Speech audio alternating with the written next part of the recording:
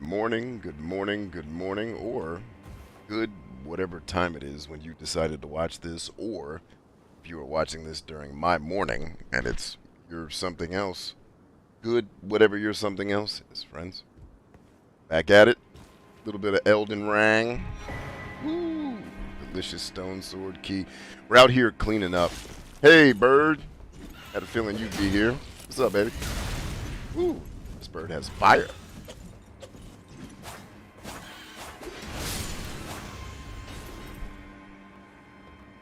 And that bird's dead.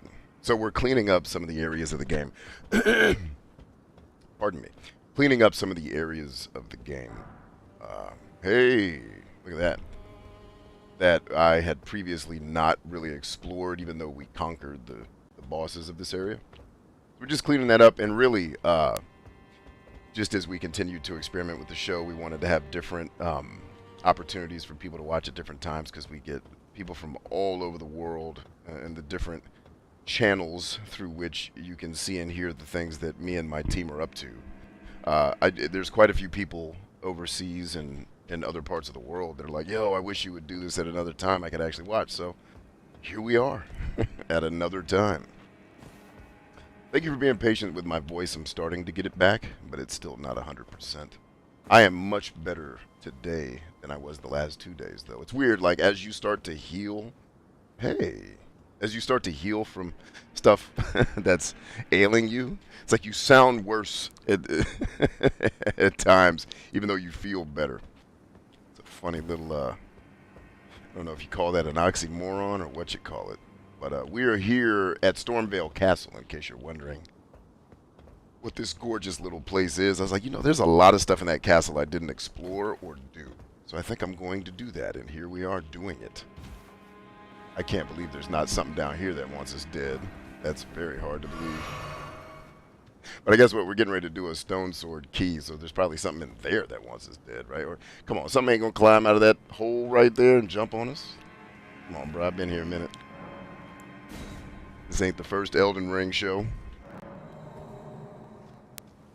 So yeah, also hoping to unlock a few more of the divine towers for our great runes. Which, I realized in a lot of these boss fights that I was doing, first, like the last major boss fight we did on show, I just did completely wrong. I didn't realize that the tools they were giving us were for that fight. I thought it was for later. And I have yet to use the power of a great rune. Like with the rune arcs and stuff like that. I have yet to do it. Did get a little further in the fight against Melania. I had a fight with Melania that went, getting real sloppy there. The other thing I'm looking, hey, look at that. The other thing I'm looking to do in this playthrough as well is kind of sharpen up some of my melee skills. I am admittedly, when you hear people talk about getting good at Elden Ring, from software games in general. One of the things as I spent more time with Elden Ring than any other Souls game, it's like, oh, I get it. Like, it took me way too long to figure out that Souls games, at least in the boss fights, maybe more so than the regular fights, because the regular fights are not made to go extended periods of time. It took me too long to realize that. So I'm actually going to have to change some of the things I've said about the game because I'm learning as I play.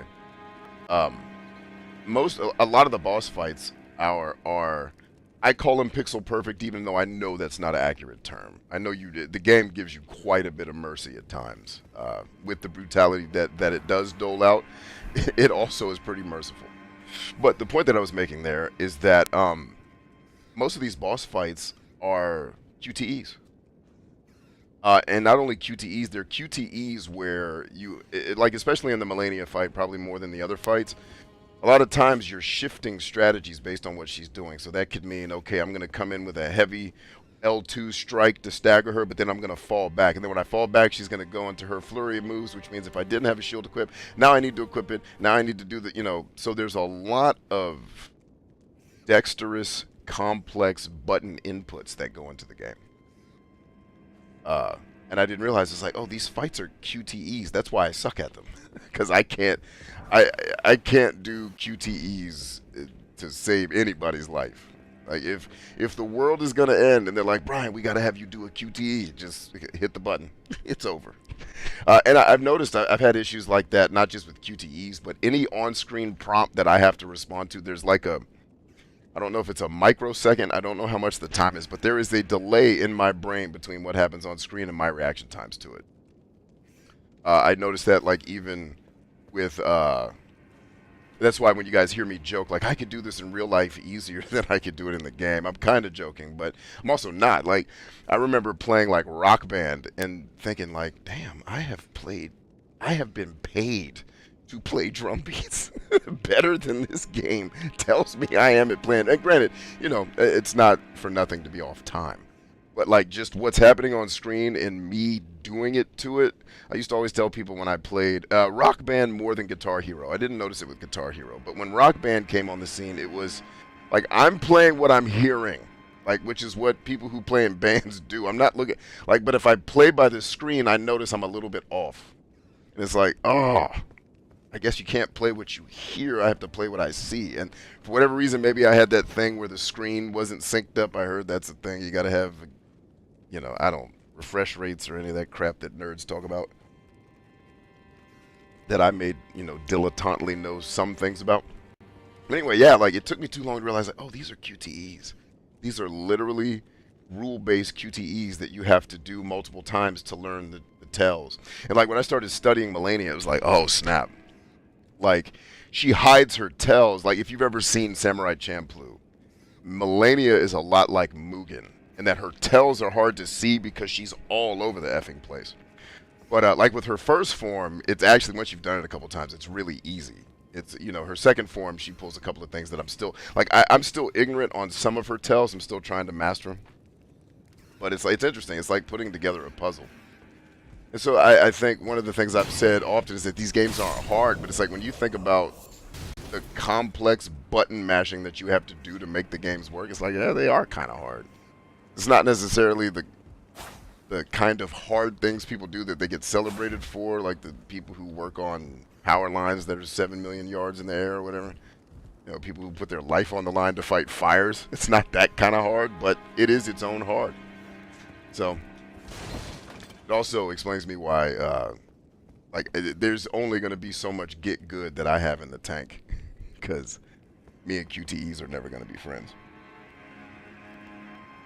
This is an interesting part of this little castle that I've gotten to. I wonder, that blade that I just picked up. Oh, wait a minute. No. Never mind. Let's just see how it fares. Yeah, weak. Oh, it's a dagger. Never mind. It's inherently less powerful, but I bet you it's super fast. Let's test that theory.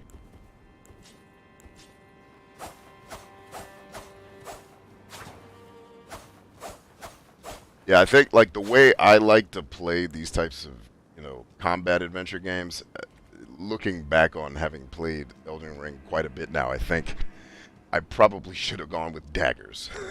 Like, it's like, all right, everything else in the game is just too slow for me to. It's like, why does it take him this long to swing a sword? It's like, because it's a katana. He doesn't weigh 270 some odd pounds of bodybuilding. This guy looks to be maybe 145, 161. Soaking wet. Gonna assume the sword weighs about a quarter of his weight.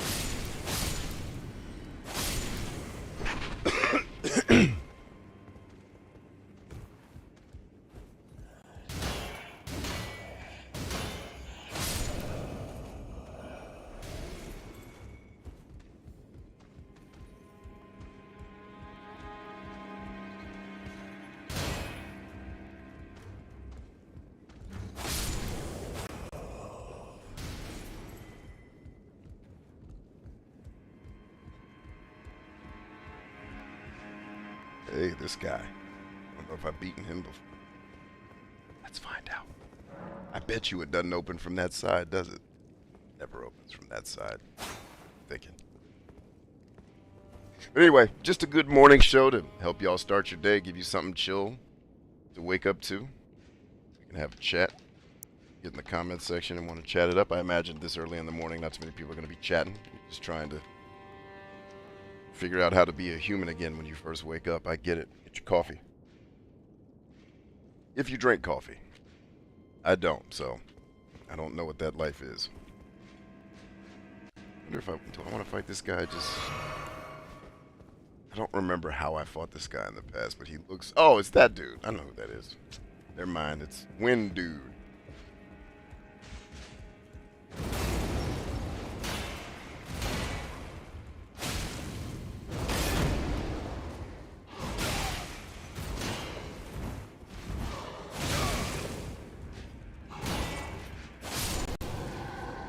Interesting. Trying to learn some more of the... I've kind of gotten by in fighting by using terrain to my advantage and kind of using combat multipliers. Trying to, like, I suck at the on-screen reaction to stuff, so I'm trying to get a little better at that. Which, unfortunately, is this game's kind of calling card. I feel like they kept Elden Ring a little bit more of a dull roar on that front, which, thankfully for me, that's the case. I imagine a lot of the horror fans of this experience may feel differently. See, Akis, or is it Akese? I'm not sure how to say your name, my friend. Game looks great. Haven't tried it. It is great. You know, I spend a lot of time on these shows making fun of it, but that's all in good fun. I do think that I've heard people refer to this game as a masterpiece. I'd agree with that. If I love a From Software game, it's got to be good, because I usually am not... I'm not the biggest fan of their experiences, but I am a fan of this one, for sure. As we got to the end of this thing. Oh, I know that ledge. Oh, okay, I was like, wait a minute, there's got to be something here. There is something.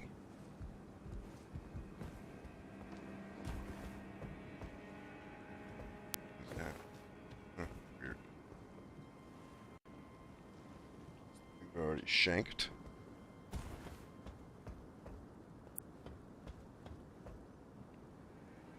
Down there. I love that this game, like you show up at this castle, and once you get good enough to kind of navigate it without being destroyed, at some point you can just run around on the rooftops. That's cool. That's a nice touch in this particular game.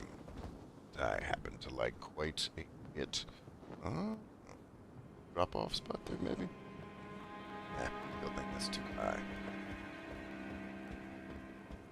When in doubt, we can always fast travel out of here. When it doesn't come to that. Oh, you're alive! I thought that dude was dead. And I was like, oh, I've already been there. It's like, no, you haven't. He's alive.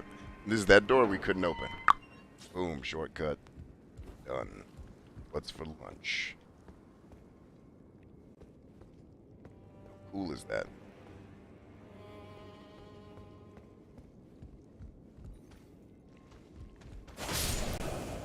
And cool treasure.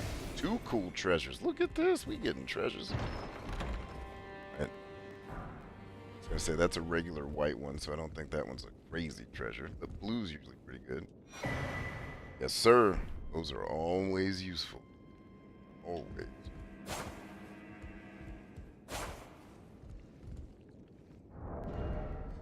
Yeah, I'm going to experiment with some other weapons, too.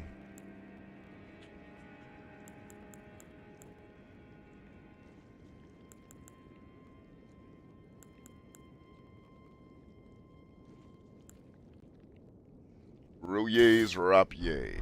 Let's try Royer's Rapier.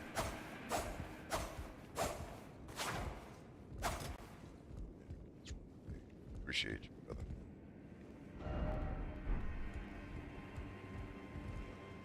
I think that about does it for all the stuff that I haven't explored here.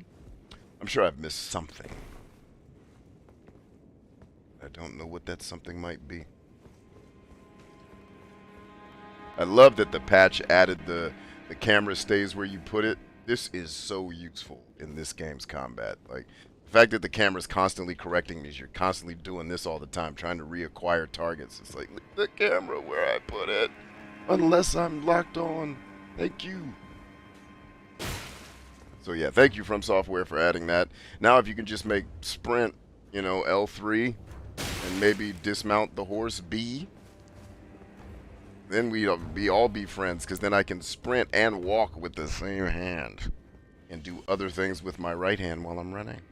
That would be amazing. You know, games have only been doing that since, I don't know, Modern Warfare, I think was the game that instituted that. Was that 2007? Come on, guys. Let's get with the program. But it's just a little...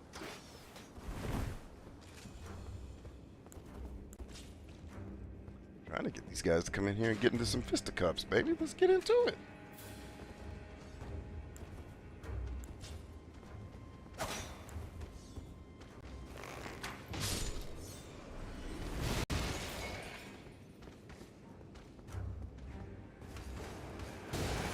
Ooh. So his move goes through his friends, but it does hit me. Okay, I'll buy that. This game is the epitome of making things only unfair for the player, which is, you know, what the fans of it seem to celebrate it for.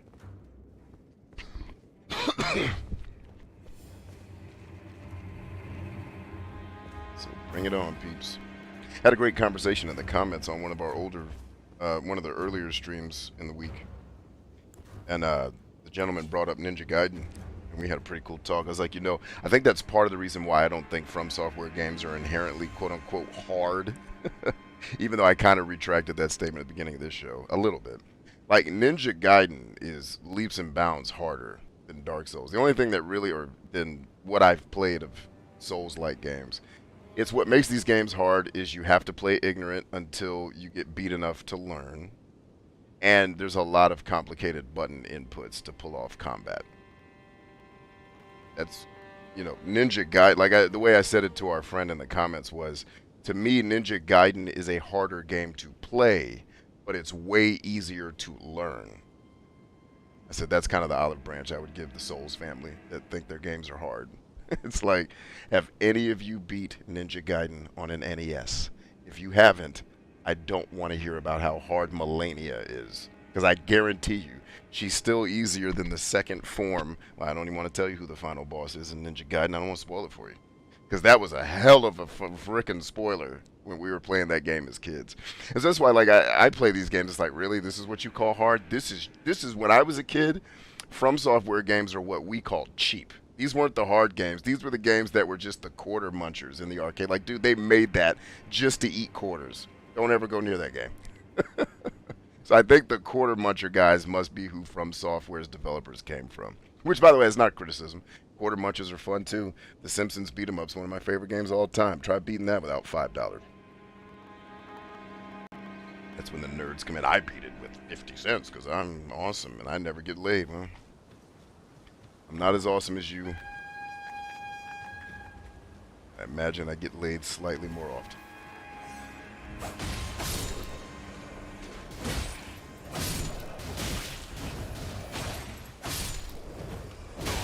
Ooh, nice hit. I do like the quickness of the rapier. Quite a bit nicer than the slowness of other weapons. Dang, I need to get to a table dance. Slipping. Don't actually have to fight these guys. Just push through here. What's up, big fatty? See you again, bro. I've only killed you 20 times. Send the bird after me. Come on, bird. I know you're here. Let's get some, baby. And block. He's gonna try to swing around. Oh, I forgot the dogs were here. My favorite enemy in the game. Dogs. That dog's probably gonna kill me.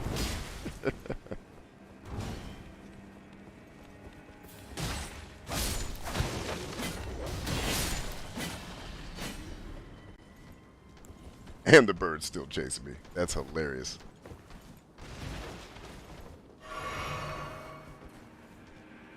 Is he gonna walk off that ledge and come get some? I hope he does. It's gonna be fun. Come on, bird.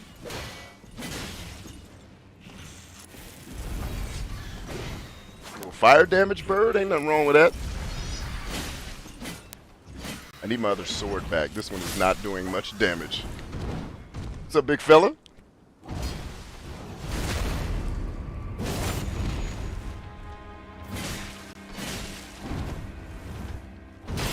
Ooh, I thought I was gonna get a backstab right there, and I am staggered to hell.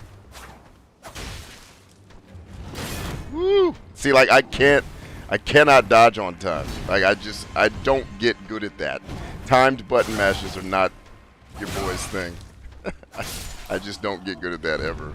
I could play this game probably for 600 hours and never get great at that.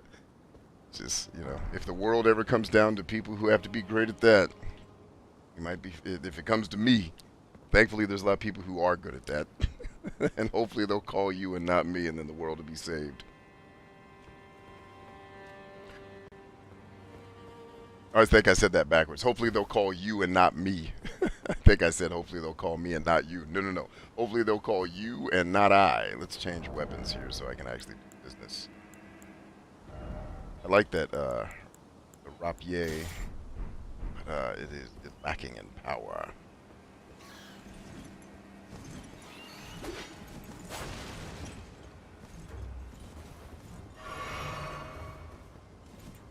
Oh, can he not clear the height of that?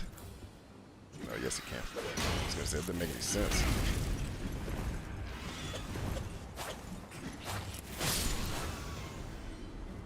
Yeah, 3 hits versus 1 hit. I'll take 1 hit.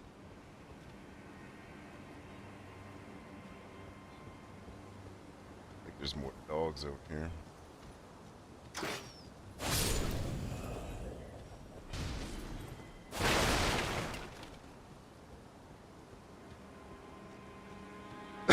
Excuse me.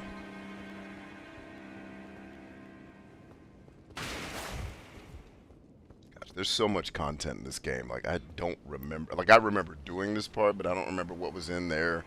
I didn't remember there was a little Mini-Erdtree here with a golden flask upgrade. Oh, yeah, the big giant. I do remember him being there. And I believe there's a table dance right behind him. So let's get to it. What's up, fellas? That was really mean what you just did right there. I don't appreciate it at all. Yeah, this is the Margot fight, or whatever the fight's called. Here's the table dance.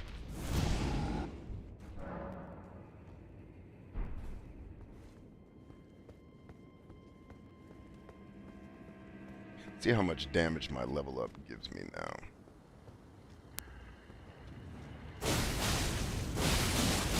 It's not bad.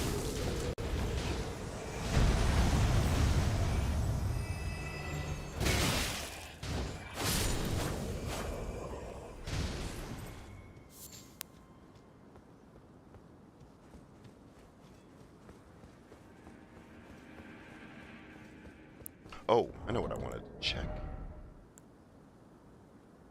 No, no, no, wrong button. There's where we are.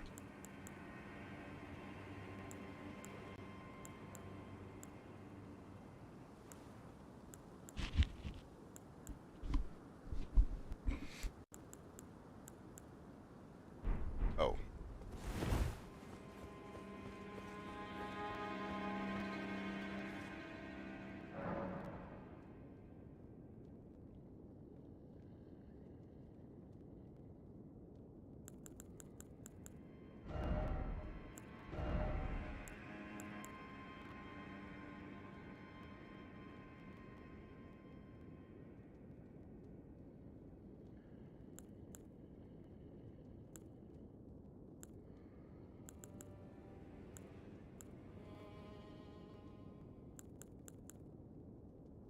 Hmm. I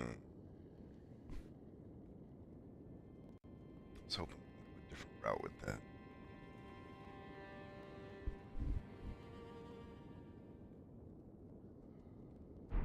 Actually, I...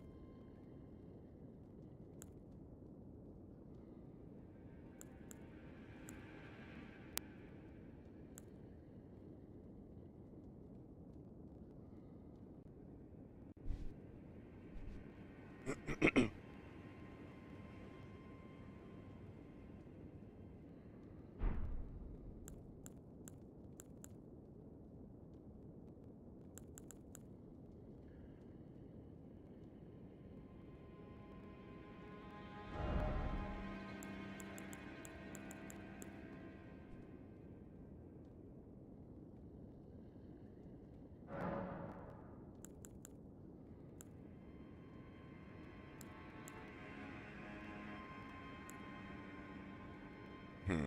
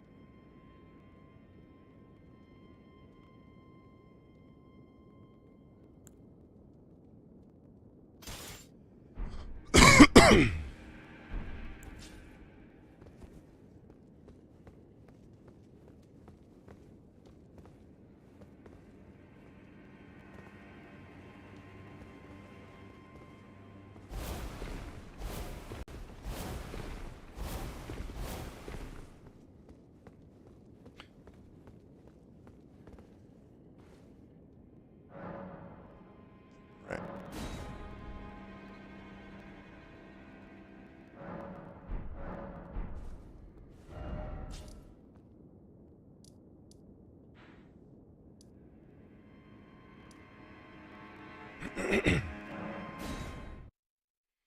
Time for some horse riding in the snow.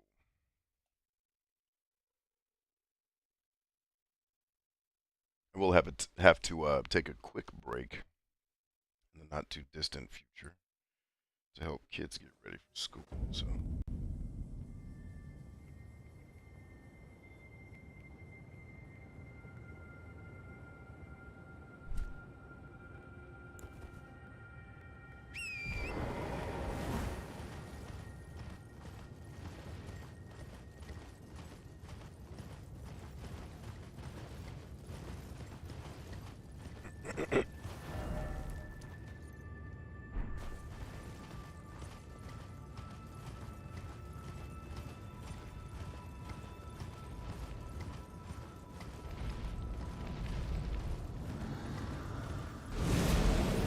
I was wondering where you were. What's up, homie? Long time, baby.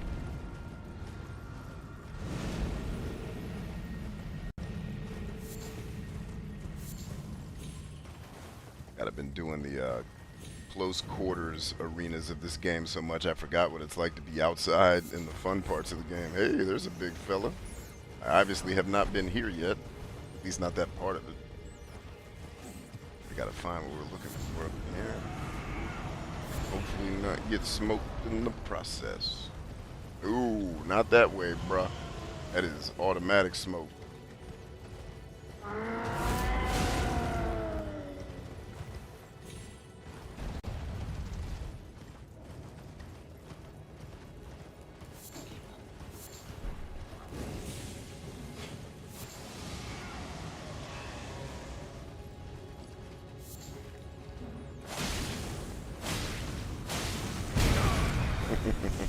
Nice.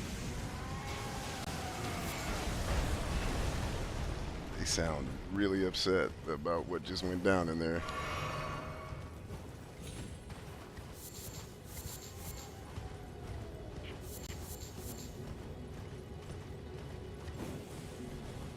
And the thing I'm looking for is obviously not just chilling out in the open, so we're gonna have to do. Oh, it's probably underground. Just gotta find the underground spot and get to the thing. Underground, nope. Now, for those who may play this game at some point, you can just fight the people here and clear this base out and not have to run around it so frantically as I'm doing. Take your time. I'm not really in the mood for timed button mashing, long drawn out sword fights at the moment, so I'm gonna avoid it for the time being. Whoa, whoa, whoa, whoa, that's gonna give me a lot of XP. Get that. And the biggin. Oh, that's not a lot of XP. Never mind. That's not XP, that's madness. Never mind. Oh. Oh, okay, now.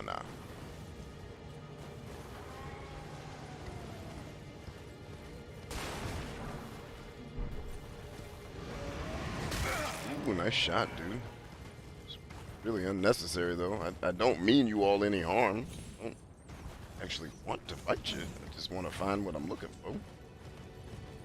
But I know you live in this place, so you gotta be angry. I'd be angry, too, if I lived here. I got it. Empathy.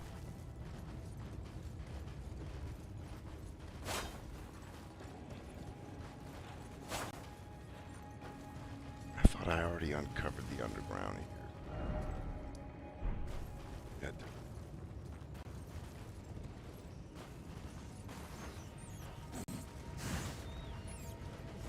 I'm missing something. Maybe it's further north. Maybe I just need to keep riding. Sometimes they'll space these little things out. Like, oh, there's one part of the little thing you missed up this hill. Like, alright, let's... And this is where I think the barrage of destruction starts coming down on the other side of the hill. Ooh, I need some of these. Let's definitely get that. Whilst we're here.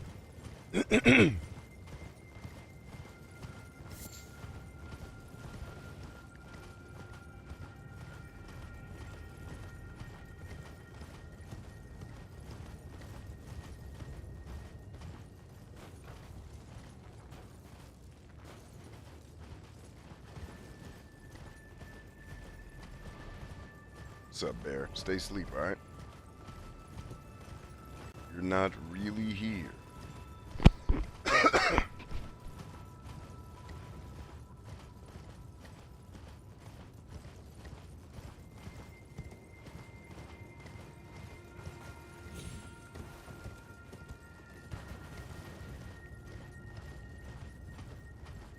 Alright, we may have to consult the old internets.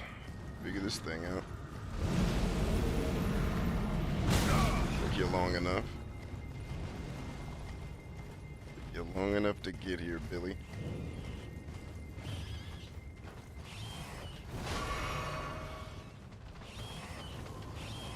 Alright, let's do some fisticuffs, because I need to do some more intricate exploration. Go get him, Teach.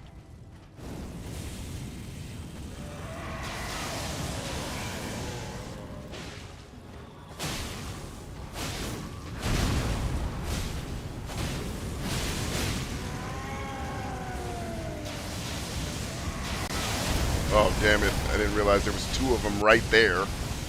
We're gonna go nuts. Oh, they just ganked all their friends, I guess. Force back. Back to that. Peach, you still alive? Yep, she's still alive. I guess we are going to get into methodic, slow-moving, let's nickel and dime these people to death fights, which is what I was trying to avoid. But to accomplish the other thing I'm trying to do, we're going to have to encounter some of From Software's a little bit more tedious game design, which is you're just trying to explore or do something else. There's always something to stop you.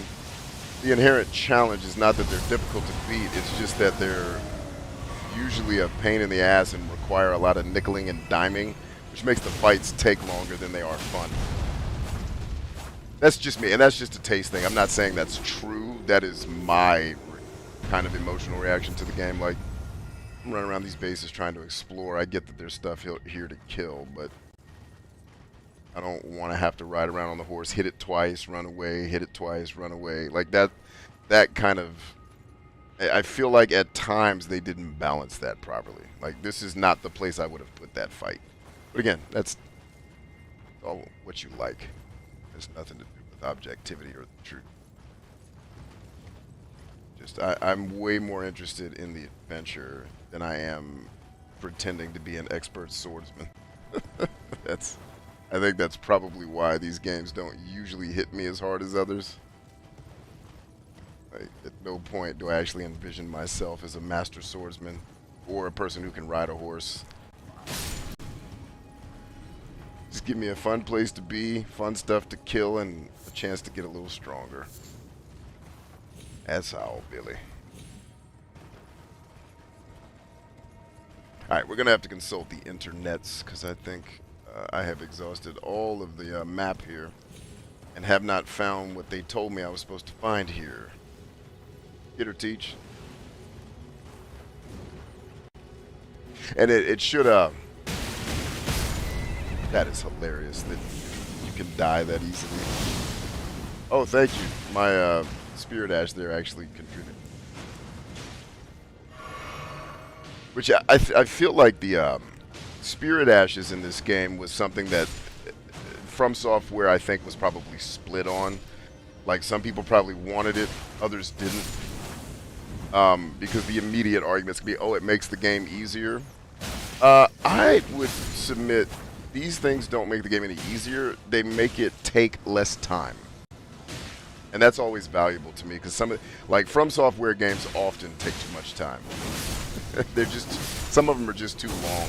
Or not too long, it's for me, they are longer than they are fun.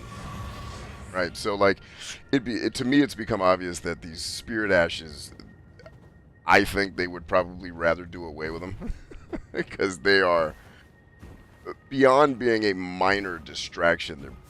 They're not all the time, because sometimes in fights they show up and kick all kind of ass. So it's, to me, it's obvious that the algorithm controlling them is on a randomizer to some degree.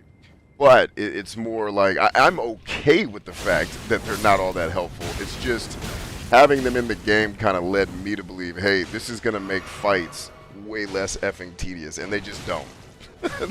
Like if you notice, she just started fighting. She's just been running around the base, I guess, talking to people. But a lot of times they'll stand. I've been in super hard boss fights where my Spirit Ash was killed in seconds because he just stood there and took ass whooping, didn't pull his sword out.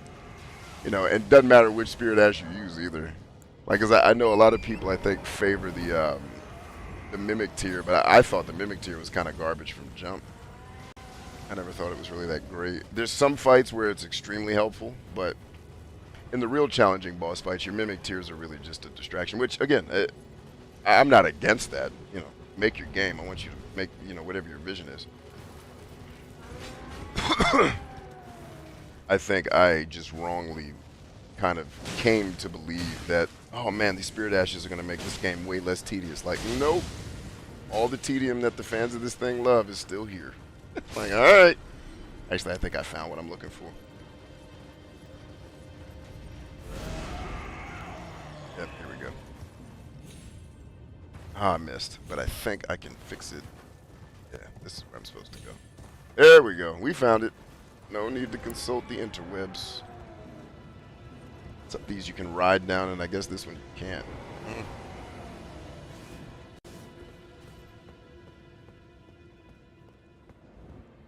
No, this is not it. Dang nabbit, we are going to have to go to the interwebs. But the good thing is, I think if I stand here, I don't think any of the things that are angry at us can get to us. Alright, let's go to the internets.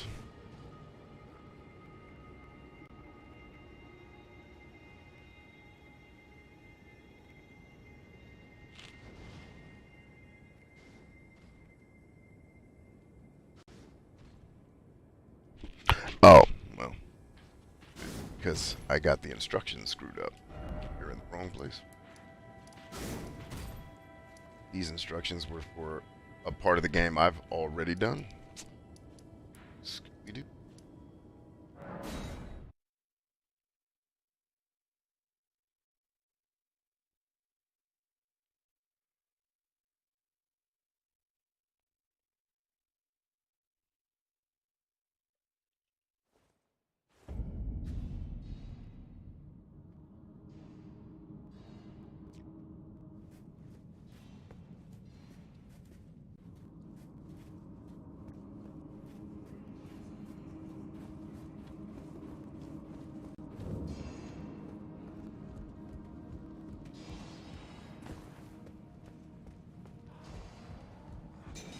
Ooh, those are here? Those are very useful. Hey man, I wasn't even trying to get into it with you. That stuff is very useful. Damela. Gracias. Hey, fella.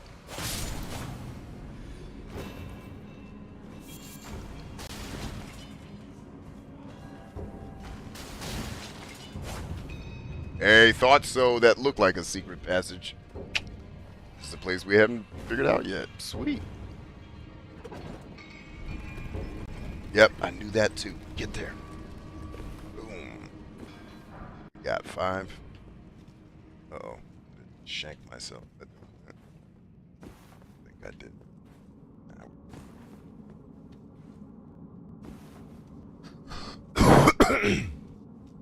Excuse me.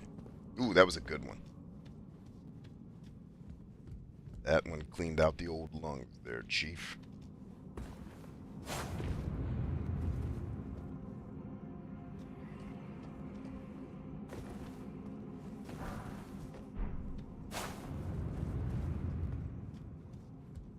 Oh, this is one of the things I love about this game, man. Just the exploration. If you're willing to just look around, going to find cool things. I have never seen this part of this cave. So awesome.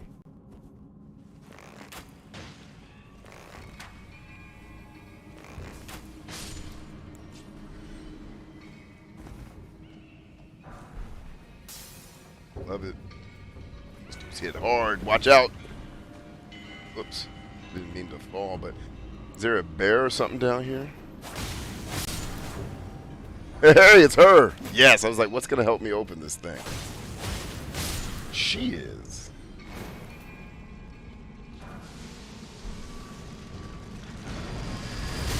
Whoops-a-daisy. Love a good rune art.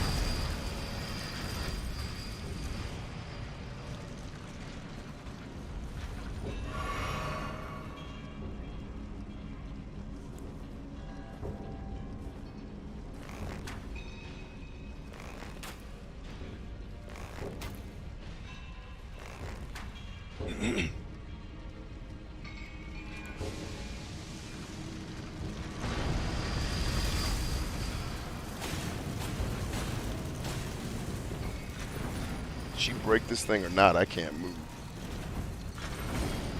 She did not. I really thought she was gonna on that one. Really thought she was gonna break this. She didn't. Oh, yes she did. Yes she did. Heck yeah. Well done, lady. Thanks for your help.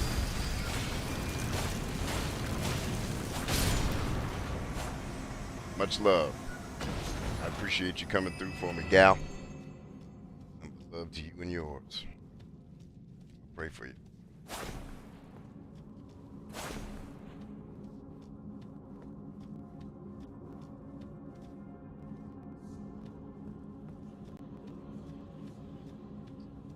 Some smithing stone. Kind of smithing stones. The somber kind.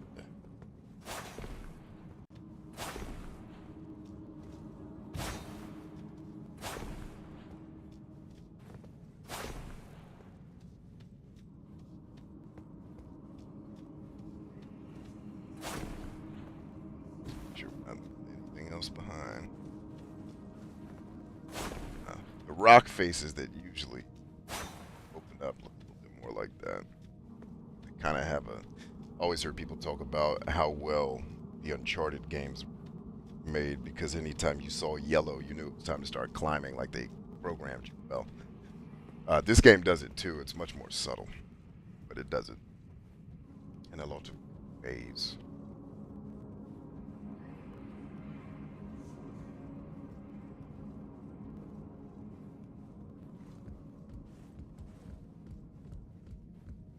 All right, let's try this again.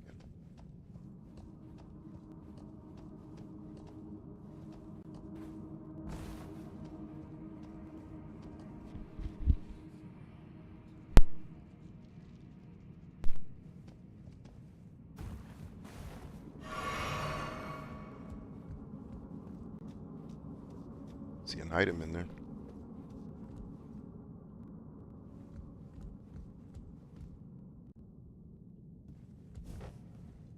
Here's that. So let's around for the other way. Whoa, are those the little standby one? Is what I think it is? Yes, it is. Thought so. Alright, we gotta be careful going in there. Real careful. Basically have freaking taking bombs in that thing.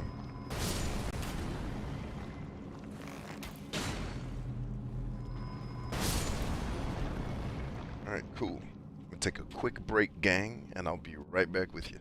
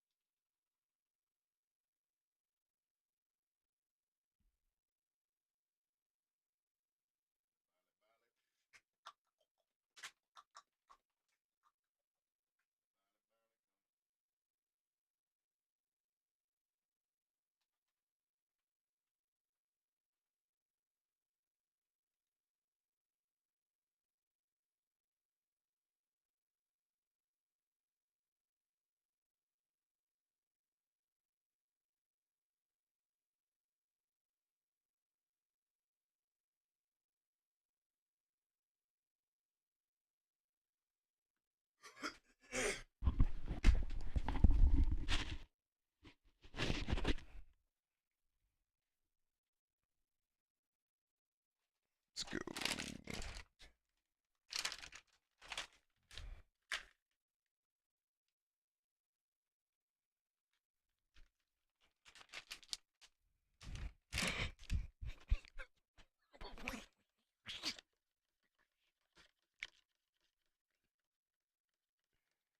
Dun, dun, dun. Let's get it. Back in the game.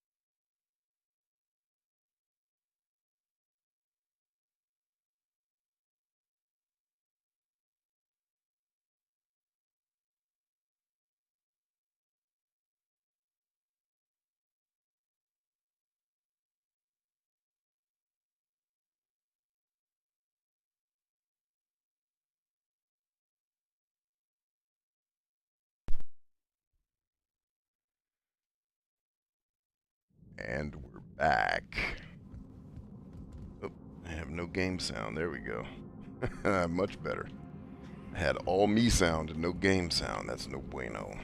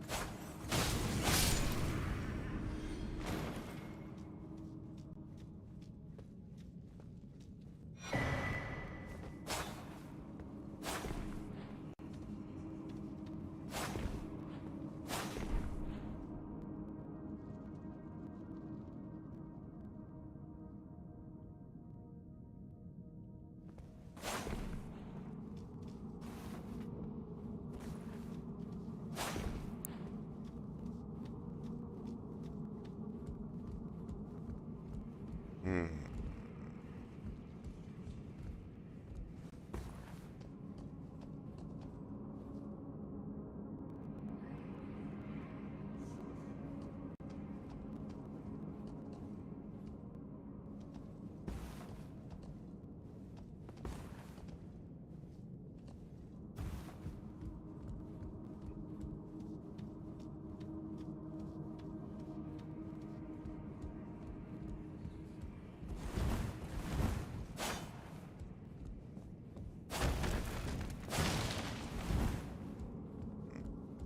Oh, duh. I didn't even see that. And of course, yeah, I was gonna say there's got to be those down here. There can't be not something trying to kill you. That's what's the game coming to. Ain't nothing trying to kill you. What went wrong? Get these smithing stones. Is this a 5? It's 5.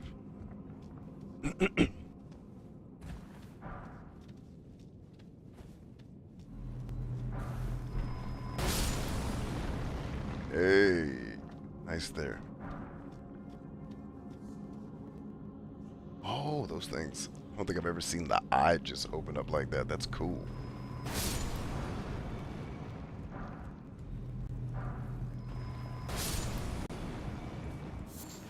Old Fang.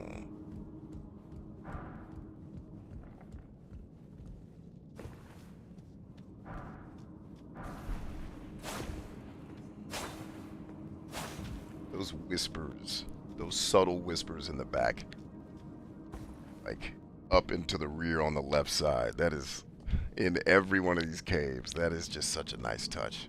The ambiance in this. Oh, what up, dog? Blowing up things. Appreciate you. I think as long as I've been playing this game, I would have assumed there was something trying to blow us up inside that mixture of things there.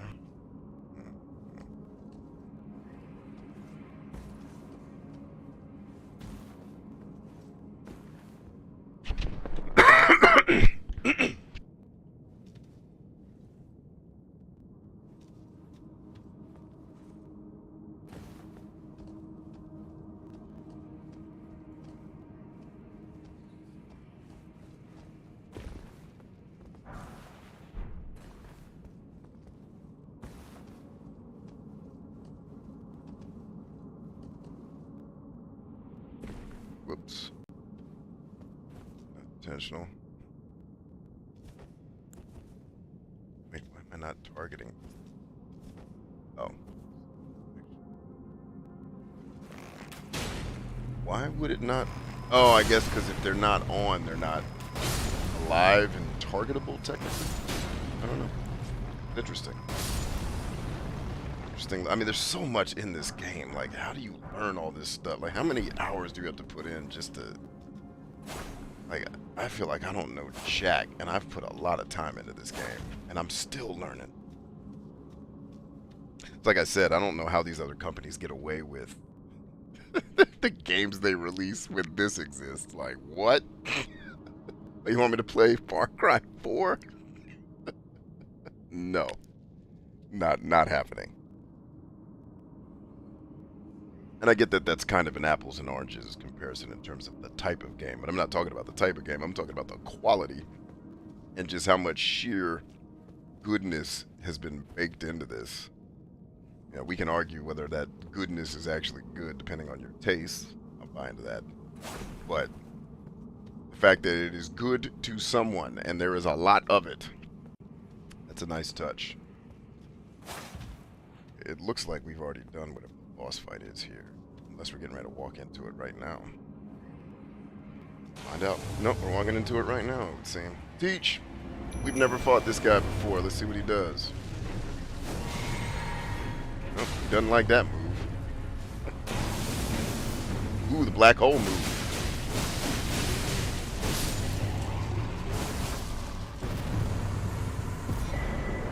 Onyx Lord's great sword. How do you, just when you think, like, I remember, I don't know how many weeks ago it was, I was like, yeah, I think I've killed all the bosses, not all, but I've killed most of the bosses in this game, and it's like, then you walk down the street, 3 more bosses. Oh, you thought you got all them bosses? No, dog, there's 3 more of them. 3 more bosses just moved in next door. What you talking about? Hey, good evening. I'm the new boss that moved in next door. How you doing? Like, damn. How are there so many of these? And that's not a complaint at all. Like, I'd say at least 80% of the boss fights in this game were a lot of fun. Like, hey, I was afraid they wouldn't be, because I've played Soulsborne games before, and they're just not my thing. And I was like, I don't know, man. But the things, they seem like they're trying to evolve the formula out of this draconian torture simulator that manically depressed people like. It's like, all right. But, you know, and trying to respect that I'm teasing the core fan base, all in good love and fun. Guys, I love you. You guys, this community is awesome. But, yeah, anyway, I don't know what I was talking about. It's too early in the morning to try to get profound. Let's just keep it light and keep it. Because here we are, ladies and gentlemen, the place we were trying to get to in the first place. Grand Tower of Oprah Winfrey. I don't know what it's called. You know what? This tower should be called Whoopi Goldberg. I said every video game should have the term Whoopi Goldberg in it, because Whoopi Goldberg is the best name that's ever existed in mankind. Whoopi Goldberg is also the name of one of the most hilarious comedians who's ever lived. I actually got to see her do stand-up. Her One Night Stand on HBO. I am actually, barely old enough to have seen that with my uncle and my family as a kid. And that was my first experience with Whoopi Goldberg. And I was like, this lady is, if you get behind me and I get behind, she is, oh God, and geez, that had to be 1980, I don't know what, but just, I was blown away by this lady's stand-up comedy. Is awesome. And I have a cool family because I'm way too young to be watching this. And my family, like, I grew up, when you come from the 80s and 90s is when you kind of had your childhood and your adolescence.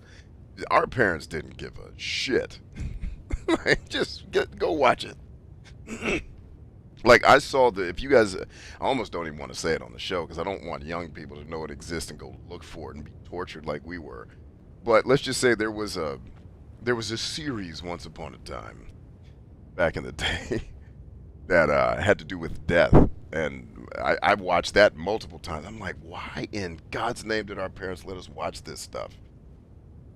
Like, oh my gosh. Like, that, I don't even think that movie could get made today without Earth melting. Because we're just a species that's become a little bit more sensitive as we evolve. We get softer and softer every generation. Like, I always joke, if anybody from World War I was still alive today, they'd punch all of us in the face. Like, you guys are pussies. What is wrong? Why are you bitching about everything? Oh, the Democrats got you down? How about all the people that were starving in 1911? Anyway. Just trying to give you a laugh before it's time for you to start that day. My berry white boy is going on.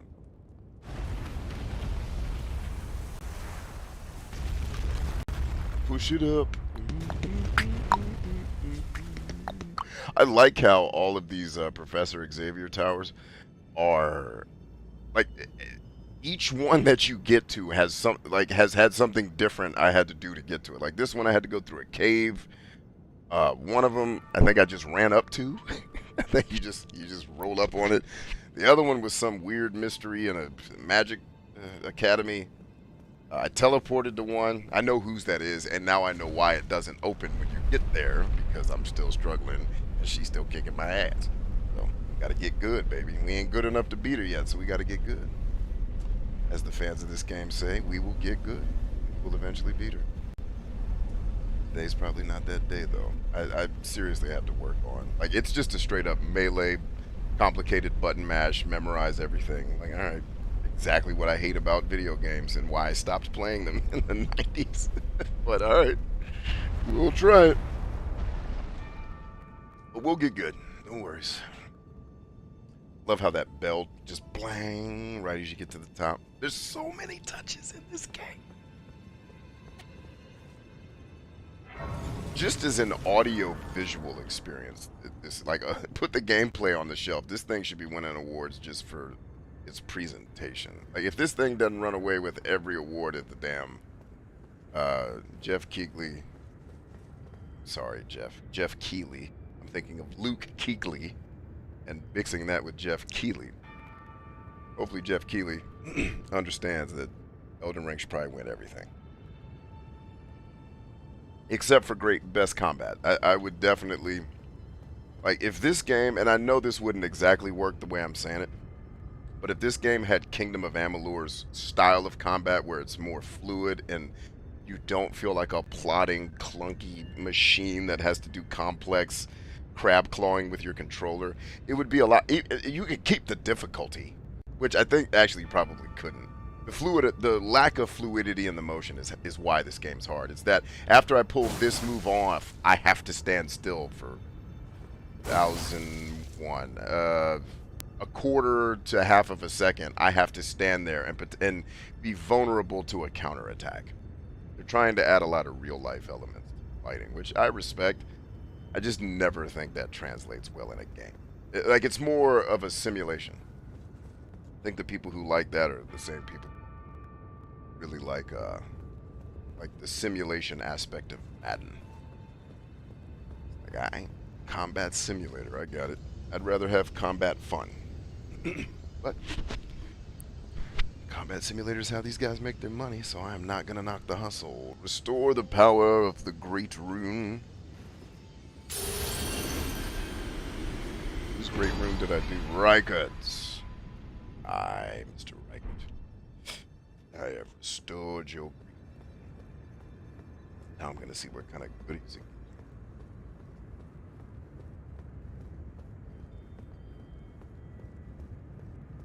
Oh, no. Well, if I don't have to block, then that could work, actually. I'll try that.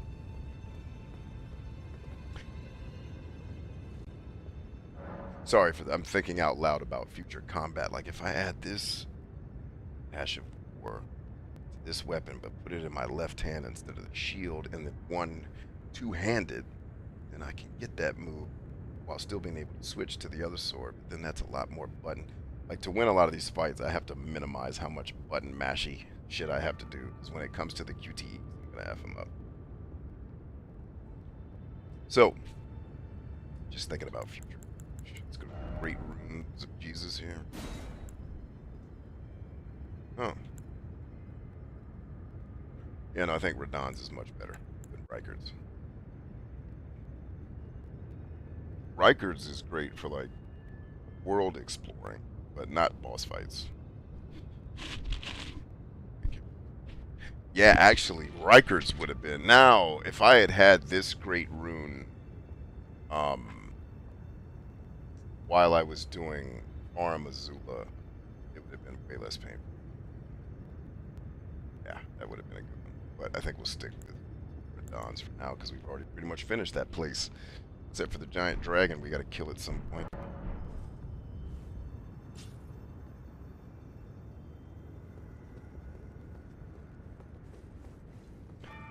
Alright, so that gives... Okay, that was that one. Got it.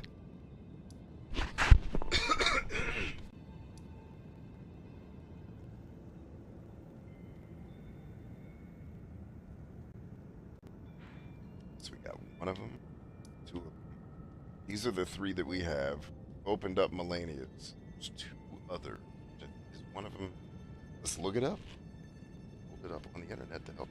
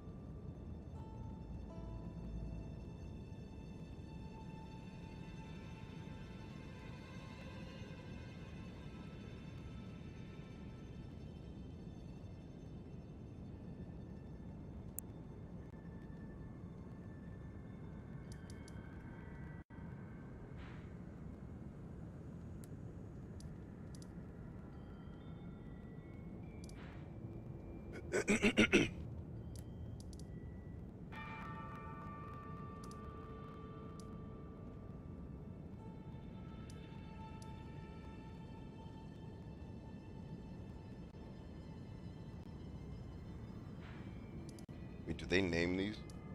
Yes, they did. Melania. It's gonna be West Atlas. There should be an East Atlas. Is hers East Atlas? No, hers is isolated. So there's one above her, which gets us to 4, and then there's one at Caleb, which I am guessing where that big pot is. I'm not 100% sure. So let's figure that out.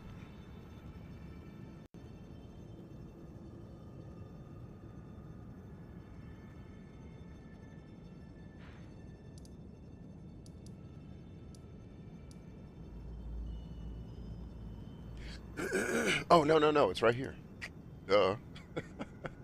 We do have this one. Never mind. Wait, though, if I have 4.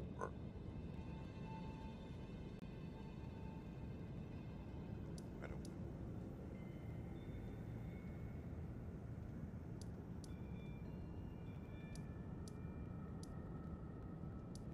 I did not even realize I had already done this. So, but why do I only have 3 great?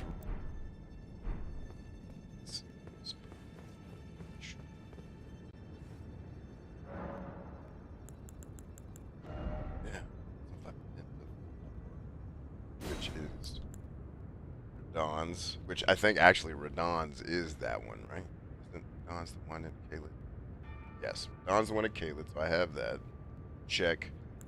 Reichard's is the one we just did in West Atlas. Godric. Which one is Godric? Okay, so Limgrave is Godric. Reichard's was West. And then Radon's was Caleb. So what was in... Oh, Homegirl. What's her name was in Liurnia. It wasn't a great rune. It was the thing for that quest. That's why I only have 3. All right, I'm remembering. Coming back to my brain.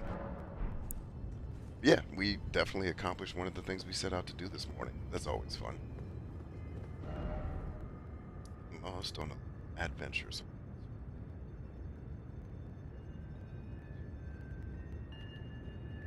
So I actually have all 5 of them. 2, 4, and 5. And so the 5th one, we're just, okay, so I am not as behind as I thought.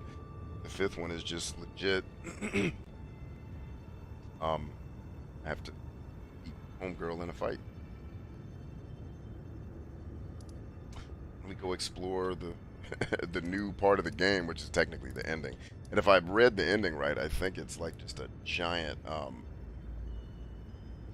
if I'm right about the ending, it's just like a giant non-stop like if you've ever played ActRaiser.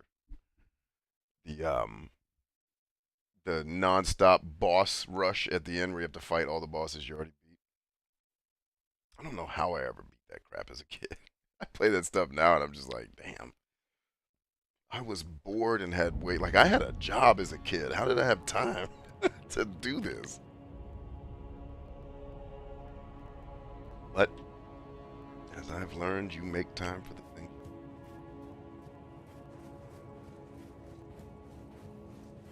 Actually, no, I never did just run around here. See, they always hide like little treasures and whatnot. So before we jump down the sewer of destruction, we run around and see if there's like a magical boss-killing sword that they hit over here.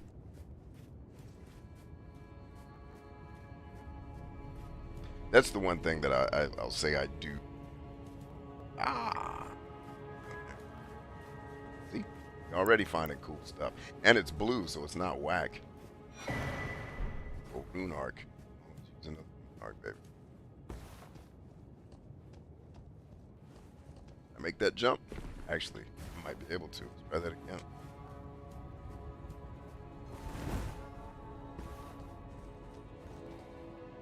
Nah, get enough distance. Ooh, more stuff. Let's see.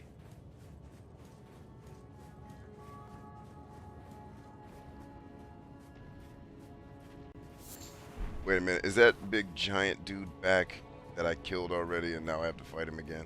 I hope that's not what's happening.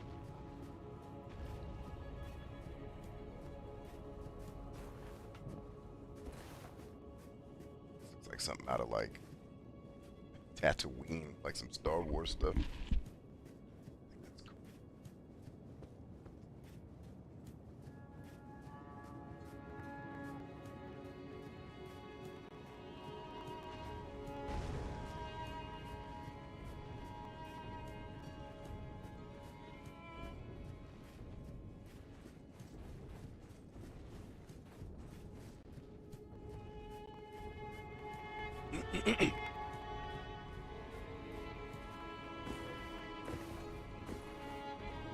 Oh, wow. Is this on the ground now? This was way up in the air earlier, if I'm in the same place, I think.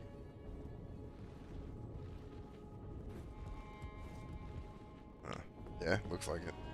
But, sure. Yeah, there's the dragon's body, so. Oh, jeez, he does respawn. That stinks.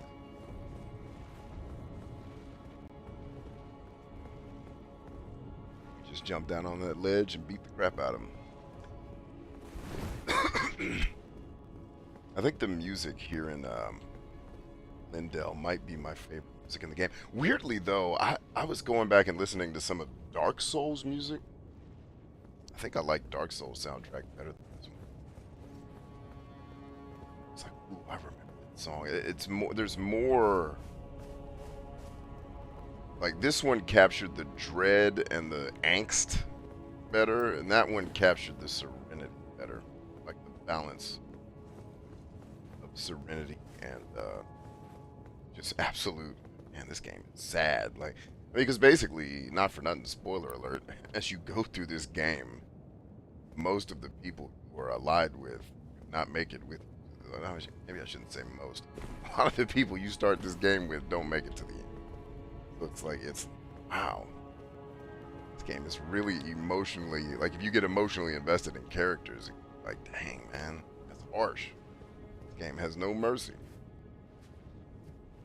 Oh, this is where the wow, they changed this up a lot, so that's just completely closed down now.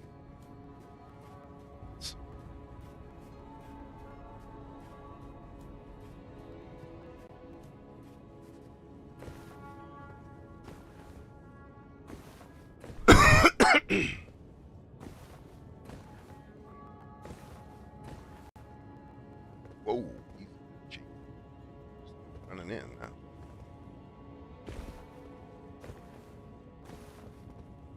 Gonna have the hops to get up there, 'cause somewhere after Crackdown, gods of video games decided no one will ever have agility again in these video games. All of your characters will be clunky and only able to jump forward off the ground.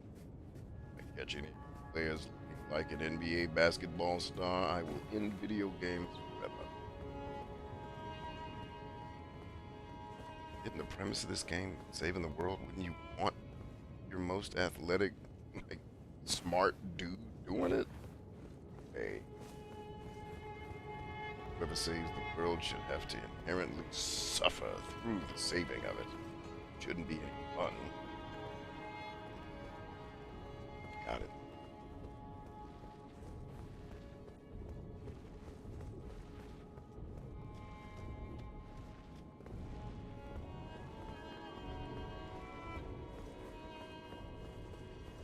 Clem, what up? I love that your question is, are you awake, Chambers? Nah. Nah, we ain't. What's up, dog? Good morning. Doing a little morning ride along with you wonderful folks. Just something chill to get your day started, baby. How you living?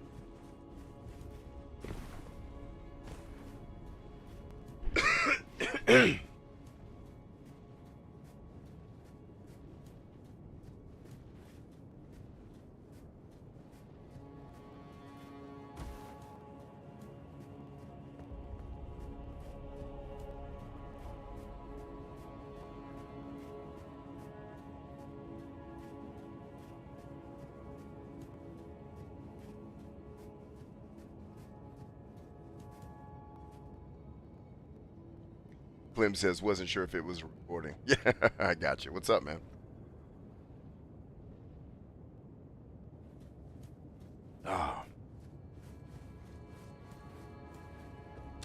But now your question makes more sense, for sure.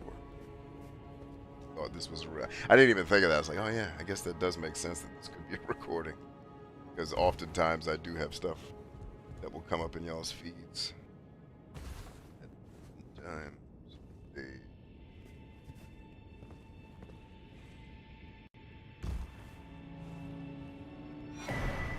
Oh, now I get that? That is comedy. Wait, I think, didn't I already have that too? No, that's a whole different joint. Vastly raises. I love that it says vastly raises maximum HP and it raises it by 121 points. Any boss fight, any respectable boss fight, it's taking probably 800 to 1500 of that health on the first hit or two.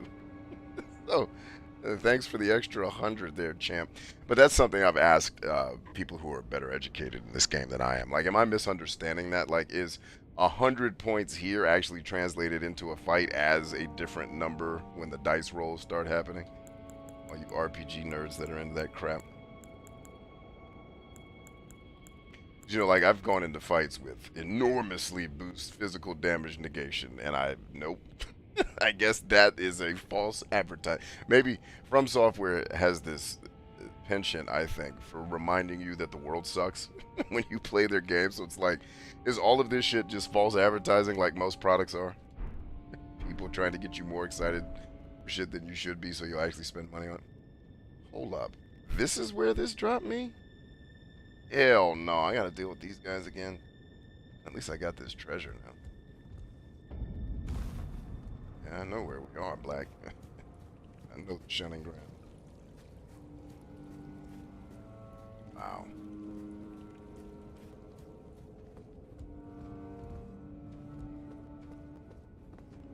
Save point right now. Save point right in the next room. Guys, run past, jump past Bobby McGillicuddy there, and get right on in. I'm trying to figure out where this is taking us, though. It just had me jump into the sewers. Hell, I thought I explored all of these dang sewers, but what did I miss? Apparently.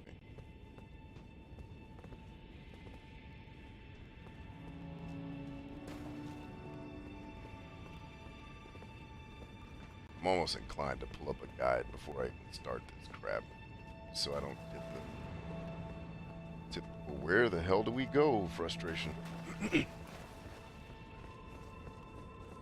So I'm not being chased by annoying tanks and trying to figure out what I'm doing. Let's see, Clem says, I think in this game on stats, once you pass 60 points are extremely low. So it might not be worth putting it into soft cap to 70 though. Yeah, I'm quasi-familiar with the soft caps and whatnot. What I don't understand is, like, when I increase vigor, right?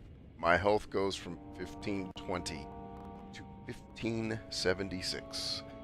And it's like, the boss fight that I'm preparing for literally can kill me in one hit. Is that extra 76 or 56, whatever the actual number is? Is that those 56 droplets of health?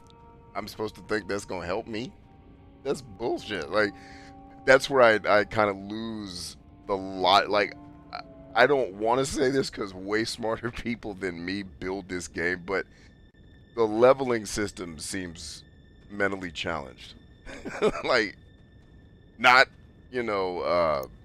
Tales of Arise bad, but, like, actually the leveling system in Tales of Arise is pretty cool, or the customization system. The economics in that game are broken. But yeah, I don't know. Like, I would make this leveling system slightly less complex. Not that it's impossible to understand, but it's like, how is the player supposed to intuitively know if I up this, do these 26 points of health mean anything? And maybe it's because I'm so far in the game that no, it means nothing. Like, stop leveling that. It's a waste of your time because now everything is super strong. Like in the early parts of the game, there was stuff that hit me for 50 points of health. I don't think there's anything left in Elden Ring that hits that low. You know what I mean? So it's just me trying to learn though. I am trying to learn it, figure it out.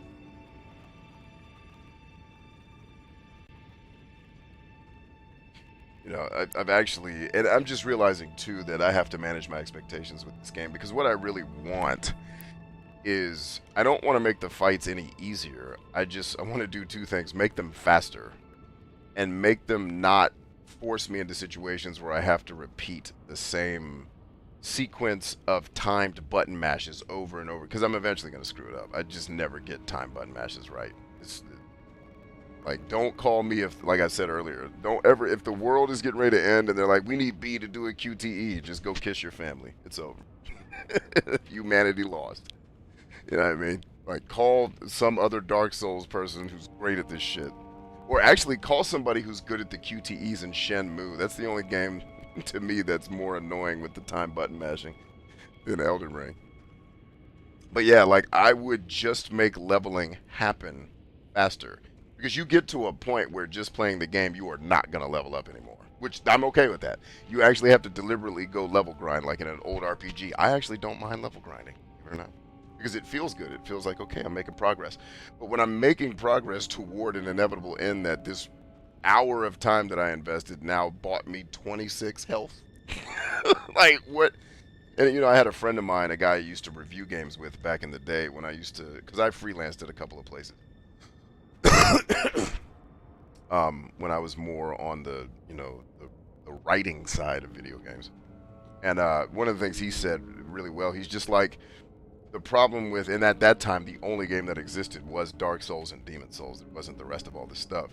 But he says, he's like, I want to love the Souls games, but the reward that it gives you is not enough for the punishment it doles out. And I was like, that's true. And that's where I started to develop the theory of maybe a lot of people who play this are like they almost like Stockholm syndrome. They've trained themselves to enjoy torture.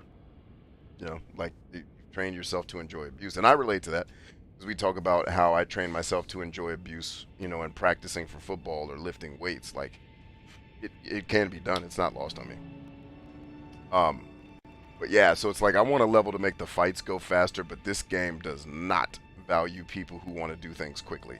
It's like it's going to be methodic. You're going to learn the 8 different dance steps you have to do to get through some fights. Most fights you can get around it, but some fights you're just not going to beat them unless you learn all the stupid ass dance steps. And it's like, all right, this is why people love this game, because they can tell all their friends they learned the dance steps and you didn't. And it makes them a better human. But yeah, anyway, that's not really even a critique or a complaint. Like, there was a couple people watching videos like, is he complaining that Melania is hard? No, not at all. I actually think she's exponentially easier than all you nerds kept screaming about on the internet. I'm not complaining at all. I'm just reporting what I'm seeing. This is what I think it is.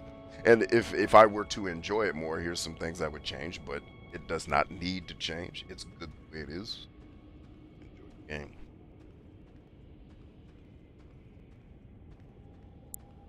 Clem says, yeah, from what I've seen, leveling up helps you, but you can still get wrecked. Yes, as it should be. My challenge is I'm at a point where I believe that I just have an ignorance of the system and I need to learn more. But if I don't, then I'm just at a point where leveling certain things are pointless. Like, why? I had no idea, like, the max health you could ever get, I think, is like 3,000 or some shit.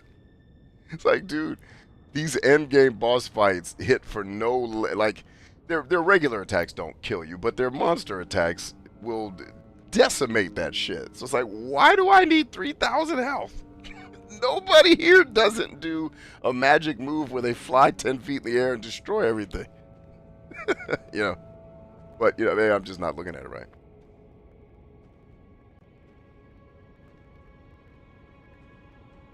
Clem says, in this game, I have no clue. Well, that's the kind of joke I'm trying to tell. I'm not sure From Software has a clue either. It's just like overly complex for the sake of being complex. Because even when I hear nerds that are skilled at it try to explain it, they struggle. Like, okay, how do I say this in a way that makes sense? Because this shit is convoluted.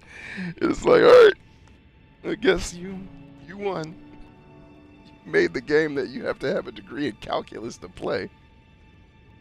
Oh man, Clem says, but in most MMORPGs, that 25 extra points can save you by giving you that one. Yeah, that's what I'm saying. Like, if it buys me one extra hit, all in.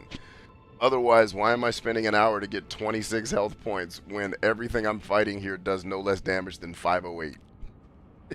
If I'm taking 508 of damage and I get 20, and yeah, granted, I could put on all of the armor that takes it from 508 to 496, you know, but you know, I would like somebody who's better educated at this to help me, because I am still kind of a rookie at this stuff. This is my first real From Software experience where I've gone through everything pretty much in the game. So I'd like to be educated. I'd like to know better so that I can do better. And I said the reason I ran in here was that, and by the way, these guys can still come in here and harass you while you're sitting at this thing. Careful of that. We're going to figure out the end game.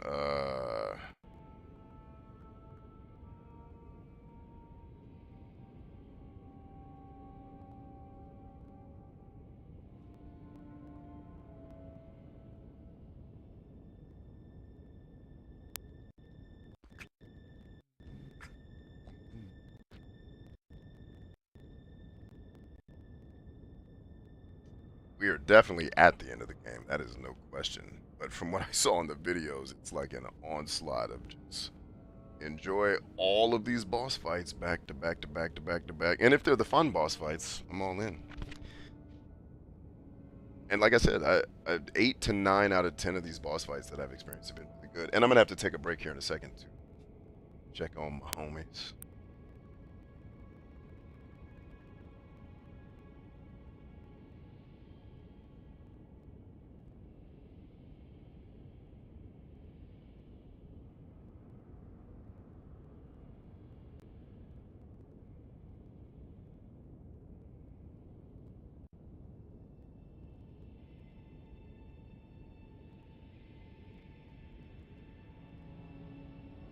Okay, I think I did get that already when I fought the big gargoyle guy. Good there.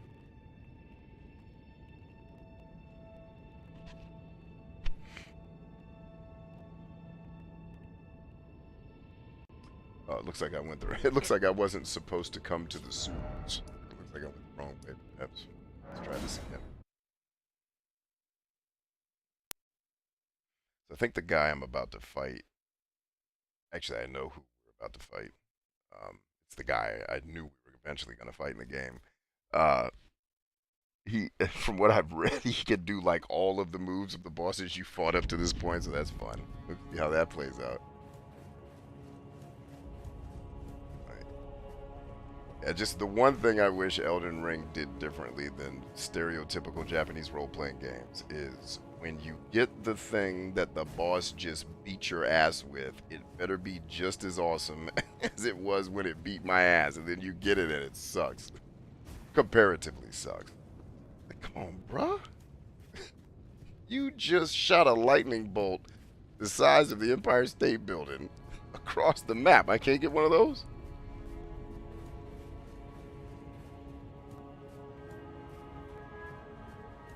The answer is no. Can't get one. Oh, it's you. I finally come to understand. The Master was nothing more than a madman.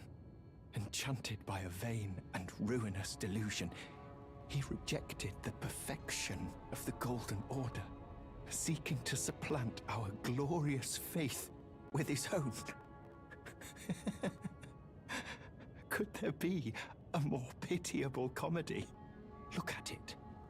The culmination of perfection.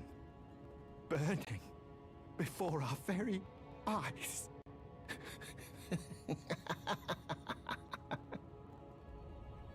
Yeah, Clem says, I agree. Like, how is it this mediocre? Well, I respect why it's mediocre. It's because the core fan base of this game want tenuous. They want the sense of dread and that they cannot overcome this hardship, so that when they finally do, that sense of release. And I get it. Like, I used to not be able to empathize with it or understand it until I started to relate it to things that I do in my life where I get those feelings. It's like, oh, like this is other people's version of watching somebody try to drop a bomb on you and like having lived through that, and the thrill of there's people trying to kill me and I gotta push through here. I get it. You are getting a taste of war when you play this game. You know, it's not, you know, it's obviously not the same. It's not as intense, but it's a taste. It's not nothing. Yeah. So it's like, I guess I could relate. Like, if I had not experienced war as a young man, I probably would be way more excited for hard shit. It's like, dude, I already did the hardest shit. Give me some easy shit, bro. Where's that cheese at? Please, can I get some cheese? Life is hard enough. These goddamn games don't need to be. But then you realize other people, different strokes for different folks, other people have different types of lives, man. It's like, hey, somebody, you know, I was talking to, I can't remember, I think it was Suba on a show previously, and I was like, like respecting, like, for younger people, this might be some young kid's early challenge, and he learns to overcome hardship by playing this game. I think that's valuable. Like, I've already told all my kids they're playing this game. And one of my younger kids, he's not allowed yet because he's not old enough. And he's like, Dad, can I play it yet? Like, nah, man, hang in there. So by the time he gets to play Elden Ring, he's going to be like, he's going to be on fire. Like, yes, I finally get to do this. And then he'll get to taste, you know, an awesome game. Because I try to expose my kids to the wealth of great games that are out there in the world, man. Because, I mean, Clem, you know, you've been around as long as I have, man. There are some great video games out here that are life-changing. And, you know, part of the reason why I do games on this show is I want to showcase that. As much as I jokingly bitch about shit, because I'm competitive and I hate losing, and I like to blame the game for me sucking. But I still respect, it's like these games are freaking marvels, dude. So yeah, they nerf the weapons because the core fans of this game would not be happy if you got an instant destruction bomb.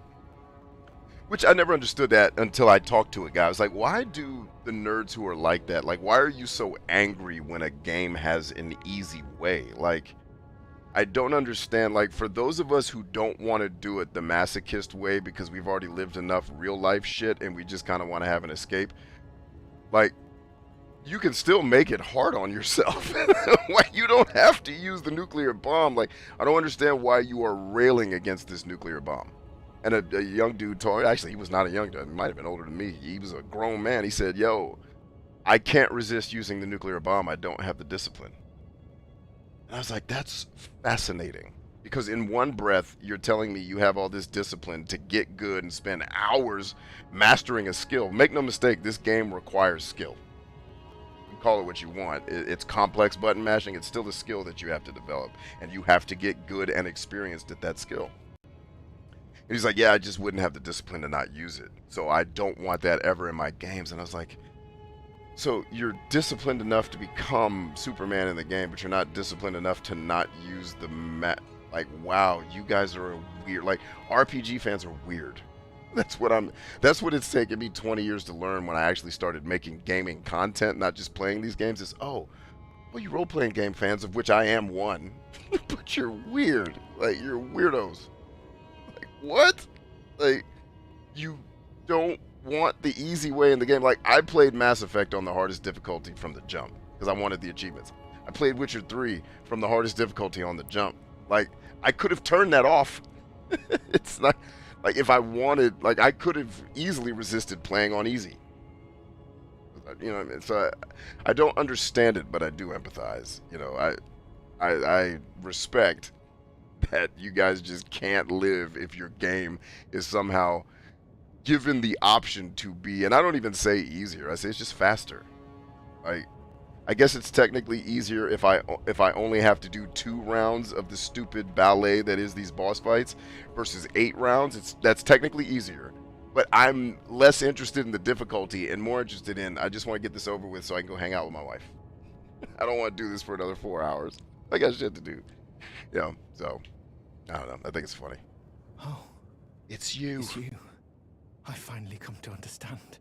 The Master is nothing more than a madman, Enchanted by a vain and ruinous delusion, he rejected the perfection of the Golden Order, seeking to supplant our glorious faith with his own. Could there be a more pitiable comedy? Look at it. The culmination of perfection. Burning before our very eyes.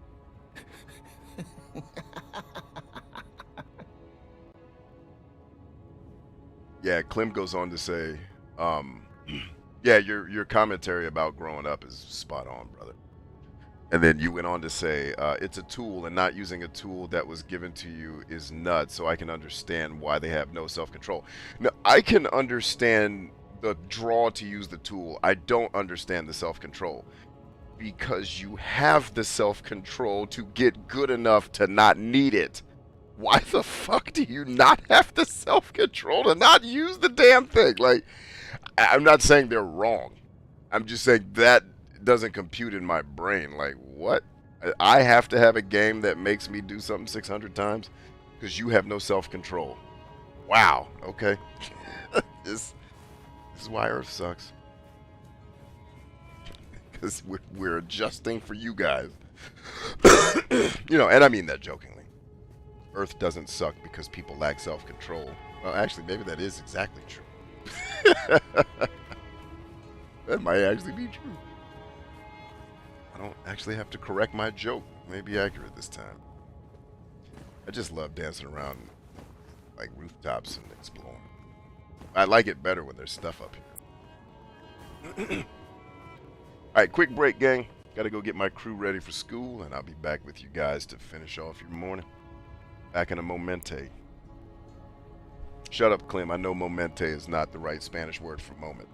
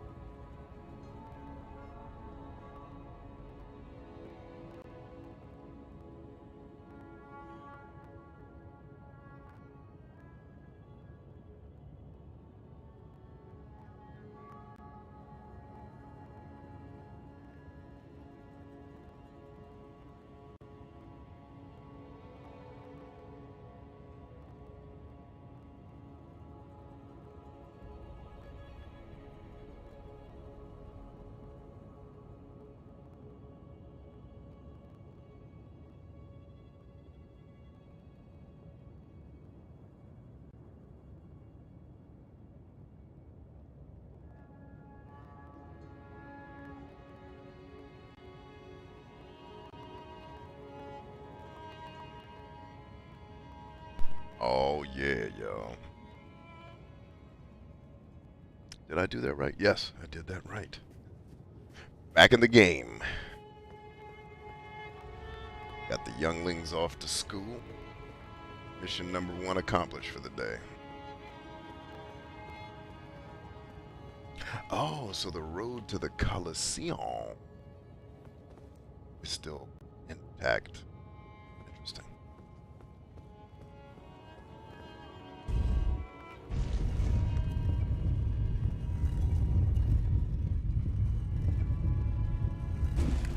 Clem is still with us. What's up, brother? Thanks for still being here, man. You're awesome.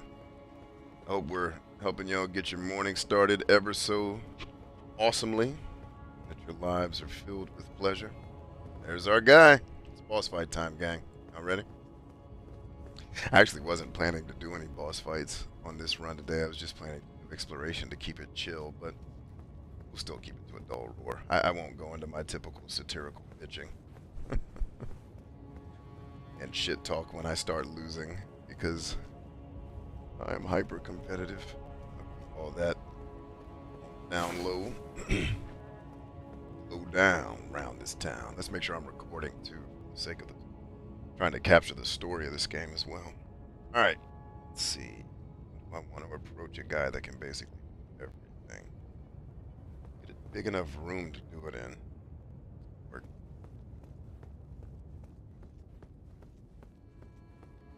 Ah, I knew you'd come to stand before the Elden Ring, to become Elden Lord. What a sad state of affairs. I commend your spirit, but alas, none shall take the throne. Queen Marika has high hopes for us, that we continue to struggle. Unto eternity. Yeah, I thought so. Be cool now. I just want to get a feel. Oh, he's got that move. Of course he does. So now you don't want to get close to him, because all those things are coming for you. Alright, so his attacks actually have limited range. Good. I just want to feel him out. See what he's got for us.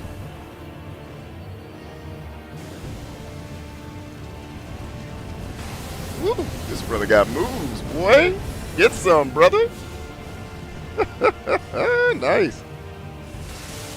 And some blood. Dang, he could do Moog's attacks too. Get some teach. Actually, that's going to hit me. Yep, I'm not probably going to survive that. My fellow. Okay, cool, cool. You fought well until now.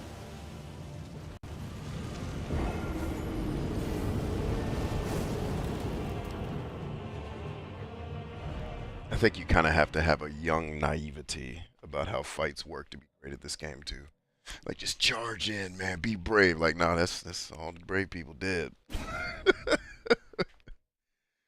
Some of my old ways of knowing how to fight, I just can't delete them to be good at video games. I've been trained too much. Are they back at school, or is it still at home? No, the homeschooling was only for a year, and then there is some homeschooling still that goes on, you know, with what we're up to, but it is mostly back at school. All right, let's see what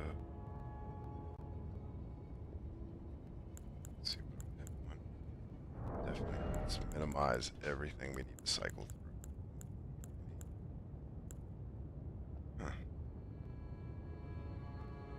I don't think I need that for this fight, so let's ride with that.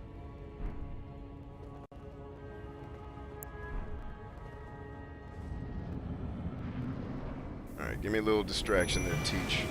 I'll come around from the back end, baby. Actually, I don't think I can, because that's a fall to water, and apparently in Elden Ring, water is death. Like, these tarnished spirits hate water, apparently.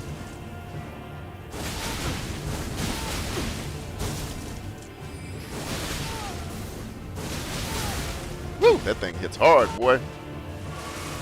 Come on, Teach, get some. I mean, if you oh, I got rid of him. I can't do that. Shiza. I know in my bones a tarnished cannot become a lord. Alright, first boss fight done. You. A man cannot kill a god. The scepter of the all-knowing.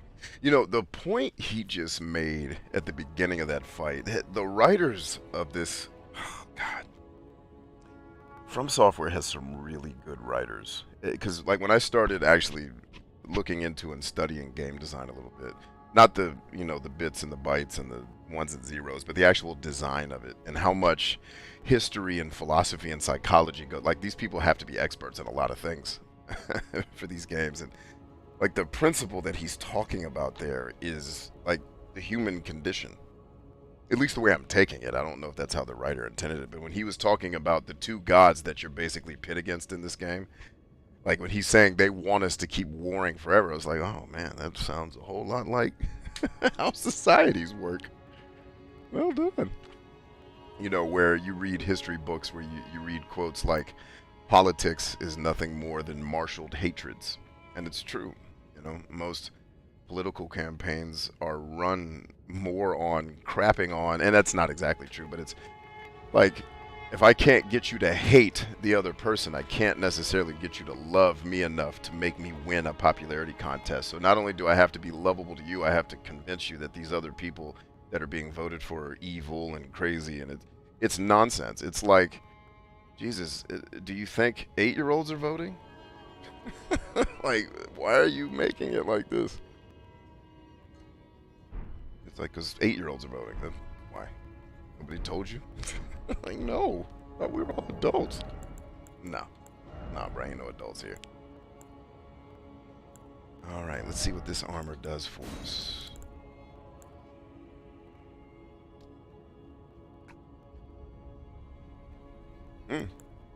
It is one step below the armor I have. What does it look like, though? Does his armor at least look cool? Because I have yet to find an armor set in this game where I'm like, that's the one. That's what I want to wear for exactly the rest of the game. No, not this one either. The Ronin set is about as close to... It's awesome, don't get me wrong. And I love the detail and the art they put in these things. Like, no, I didn't wear that one. I wore this other one for a while that I really liked. More just because it looked dope than it really gave me any protection. Like, basically making my Ronin a kind of a hybrid. Which door come in through? Let's go ahead and rest at this grace too.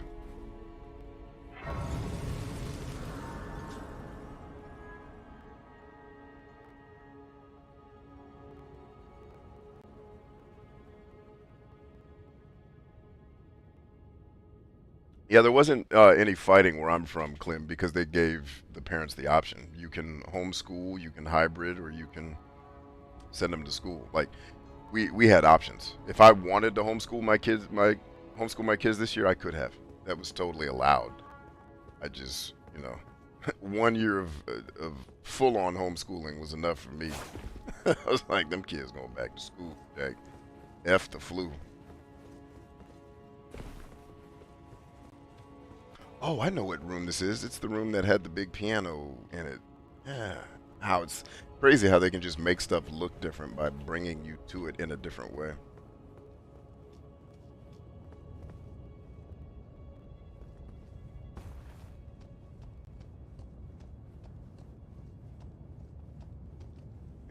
Nope, can't do that one. Well,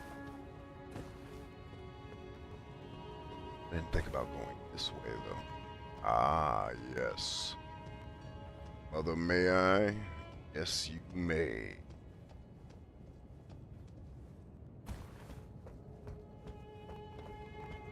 Yep, I knew it. I knew they wouldn't let me down. Thank you, From Software. Much love.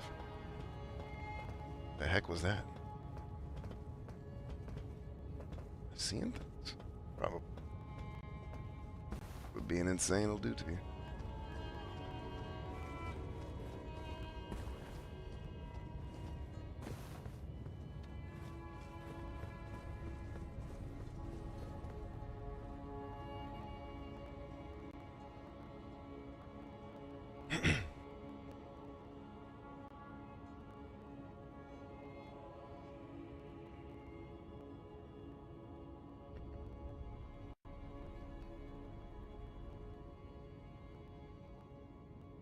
Yeah, I don't mind having political conversations with people. What I find is it's less of a conversation and more of them trying to convince you that their dumbass ideology is the right one. Like, oh, word?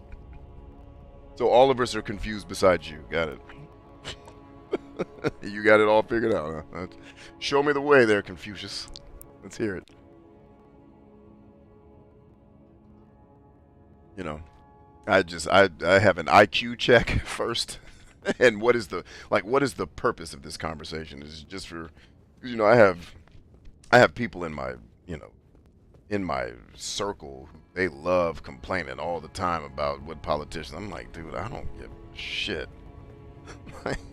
Whoever the one you liked wasn't gonna do this better, bruh. Like, it's well, he would have done some things better and f some other things up. I think President Bush said it best. It was a really good quote. Bush Jr., by the way. I don't know which one I'm talking about. When he was asked about, how do you feel after the fact and after everything, he's like, there's one thing you learn about being president. The office is much bigger than the man. I was like, good quote there, Jay. Or G, my bad. Messing up your nickname, bro.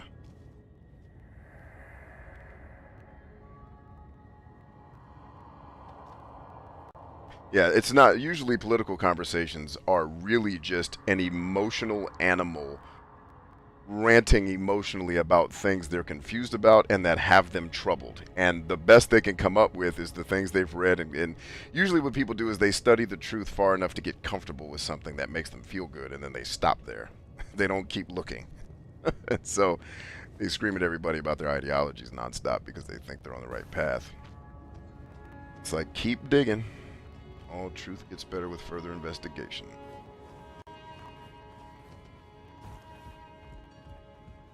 That type of stuff.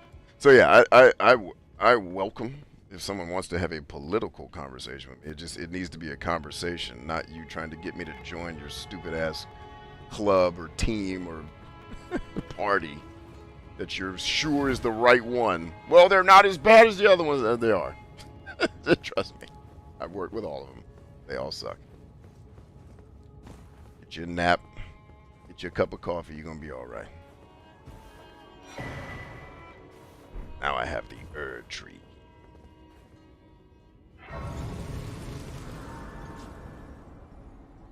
Well, yeah, Clem says people do enough research to prove that they are right and stop. Yeah, like I say to people, you know enough to think you're right, but you don't know enough to know you're wrong.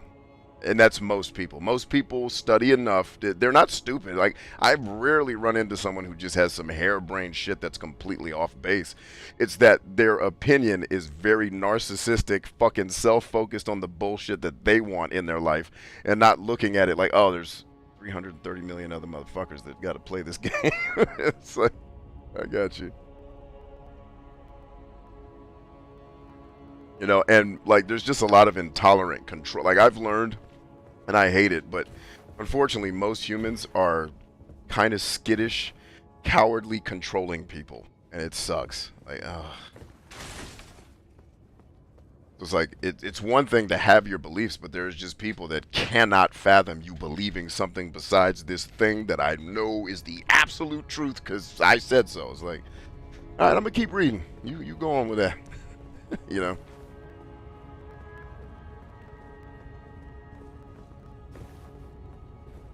Like, I'm pretty sure gravity's good. Gravity's been around a lot. Like, I like that belief. I believe in gravity. That shit's cool. But there's some places where gravity's different. It's,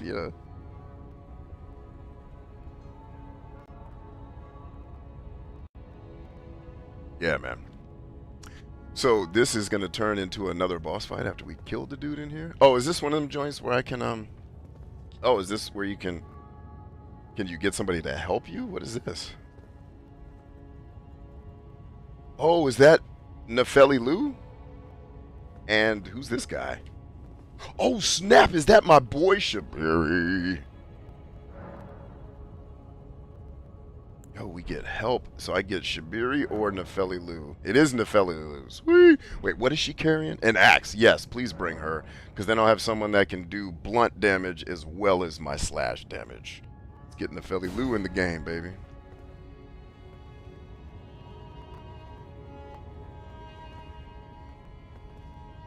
And I'm thinking you can only summon one, it looks like. Hey, yeah, baby girl. I'm talking about. What's up, lady? Nope, we could get both. We gonna have help. A fight where we actually have help. That means this fight's gonna be impossible. Oh, man. Shabiri, what's up, boy? We back at it. This is totally Final Fantasy IV all over again. I love it. Let's work. Actually, no. That's not how we gonna work. Let's get in here. Nefeli Lu. Oh, they won't. Oh, no. Oh, snap. Cutscene. Okay.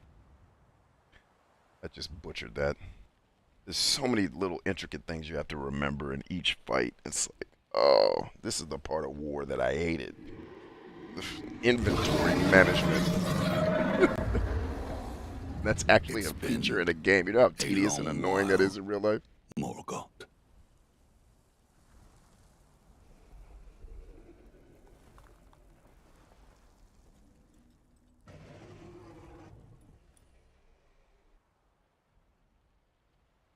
Long and hard didst thou fight, tarnished warrior, spurned by the grace of gold.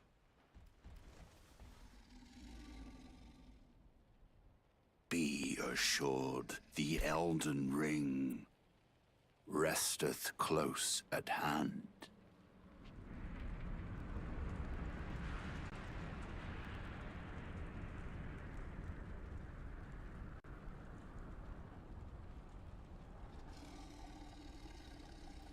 Alas, I am returned.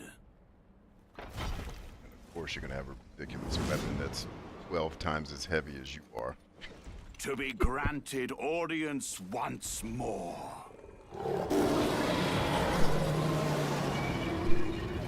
Alright, the lion roar was kind of corny. that was a little corny. I'm a guy who's corny pretty often. My name as Godfrey, the first Elden Lord. Why is there another one? Why didn't you just stay in charge, bro? And we can bounce. We ain't got to do all this. Why are we doing all this? Tarnished warrior. Well, 'Twas no told you I butchered it. I didn't come in with my magic filled up. So one hit and this guy kills you, huh? Okay. I mean, it was a pretty heavily telegraphed hit. I probably should have been able to dodge it. But I like to observe. So a lot of times I'll start these fights and just send in my spirit ashes just so I can watch. Like, because this game does not let you gather intelligence or do reconnaissance. It just makes you learn. Like, every fight is how you learn. And that's the worst way to learn anything in the world, by the way, is by failure. Like, or not, maybe not the worst way. The longest route to learn a thing is through failure. And like that's my fundamental beef with the game is like it's not that it's hard, it's that it's long as fuck. Like I don't want to still be here. Yeah, I won't do this. All right, do I have to do this whole song and dance part again? Yes, and then we have to wait apparently 14 minutes for that to go through. Are they using like a dial-up modem to call her? I don't hear the little brrrr.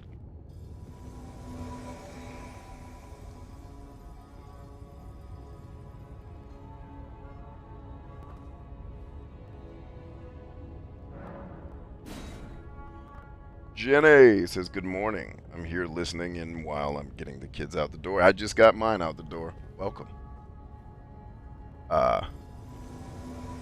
Dealing with your depression that comes and goes, having a lot of barriers placed. I'm tired of walking this path. Okay, so what needs to change about your circumstances for you not to have, like, what is the root cause of that depression? Let's talk about it. Y'all want to get heavy this morning, we can, or we can just keep it light. I get that you're trying to keep this game immersive, but can I just see the shit that I'm supposed to be able to see? Thank you. Alright, let's try again. Let's see if he's gonna just go straight for the gusto right when I get in. No, now he gives me a shot. Let's go to work, Billy.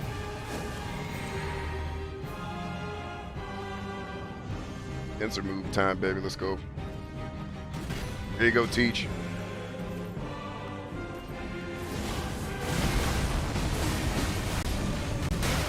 Yeah, baby, good hit.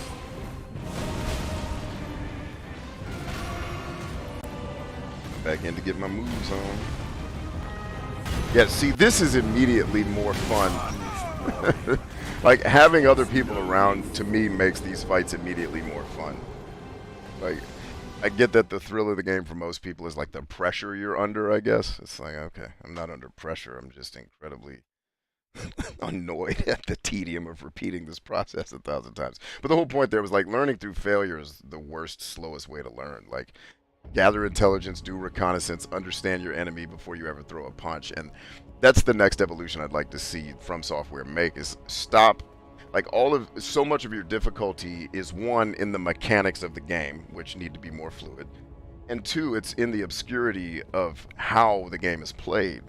And it's the puzzle solving, mystery solving part where it's, so there's going to be people who like that rote memorization, getting their ass beat. Because I saw one guy on the internet said he beat Melania after 232 tries. Yeah, no. Now, granted, I'm sure it takes most people less than that, but just the fact that it's like he's going to keep doing that shit. It's like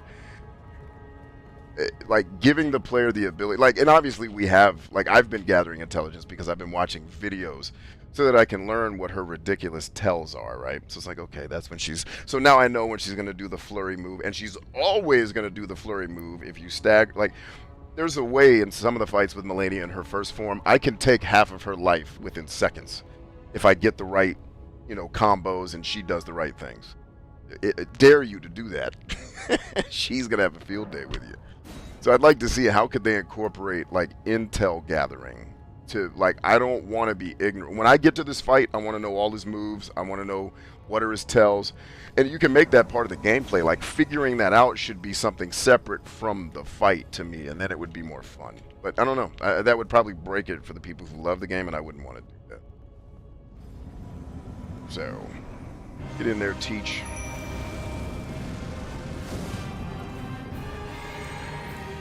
Alright, so AoE and being able to hit you from 40 yards away is kind of this guy's deal. I got it.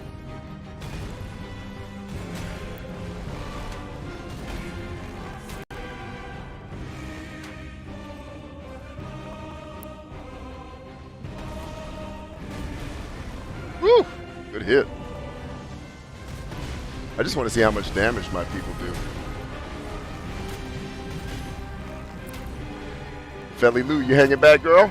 That's cool.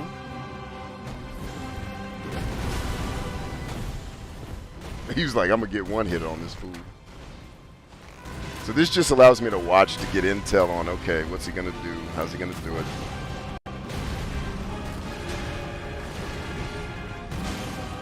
Then when does he do his crazy shit? Okay, that's when he does his crazy shit. Was nobly fought. Yeah, I don't know this for a fact, but it seems as though this game favors strength builds. Basically having enough strength to withstand 2 of those hits instead of 1. I imagine my strength would have to be somewhere around 80, and I think now it's at 50. So, okay. I can level up for another 17 hours and probably get there. Because that's how I'd like to spend a Saturday, right?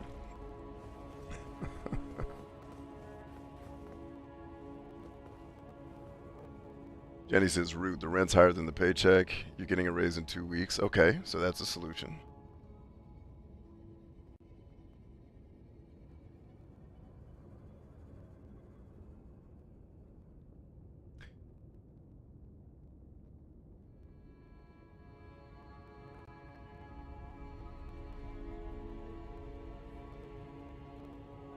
Okay, got you.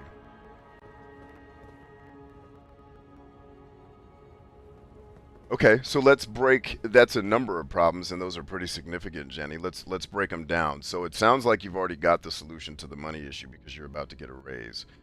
Your housing situation, the way you wrote it, I don't fully understand exactly how it's all happening, but I also understand you're trying to not run over the text limit and get all the information in there.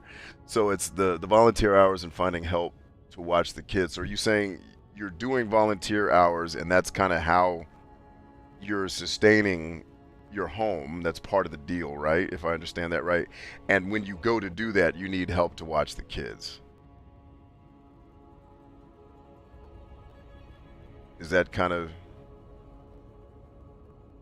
Am I understanding everything you put there right?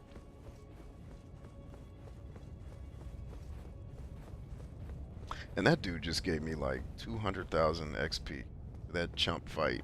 I've had way harder fights that gave me like 500. It's funny. Yeah, if you're expecting to find rhyme and reason in this video game, look elsewhere. It does not exist here. This game is definitely the Upside Down.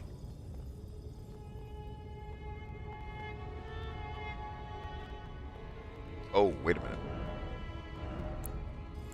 Get the impression that this weapon will be immediately better for this fight than the one I've chosen because distance matters.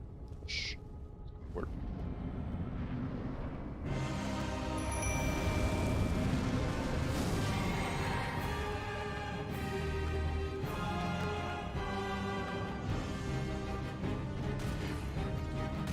Here you go, Teach. Way to work.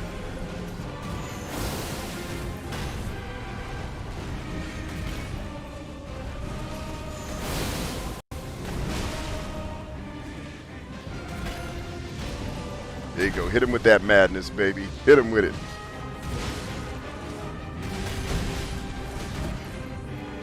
There we go. Opening.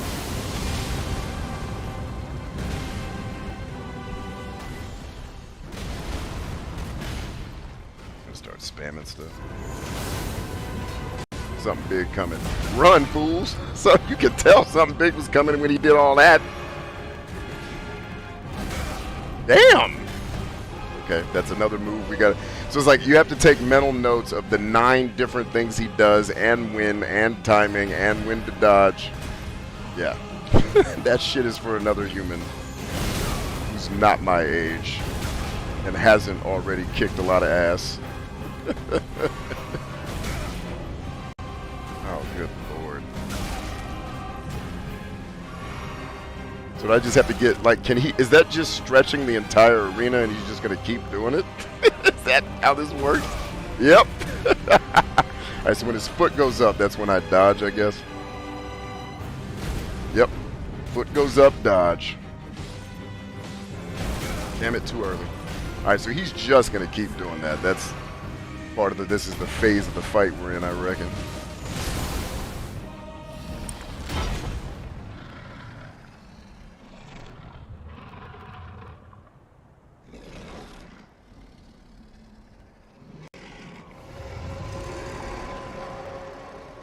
That will be all.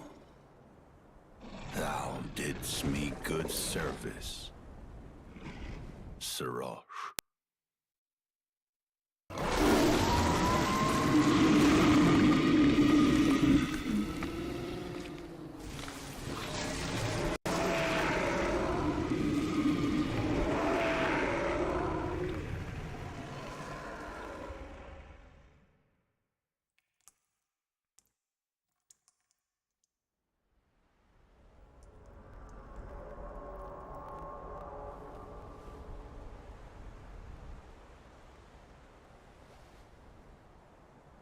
I've given thee courtesy enough.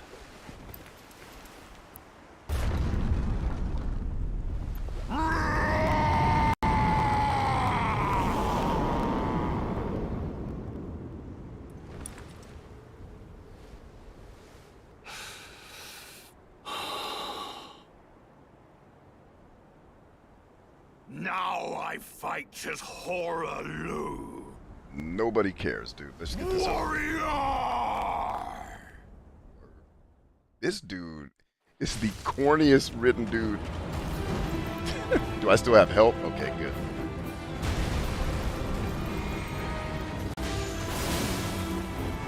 But not a lot of it, apparently. Is he the only one still alive? Hang in there, Shabiri. Hang in there, brother. It's just me now.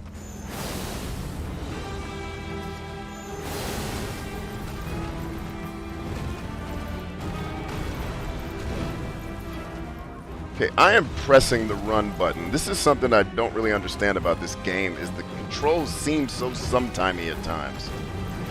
Like, I'm pressing run, but he didn't want to run right then.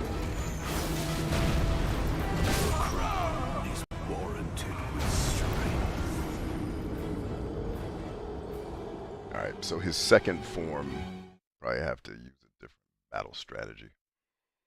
And I'll save my Spirit Ash for the second form, because it's all these battles are wars of attrition. Like, how much patience do you have, and how long can you keep doing the same thing over and over again and not make a mistake? That's what you're getting good at. So when everyone talks about getting good, get good at doing what Einstein told you never to do, is basically what this game is. Like, Einstein said don't do that. It's like, I think I'm gonna go with Einstein. Alright. Let's bring our helpers that take 27 minutes to load for some reason on this super powerful machine. Guess maybe they had to load from the From Software offices.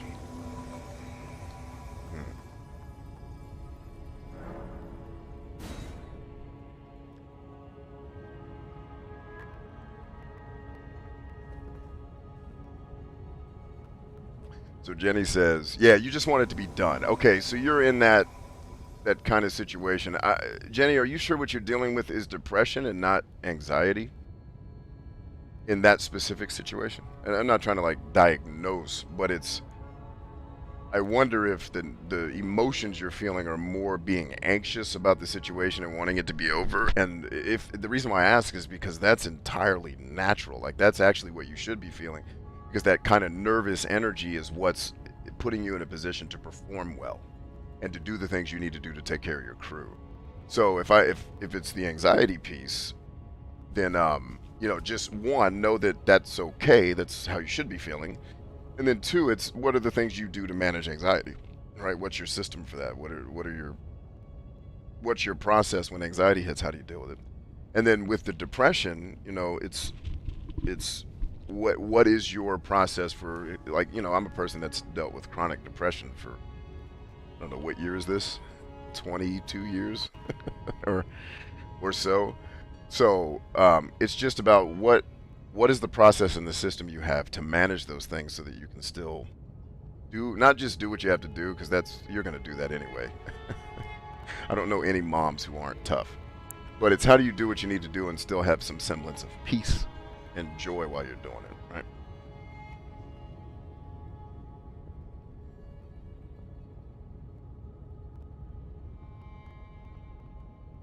Jenny says, my ex asked to stay at my place and I told him no, hell no.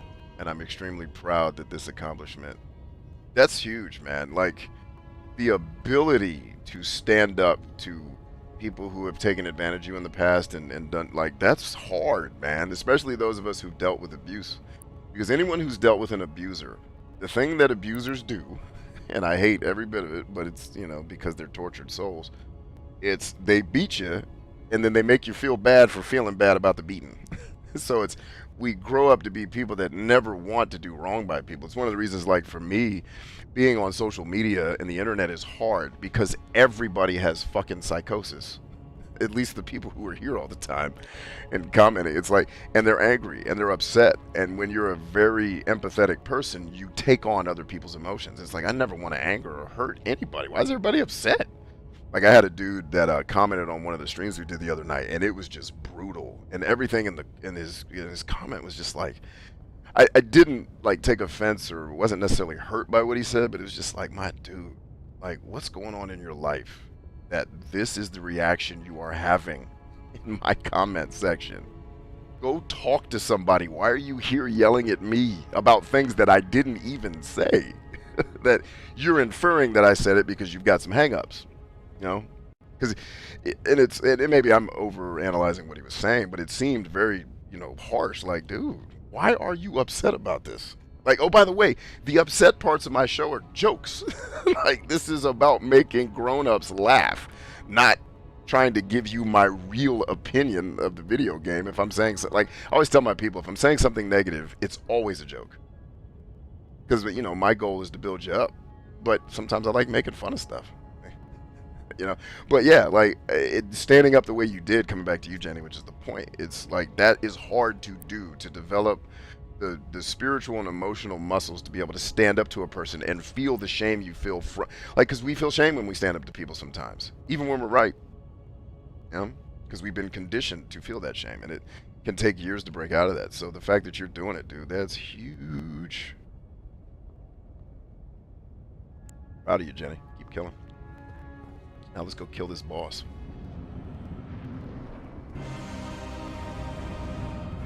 Alright, let me just go stand toe-to-toe with him and see what his deal is. Actually...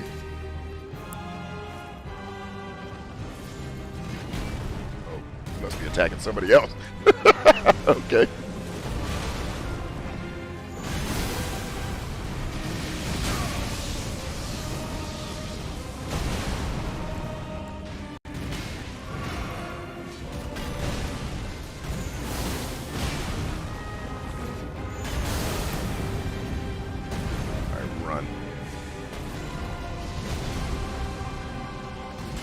Pressing the run button. I actually ran that time.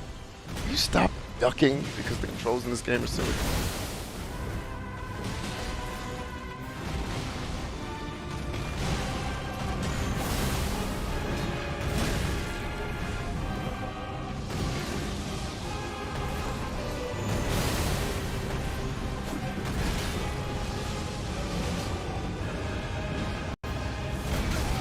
Okay, so it still takes about a quarter of health.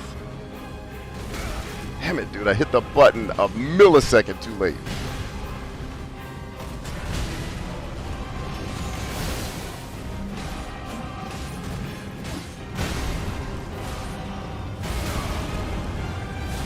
Got him. Well done, team. Alright, we do not need to watch this cutscene again. Let's ball out.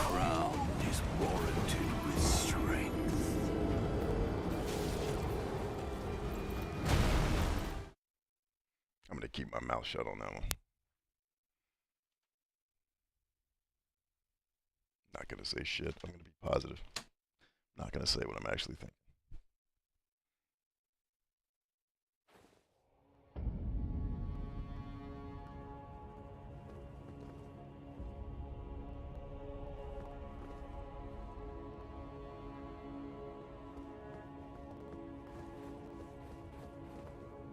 Oh, dude, every boss. Like, this, when you've played this game as long as I have, you see all the flaws in the code, bruh. The boss is, like, everyone talked about, Melania is hard because she regens her health. No, she's not. Her health regen is garbage. Her health regen is as bad as mine. I have a thing that regens my health probably about as fast as hers. What makes her a pain in the ass is she can always escape the shit you're doing to her and regroup. You don't have a move. Actually, you do. I could use Bloodhound Step to do it. But she has infinite FP. Yours is limited, and you're going to need that FP to do damage to her, right? Unless you want to actually just be like a straight-up melee fighter. I don't have the strength for that shit. Yeah. So it's like, yeah, the only reason she's actually difficult is because she's Superman. And she, like, literally, I had her pinned down in a fight. She just flew up in the air and went to the other side of the map. It's like, well, if she can do that, and so that's why sometimes I take umbrage when people talk about how hard this game is. I'm like, nah, that's new age. You young people think that shit. Like, me and a cool cat were talking in the comments. Go play the original Ninja Gaiden, and come talk to me about how hard you think this shit is. Like, just tell me what level you get to. You're not gonna beat the game, so don't get that out of your head. Go, and I'm talking about the original Ninja Gaiden, not that Xbox bullshit that's a lot like this game. Like, go play the original Ninja Gaiden and play it all day this Saturday, and just tell me what level you got to, and then come back to me and talk about how hard Dark Souls is. It's not. It's cheap as fuck. It's like, that dude, he killed you when you spawned into the match? Well, yes, and the fans of this game love that nonsense. I'm like, dude, miss me with that shit. Like I always say, I'm not depressed enough to love this game as much as I want to. Clem says, I never beat Ninja Gaiden on NES. No one has, Clem. I'm one of 14 people on this planet who have actually done it. Have you ever met a person that's beat it besides me?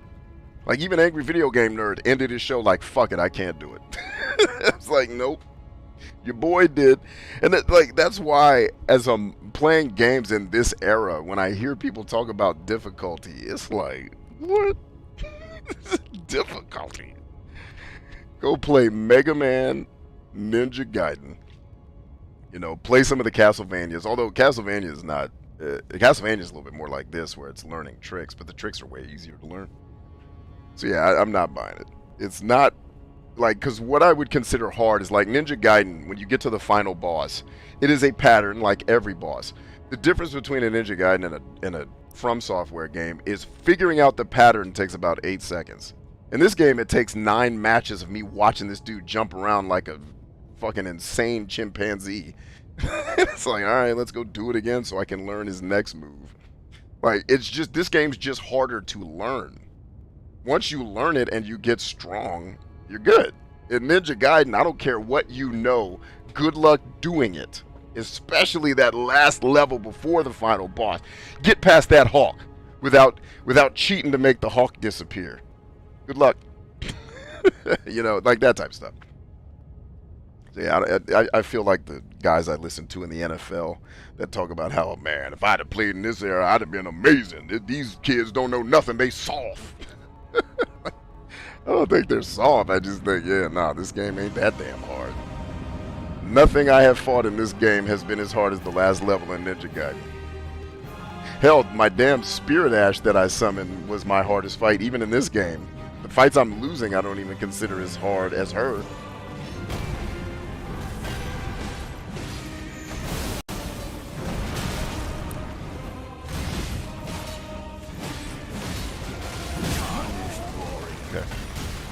Nobly fought. Yeah, so like I rushed in because I wanted to learn, okay, if I get behind him and I start swinging, what is he going to do to me to kill me? So now I've learned another piece of the fight. And I'll do probably 7 more of these to learn more pieces. And then eventually we'll learn enough to beat him, because we like to live life literally the worst possible way, which is learning through failure. You know, like, yeah. So, but if you love that, you're in for a real treat. Because this game's a treat. Let's summon him first. Maybe that's the trick. Clem says Double Dragon might be harder than this. Arcade or NES? Because if you're talking NES, I'd probably agree with that too. Double Dragon is there's a lot of cheesing you can do in that game to make it easy, though. Like, in fact, has anybody ever beat that game without the cheeses? Like, winning the chin fight without... Because everything in Double Dragon is just maintaining health. You only get 1 life. So it's like, alright, I gotta keep my health up. Here we go. It's like, it's better just to avoid fights. It's better to avoid fights if you can. So, like, the chin fight, you can just totally not fight them and end the match. You never played it in the arcade? I'm sorry about that. The arcade version's I mean, it's a clunky mess too, but it's more fun to me than the NES version. The leveling up nonsense where you don't get the moves until you've knocked out so many people. I don't know what they were thinking with that crap. Oh, you never knew Double Dragon had cheese? Oh, yeah, dude. I played that game so much as a kid. Like, I think I figured out the cheeses just by screwing around. I didn't have, like, a Nintendo Power subscription. My parents were cheap. You don't need no Nintendo Power, boy. Read an encyclopedia. What? How is that a solution to my problem?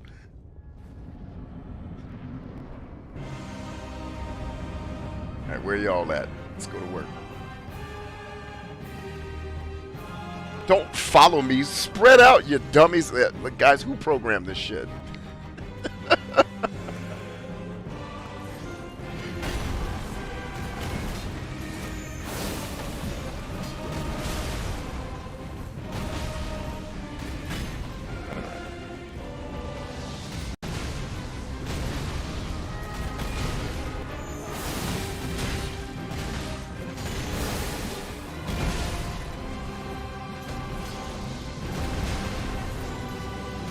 I can't tell if he's targeting me or them.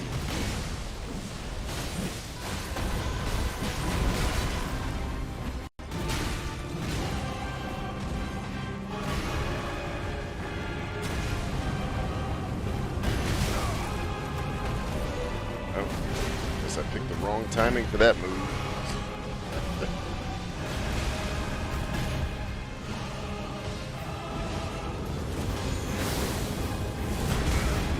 Alright, sure. Oh wow, jumping into his thing doesn't stop it? Alright. Wait for him to lift his leg. I can't see his leg, that's not fair.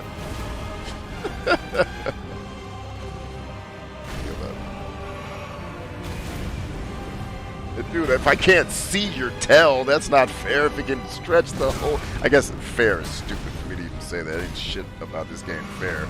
It's not intended to be.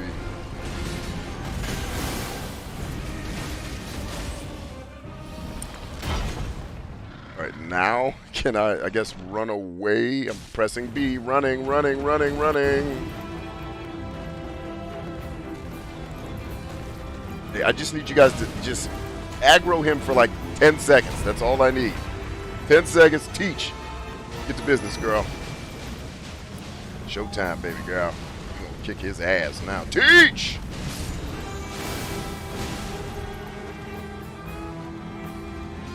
Oh, he mad now, ain't he? There he is. You guys want to, like, maybe?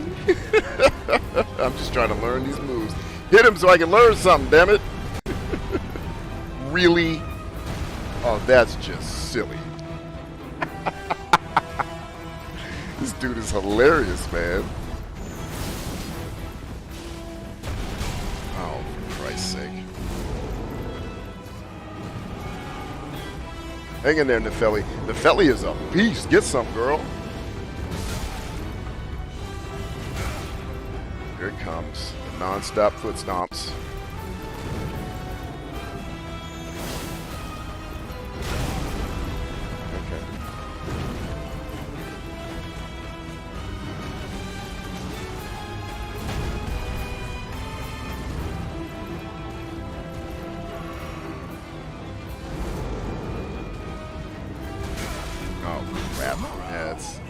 Going to double up on that. Okay. And I think I get the gist of him. I'll have to probably have a little bit of luck on my side to win this fight.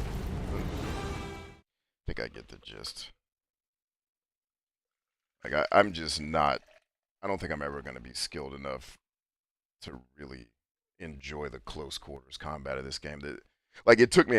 this is one of the things I meant to say at the beginning of the show. It took me way too long to figure out that what this game is just the boss fights specifically. They're just timed QTEs.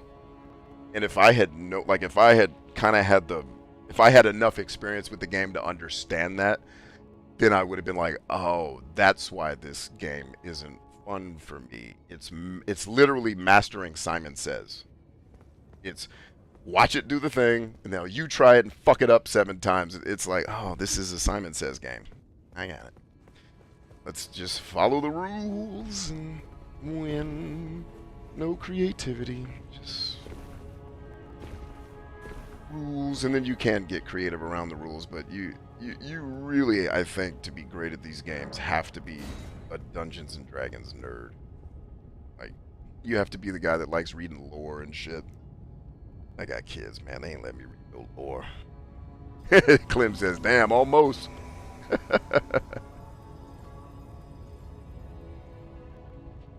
But yeah, like, once I figured out that these fights are just QTEs, I was like, oh, no wonder they're so annoying.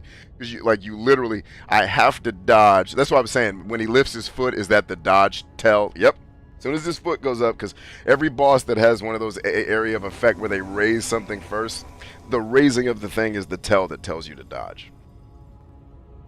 You know, that's when I hear people talk about getting good. That's what they're talking about, is being able to pick up that. Enough experience, and it's like, okay, I got it. It's not that fun, though. Like, to the credit of the game, though, like, 90% of these boss fights are a lot of fun. This one isn't particularly unfun. It's definitely not one of the more fun ones I've had. But that's because they saved all the really annoying, like, From Software style bosses for the end of the game, where they're just super tanks, got a lot of, you have to hit them 1,000,000 times and dodge perfectly at least 7 times to win the fight or whatever. So I'm like, alright, I'm learning, I'm figuring it out. But I think I'm going to do like Suba, and this will be my one From Software experience, and I'll cherish it forever, and then we will not be friends anymore. Because I just, some of the changes it looks like they're making to this game is like, ugh. And I realize, like, I'm supposed to also be doing more DPS to him to make this fight a tad easier, but I'm trying to keep my distance because he's so deadly. That is often not the solution to things that are super deadly. See me dodging all that crap? Like, that's what I mean. It's literally Simon Says. You got to react to, oh, when he swings, dodge, do this, blah, blah, blah.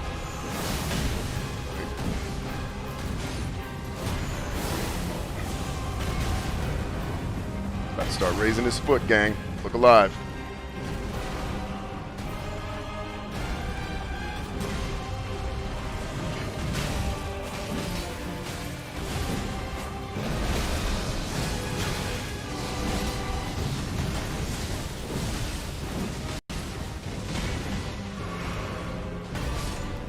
Yep, Shabiri's down.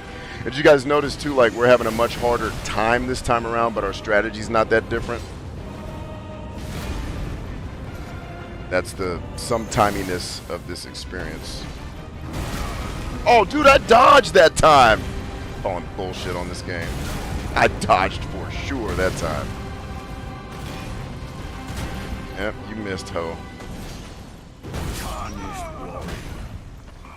Nobly Have I played Untold Legends on the PS3 version? He reminds me of the Barbarian. I've played the PSP version. Wait a minute. Didn't I die? Is this fight gonna go on without me? Dude, that would be such a cool glitch. Like if you die but your spirit ashes just win the fight for you. I've had that happen. I did win one boss fight because my spirit ash lasted one hit longer than I did. and Teach got the sword. And he had a lot of life. I don't know what move she did, but it was the right move to get his ass dead. Yep. Start the match dead. That's funny. Like, but to me, that's kind of a...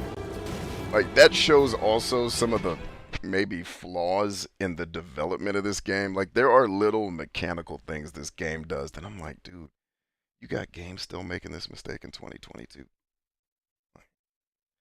The sometiminess, and somebody, maybe this is a me thing, and it's not the game.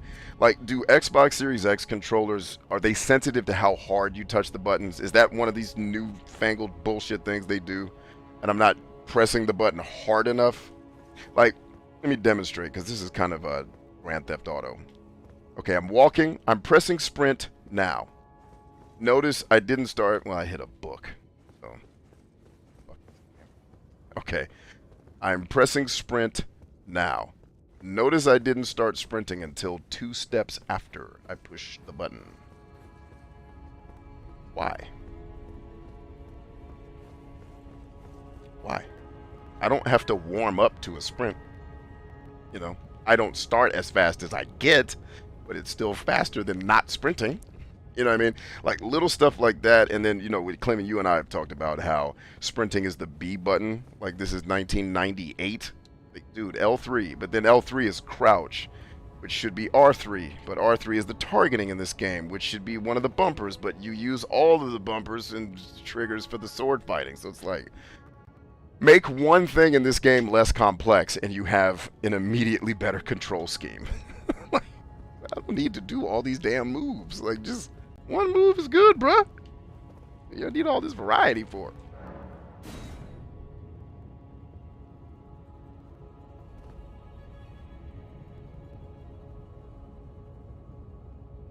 Ewoks says, what's the point of a combo when these dudes one-shot you?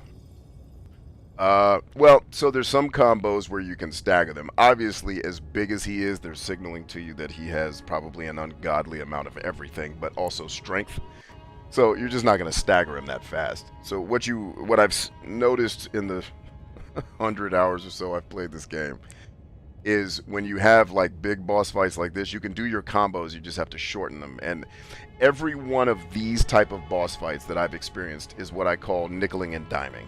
Meaning, you cannot just go in here and have a fight with this guy. You have to go in, hit him twice, run for your life across the map, wait for him to stop doing all his chimpanzee gymnastics, come back, hit him twice again, run away, come back, hit him twice. Now he's going to cycle into his next series of moves because you've damaged him enough. Now I have to dodge forward as well as run around, and then now I hit him twice, and it's everything in this game when you get to the harder bosses is a war of attrition, because that's how they create the tension that the core fans of this game love, because they've kind of tricked themselves into believing it's difficulty when what it really is just, it's Simon Says tedium rule following, and then they don't tell you the rules until you're in the fight, and then you learn the rules by losing.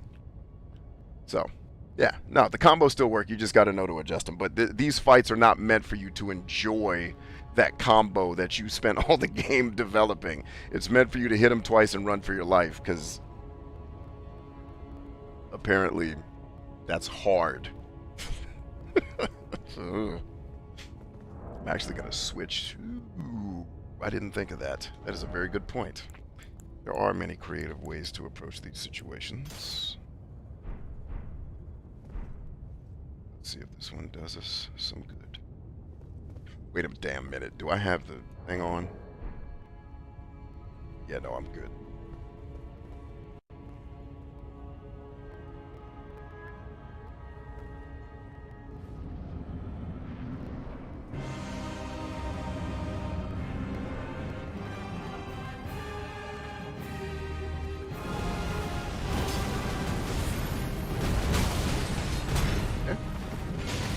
See, I hit him once, now I run away and heal. I should have not got hit, but that's a learning lesson. You're not supposed to use that move that early in the fight, Bryant.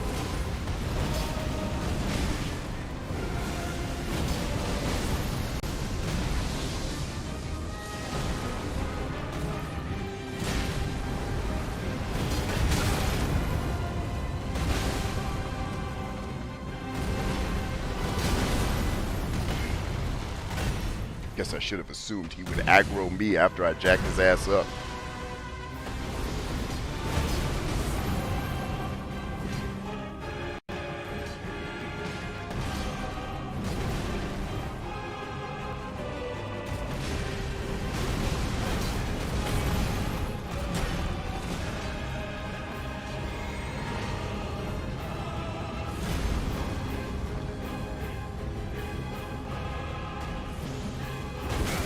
Oh, cheap shot.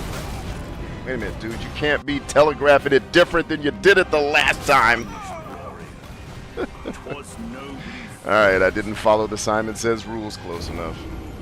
My bad. Yeah, so, war of attrition. Dance around for an hour, get 2 hits in. Dance around for an hour, get 2 hits in. That is Souls. And apparently that equals hard, and you have to get good at memorizing when to dance around and when to get your 2 hits. Now, I've seen masters of this game actually show you what real skill looks like. It is impressive. And I hope their mental state's okay.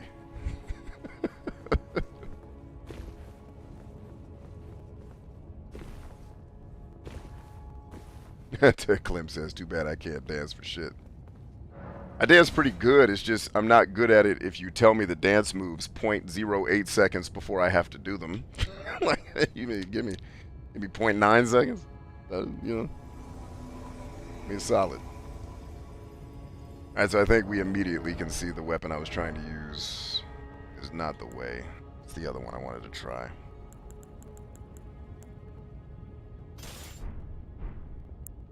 Oh. Ooh, I didn't think about that. Let's try that. This will actually be good practice for when I go back to fighting, what's her name? Melania.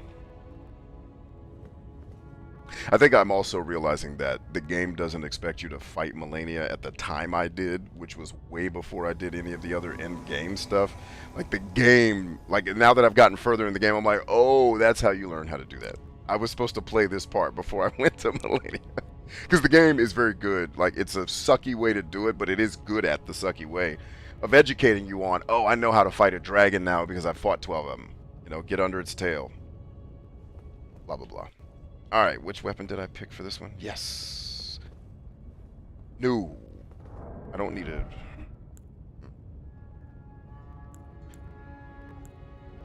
So if I do this, let's see what happens. So if I... Yes, that is exactly what I wanted. Thank you. And then my move is yes. We are ready. Switch to shields.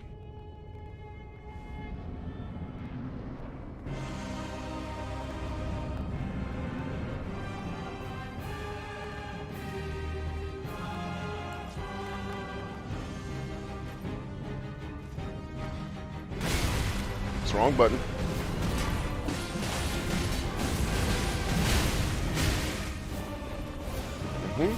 Hey, like that, ho. This might work. Let's try it. Now I can get in on him. Hopefully. The camera angle for this game hates depth perception.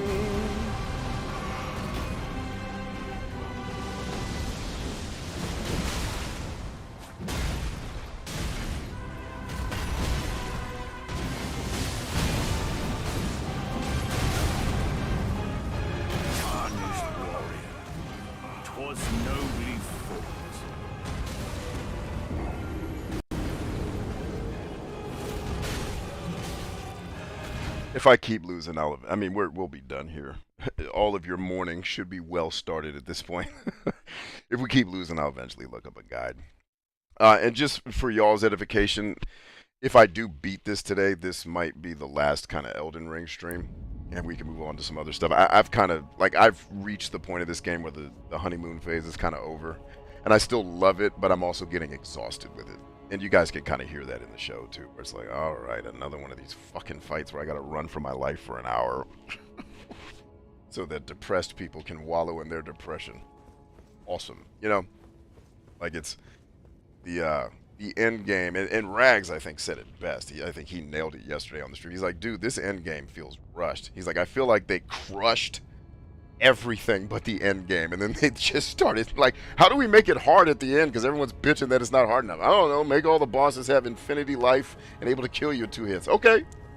Do that, you know. And that's not true, I'm joking, but yeah, it's just it's the marathon of brutality that this end game becomes. It's like, all right, get a little ebb and flow here, but at the same time, like, I respect that that's what the core audience of this game loves, is that non-stop being brutalized. And I just want to ask you, who hurt you in real life that you like reliving it in your game so much, you know? So, like, if I do win, this will kind of be the swan song for Elden Ring, and then we've got like NBA 2Ks coming up. We'll finally get to Elix, which I think is going to actually be my game of the year.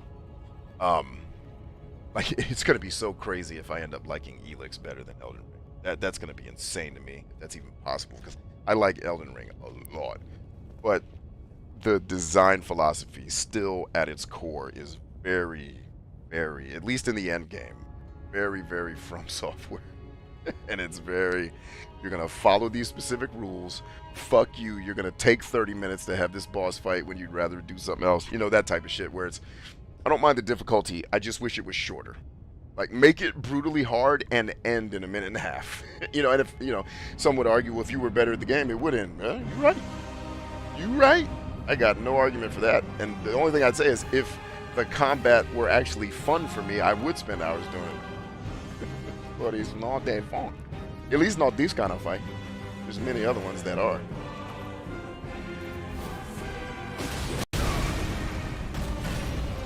At least I'm kind of invincible for half a second when that happens. Yeah, good. Keep aggroing me and let my people tear your ass up.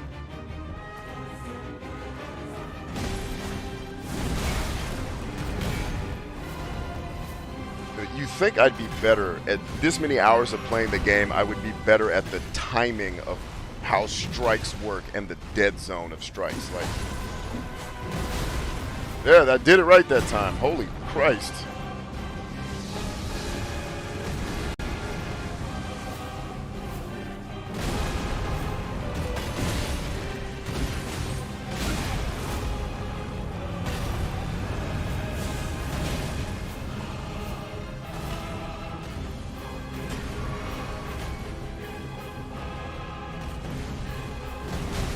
not doing enough damage fast enough.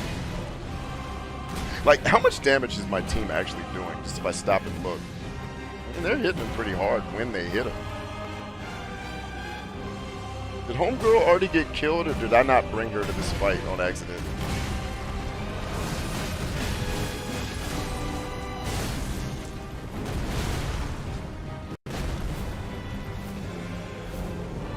Alright, so one of the things I'm going to have to do for this fight is get better at the switching between weapons mechanic. That's something I'm not great at. So it's like, I need to one-hand this one, and then switch back to one-hand this one, and then switch back to, like, that shit. That's the get good shit that I see the nerds doing. It's like, yep, I got it. So, do I learn more about...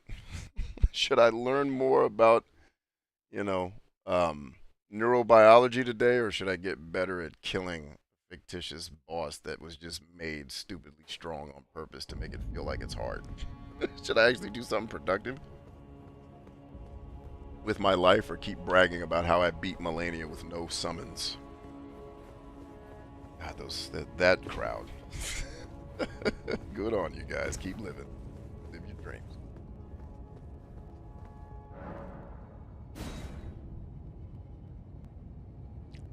Josh Quinn says also.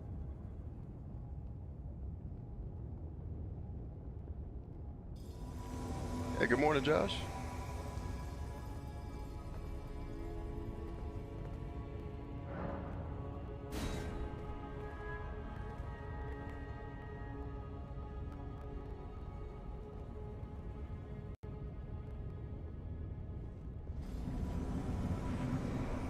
All right, let me actually change up my strategy. My strategy here for a second. See if this does anything. Trial and error. This game loves it. Okay, get some teach.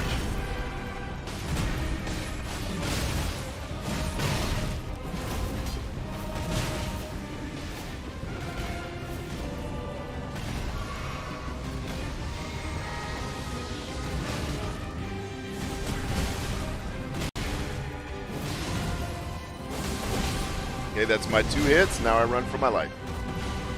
And then I circle back around, wait for him to stop jumping around like a monkey. Boom, and then I get 2 more hits. Nope, I don't get 2 more hits because he moved slightly out of the way. And depth perception failed. And I missed.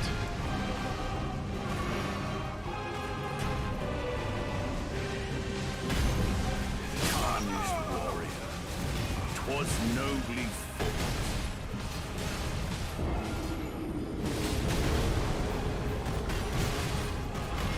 It's funny. So this is something I've noticed too in the programming of your spirit ashes. Do all of you notice that the minute you die, they all start fighting harder? And when you're doing well, like I've had spirit ashes, literally, they'll just stay in the arena and watch. And it's like, there were some people who, like actually the guy who got seemingly angry, I don't know if he was actually angry. He's like, why are you bitching about this? I was like, oh no, I'm not bitching. I'm just observing and reporting. I'm telling you this is what it is. I'm not complaining and saying that it needs to change. I'm actually asking a question. Like, you put these spirit ashes in the game. Why? Because they don't work appropriately. So did you just put them here as like a false security blanket that the player's supposed to feel like because they just feel like Call of Duty drones? And so my whole point is, if the spirit ashes are meant to barely do anything, I guess fine. But to me, that takes a lot of the fun of using them out of the game. So to me it seems clear that the core audience did not fucking want spirit ashes in this game at all. They're pissed about it, right? Okay, cool. My whole thing is like, you know, you can like, you don't even have to get the spirit ashes. You can avoid. I mean, some of them you get because you kill bosses and that's what they give you. But like, you ain't gotta use them. You know, you ain't got to do it. You can still run around like a crazy person fighting all these damn monsters because you ain't got no life. You know what I mean? So it's like, no, it's not a complaint at all. It's just an observation that, hey, these spirit ashes seem really shitty. Is everybody else seeing that? And if that's the way it's meant to be in the game, cool. You know, I guess. That's all. No complaints at all. And then somebody's like, he's complaining that the fight was hard. I said, I specifically said that the fight isn't hard. It's just tedious as shit. Like, do people actually listen? And it's so funny because what I've learned in my years on the internet is none of you make any sense. And you're all angry and emotional. Like, all the time. Well, all the time you're on the internet. It's like everybody forgets that they're an adult when they come here. And it's just like, ah! All right.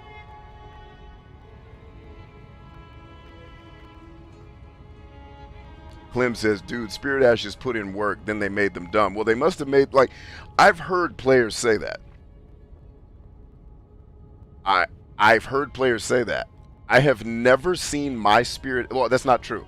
There have been fights where, like, my Mimic tier goes nuts. Like, we had a Melania fight where I've said it a couple times, we took out her first form in less than 30 seconds. Like, murked her ass. And to me, it was like, okay, this is possible. Why is it not plausible? And to me, it was like, okay, so this Spirit Ash, the algorithm that runs it, has a randomizer or some type of, you know, recursive loops that are saying, hey, if players dying, start fighting harder, right? If players doing well, hang back, is what I think the Spirit Ashes are doing. Because From Software is very difficultly, I think, trying to manage the expectations of their players. Like, they have a core audience that's probably upset that this shit exists at all, which I don't understand because you cannot use it. You could just walk away from it. But again, if it goes back to what we talked about in the beginning, where all of these people that are complaining are the guy that I spoke to that has no self-discipline and can't avoid using them, okay, I got it, accepted. But yeah, like, no, it's not the inherent, or the. To me, it seems clear that they didn't want that stuff here, and now From Software's like, well, what do we do with it? Because we thought it was really cool, and now everybody's bitching about it. And I think it's great. Like, running into this fight with friends, right, immediately, to me, makes it more fun. Why? Well, because I've run into fights with friends before. It's nostalgic in a way. Like, going into battle with your brothers and sisters, you know, and others again. That's cool, right? Like, having other people in the battle taking care of things that you don't have to do.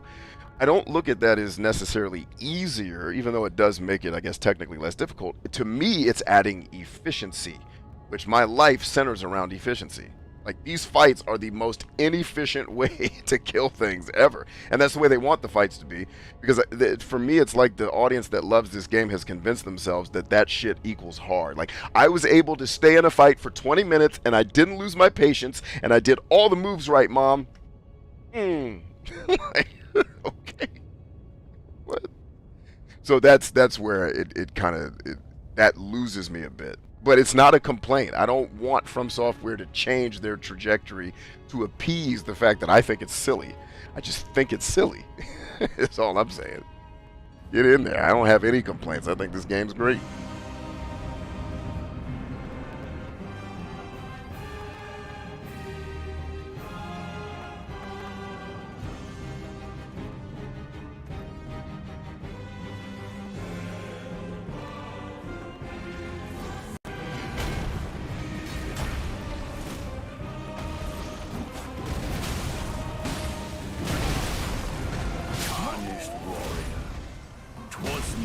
So, right in that fight,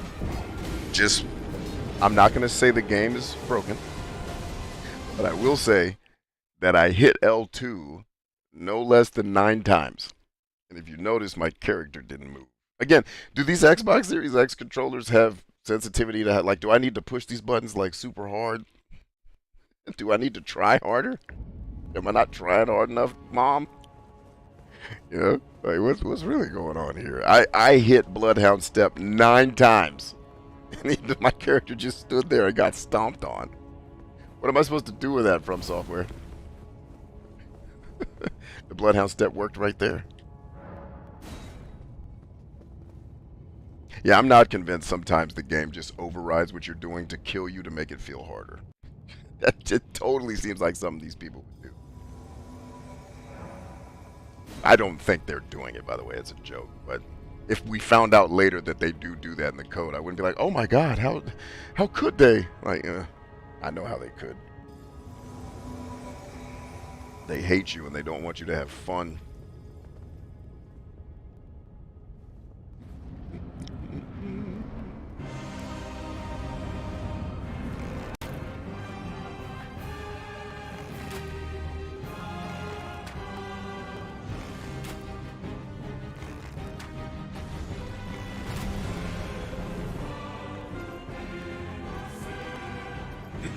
Come on, yeah, baby, aggro me. Are y'all just gonna follow me and not check out that cat that's trying to kill you 10 feet from you? What are these spirit ashes, bro? What are you doing?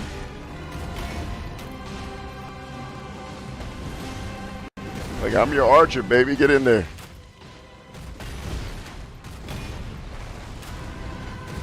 I wonder if my crystal darts do good damage, because if they do, I could just spam his ass to death.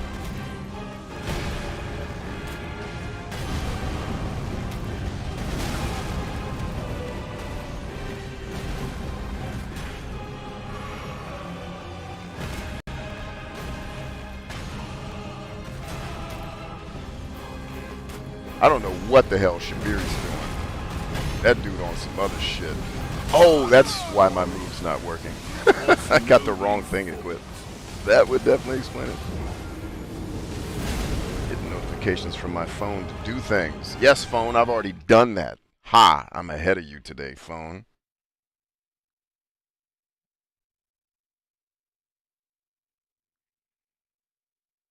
All right, quick break, gang. Gotta go talk to the wife.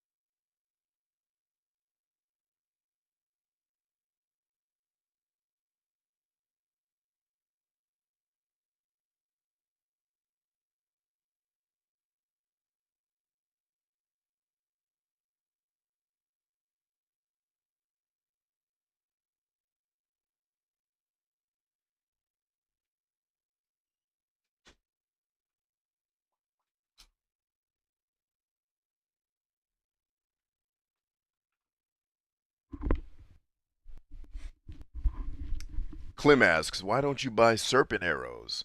With that bow, they do more damage. I don't know, Clem. There's serpent arrows, bro. I can't keep up with all the shit in this game.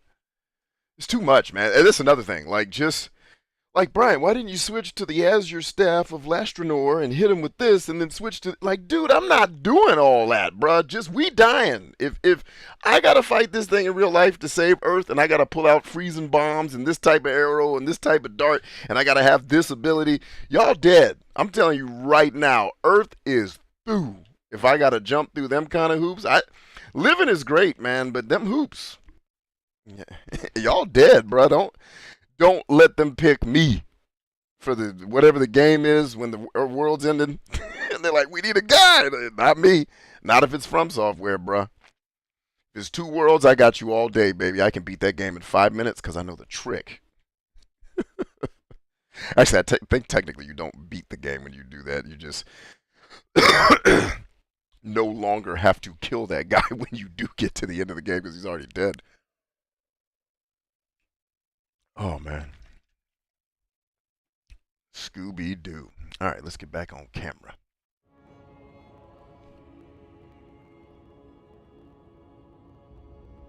Let's see, Clem says, this man, but you would run around with a giant purple dildo and you missed this part. I ran around naked with a giant purple dildo slapping gangsters around. Yes, because like the thing I haven't learned about this generation of video game players, and when I say this generation, I'm not talking about millennials or any of that marketing bullshit they use to put you guys into boxes to sell you shit.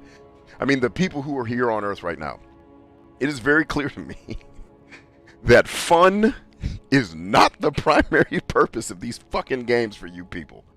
Like, fun went out the window as soon as games went 3D. They first became movies, really bad damn movies. And then it became, okay, they're clunky adventures that are hard to control. Zelda, Ocarina of Time, fuck that game. It's not really hard to control, I just don't like it. But it was still clunky. Like, go back and play that and then play like a dope game from now. It's not, and then the controller you're using, like, no. Like, yes, I would run around and slap people with purple dildos because that is actually enjoyable. Like, my primary focus when I go into these games is a sense of joy. It's fun, joy, and a sense of accomplishment. That's it. You know? But fun is the first one. Like, I think for a lot of the From Software fans that I listen to, this is their gym. This is them lifting weights. And that's not, I'm not making fun, actually. Let me be very clear, because I know I tell a lot of jokes and I shit on everybody, because the whole point of this show is for me to make fun of everything, because the earth is absurd. But I mean that, like brotherly. Like, yo, like, for some people, I think this is their gym. This is where they work on their skills. Like, because not for nothing, you have to be able to critically think to play this game. You have to have a lot of dexterity in your hands to switch between all the dumb shit you got to do to make these fights work. You know, like, it ain't nothing. You know, respect. Respect, baby. So, yeah, but yes, I would gladly go around slapping the purple dildo thing because it's just more fun. Like, I'm not here to feel like I overcame some ridiculous hardship so I can feel better about myself as a man. That is what I think is happening with a lot of games, is self-worth is being drawn from accomplishing these games. That's why I think the fan base is so adamant. Stop making it easier. Why? Well, because I feel a much greater sense of accomplishment when it's fucking hard. Like, I got that. Like, I'm that way in the gym. I remember when the day I leg pressed almost a ton, I had to have a man stand on the damn machine to add 250 pounds to it because we didn't have enough weights in the gym. Like, that's, yeah, I understand that mentality extremely well. Totally. I respect it. I make fun of it a lot, but I'm making fun of it like brotherly because I'm like you. I relate to you. Just, I execute it, you know. I display it in different ways. But yeah, man. I just want fun, dog. I want to explore a cool world, find cool things, kill cool things in cool ways, and get stronger. And because I'm so... And that's what I learned with, like, video games when it started turning into what they are now. Players want complex fucking experiences where I have to remember all these different movesets and shit because that feels like accomplishing shit. Keep my shit simple, dog. Like, it's like the games, like, because you were saying it earlier, like, I didn't even remember that I had this item. I know, I forget. I have fought 2 of the major boss fights, not even using the damn item they gave me to make the fight easier, because I forgot that item existed. Because this game has too much shit in it. And that's a compliment, it's not a criticism. It's got too much stuff going on in this game, bro. I can't keep up with all that. Okay, so if I switch to them blood rivers. Anyway, Clem was talking about serpent arrows. Do I have any?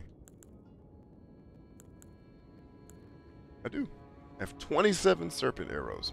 You said these do more damage? Let's see. I'm gonna go test that theory.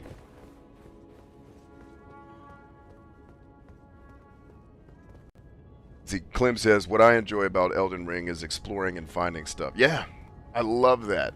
And I love that 8 out of 10 of these boss fights are fun as hell. It's these ones that are like, oh god. The fucking Simon Says speaking spell shit. Okay, here we go. Oh god.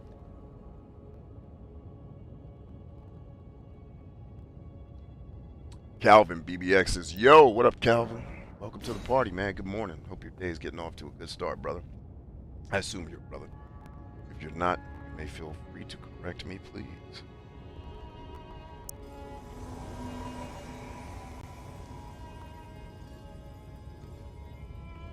Shop Beauty. Can I get like 12 of my other friends to go in here? Like, that's what I would love. Can I bring 12 of my friends with me and just watch this dude get his ass beat? That's just fun. Like, I just want to enjoy that. I've been through all the brutal shit. I've fought bosses that to me are harder than this one. This one's just cheap, like a lot of the end bosses are.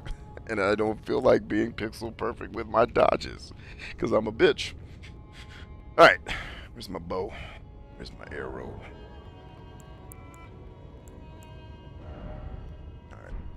Alright, Clem, testing out your arrows. They better work. If he doesn't die after 3 shots, you're fired.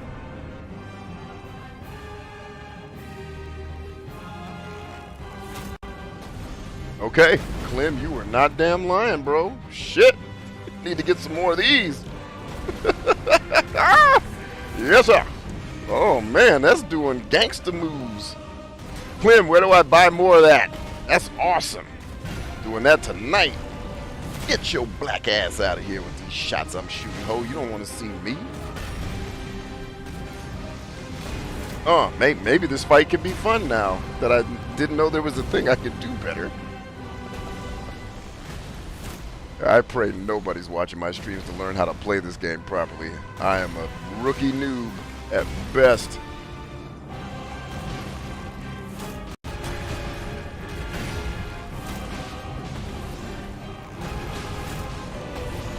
What you want with me, dog? I'm partying. I am running. Why are you turning around and facing him, you big dummy? Leg up. Dude, damn it. I hate that stalling shit. Oh, that was cheap as shit. Like, he snuck that one in. I can't see your leg. That's cheating if you do the move. My man jumped up. Jump kick style on his ass. Okay, that's an interesting way to do the fight. I'm not going to have enough arrows to complete that. It's all good.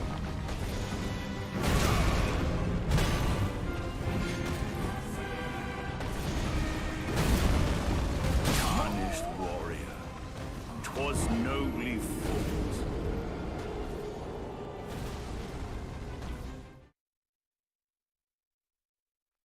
See, Calvin says, I'm planning on making a small Elden Ring event to collab with multiple Elden players. Was wondering if you'd like to join. I appreciate the invite, man. I will tell you for now, I will graciously and humbly decline. I'm honored that you asked. I typically, at least for now, when I'm gaming online, I only game with people I know personally. And I really do appreciate, because I get a lot of requests, guys. People are like, yo, you want to game with me, B? The answer is yes, I would like to. But the truth is, bro, I've been on the internet long enough. I got to get to know some people before I'm going to be hanging out. Like, I've tried being the diplomatic guy that loves everybody. Some of y'all crazy. And I'm just going to be honest about that shit. And I'm not saying you crazy, Calvin. I think you're probably an awesome human being. But I've had enough of the crazy. I like staying at the house. But yeah, maybe one day, man. I won't say no forever. Because a lot of people have been asking me, B, can we play this? I'm like, I don't want to say no because I'd like to hang with y'all. But I got to get to know y'all a little bit before we start opening up the floodgates and hangouts. Not everybody on the internet is. Not everybody who's pretending to be sane on the internet is. And that's coming from a guy who's been insane a long time. I know what it looks like. Ooh, yeah. Cal says it's all good. I appreciate it. I really am honored that you asked, man. The fact that any of y'all even want to be around me for 5 minutes, it means the world to me. And I mean that shit. It sounds like such a cliche and I feel corny saying it, but it's real. Like, I mean that. I appreciate you mofos for coming here and just listening to me rant about dumb shit that doesn't matter. Like, everybody that's watching these From Software streams, you got to hear that. Like, it's the stuff I'm bitching about.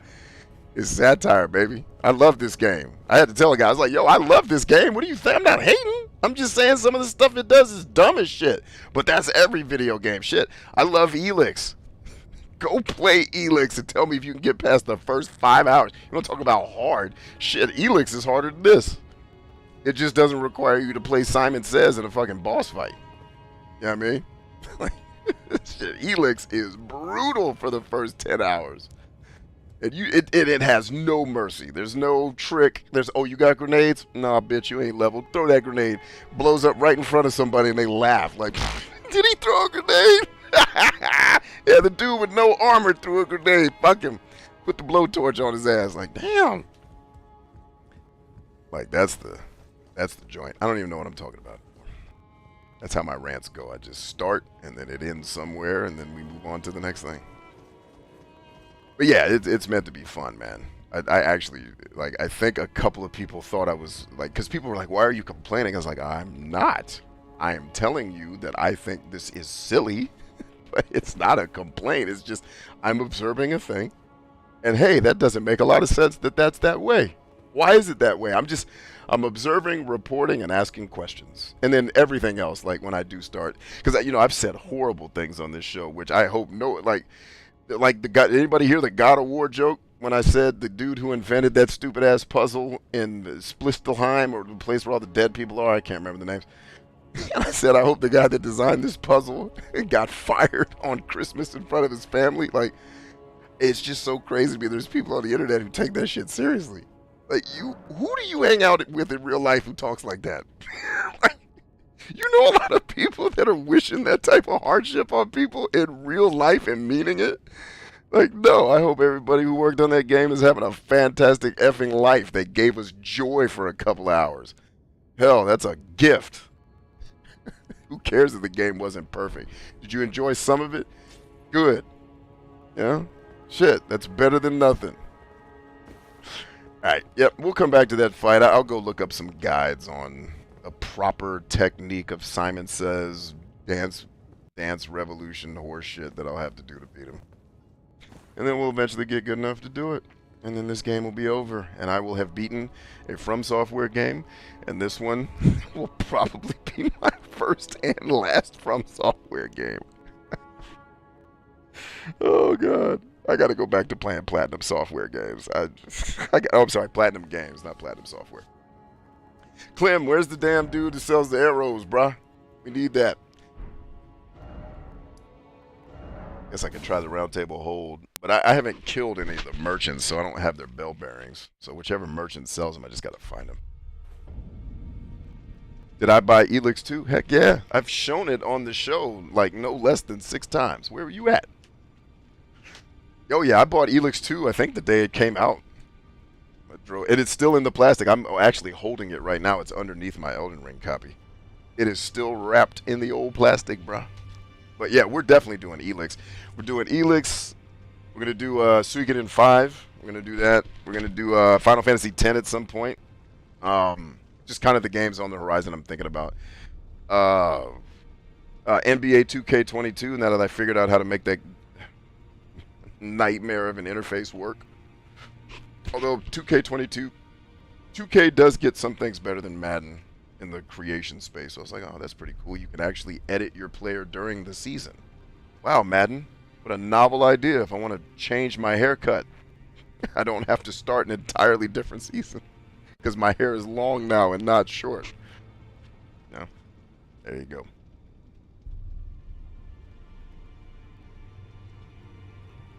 Lower left. Open the map. Lower left by the swamp area. I think I know which guy you're talking about. This nomadic, isolated merchant down here is the one I think you're talking about. Oh, no. You're talking about the dude at the swamp. Not bad. I know that one too. It's one of my favorite dudes.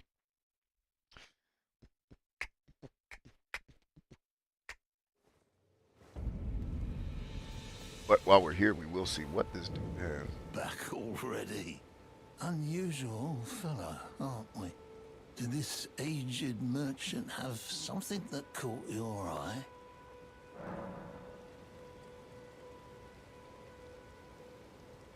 Okay. The lower left side of the map. Okay, Clem, from now on, you are to name the fucking spawn points by name and write in complete sentences. You can't just write left. When I look up at the screen, like,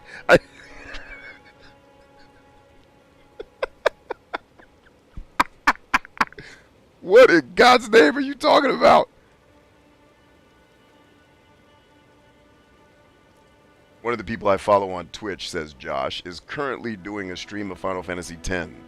It's one of his favorite games from what he has shared. However, I'm imagining that the game may not be something you might not like. I actually really like Final Fantasy X a lot. Possibly the best turn-based combat system that game's ever seen. One of the better stories. Really cool leveling system. Really unique. No, I like Final Fantasy X a lot. I know it probably sounds strange given the stuff you've heard me talk about hating. I like Final Fantasy X a lot. Like, just the level of control it gives the player over the party in combat, out of combat. Like, I like Final Fantasy X quite a bit. Now, I like Final Fantasy XII better as a game. I guess what I'm saying there is I like the combat system. The Gambit system in 12 made my whole day. I was like, oh, God. There is somebody that works at Square Enix who is just like me. Thank you for making this, bro. Oh, God, these turn-based battle systems where I have to pick what everybody does from a menu. It's just tedious as shit. And why are we on this adventure and I'm telling everybody what to do? Aren't they skilled? Doesn't a mage know when to shoot a mage ball? Why do I have to tell them? That just never made sense to me. I think because I come from playing team sports, not from playing role-playing games, where the other members of your team do their job without your involvement. So it's like when I came to role-playing games, like, oh, I got this whole team, but they're all me? The fuck is that? Like, that never computed to me. And so, like, I remember playing Mass Effect, like, why are there multiple, like, people? Like, this game would be easier if you just gave me all of the abilities that I'm begging Jacob to do and he's doing improperly. Like, come on, Jacob. You gonna get us killed out here, bro. So, yeah. No, I like Final Fantasy X quite a bit. The Final Fantasies I don't like are Final Fantasy III, actual Final Fantasy III, not 6. I don't care for 6 that much either. And Final Fantasy IX was really boring to me. But that's the one I think where a lot of the Final Fantasy nerds love the story. Apparently it's really endearing. And you guys know, it's like, dude, what are you really going to tell me in this story that I'm going to care enough to pay attention to? Like, I have a guy that lives in my house, and he says wondrous and magical things every day. Like, this story is not going to top that toddler spouting craziness out of his face. Good luck, Final Fantasy. I got a toddler. Alright, where's Clem have me going? He's in by Dragon Barrows. Oh god. Dragon Barrows? No idea what that is. I guess I should just go here and look for the word Dragon Barrows. That's the only way we get this done. All the way left. I am all the way left, man. See no damn Dragon Barrows. Is it down here? Altar South, Moonlight Altar, Village of the Albinarix. Folly on the Lake. All the way left. I'm out here, Black. Seeing that shit you talking about. Oh god, Clem, you're as bad as my wife. Turn right up here. Really? No, no, no. Left. Thank you. So all the way right. In Dragon Barrows. Wait, isn't Dragon Barrows? No, not that. I still don't know what the hell it is. Oh, there's Dragon Barrow. Am I going to the cave? Oh, you're talking about this dude? Wait a minute. You talking about this dude? Not Gowry. Are you talking about the dude down here?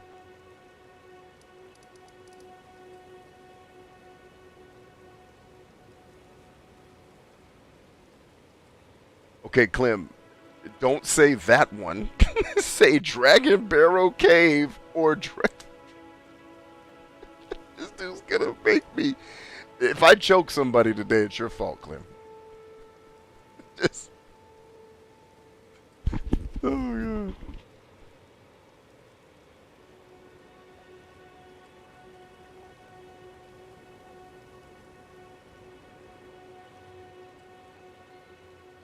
He at the tube.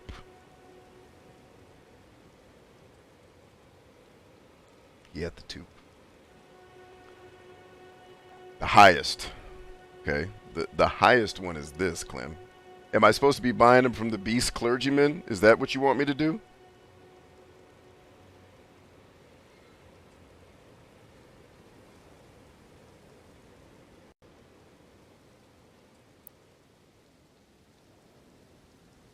Clem says, I like Final Fantasy X, just Titus got on my nerves sometimes.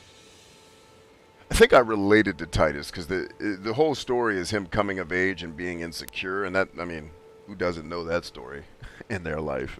You know, so I think I related a lot to Titus, feeling like he was stuck out of time, felt like he was in a world where he didn't belong. I was like, yeah, I feel like that all the fucking time. Like, where is the planet that my people come from? Because the Earth is not the one.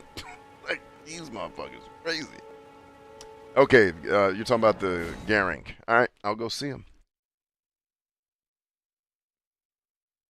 Wait, he's in the middle of the road.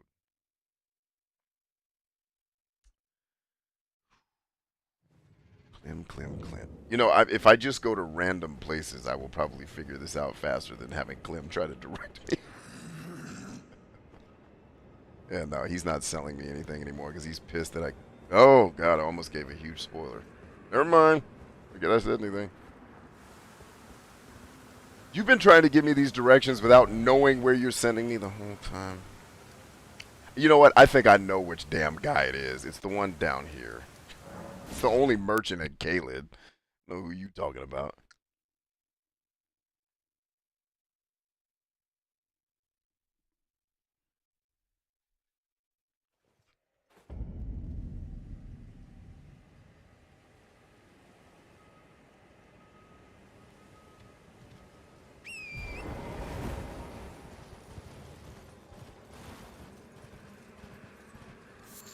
Alright, where's my thing at? Right, this way.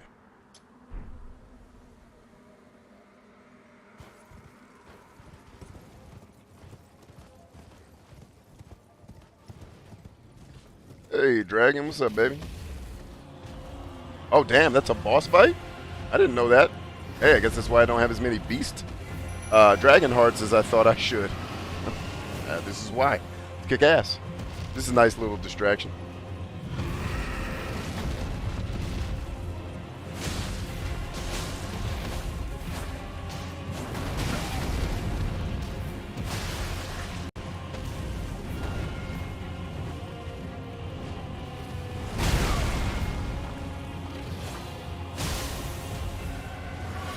This thing has scarlet rot, baby.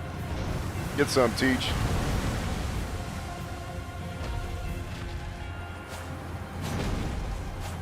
Damn, dude, if you're just gonna keep flying, this fight's gonna take 7 years. Christ's sake, everything in this game just wants you to hang out with it. Oh, I thought I was dead already. Like, everything in this game just wants you to spend hours with it. It's like, this game is like a bad date that won't go home. That's what some of these fights are. It's like, oh, damn, just go home. Oh, what? I don't, that, gotta work on that one. But, like, it's like a bad date that won't let the date end. Like, I don't want to hang out with you. You're not that cool. Like, stop making me hang out with you. Let me kill you and get the hell out of here.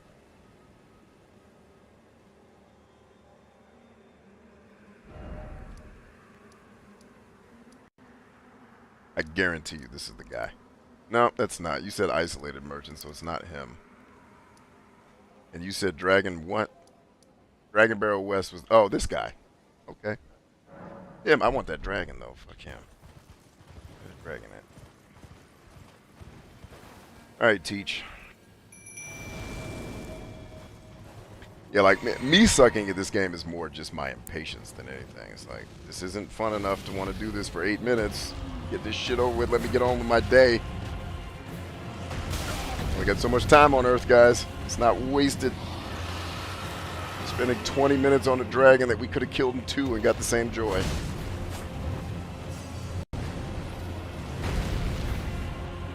This stupid-ass dragon land. I can't even see it.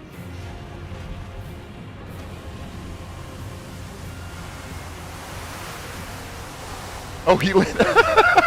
Wow. Look at that. That's cool, actually. And He's still going to use that damn Scarlet Breath, ain't he? But truthfully, if he just stays there, it's fine with me. Stay up there, bro. I got something for you.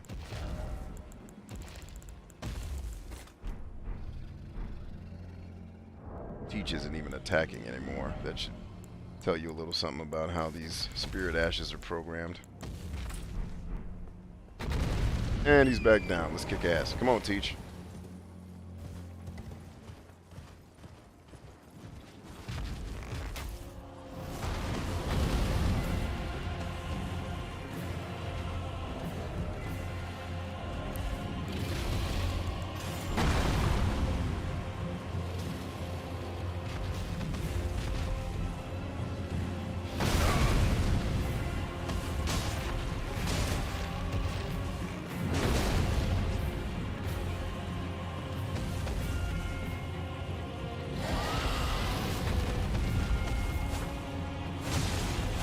That's better. Had the wrong weapon. Dude, I really don't need the horse for this fight. Technically.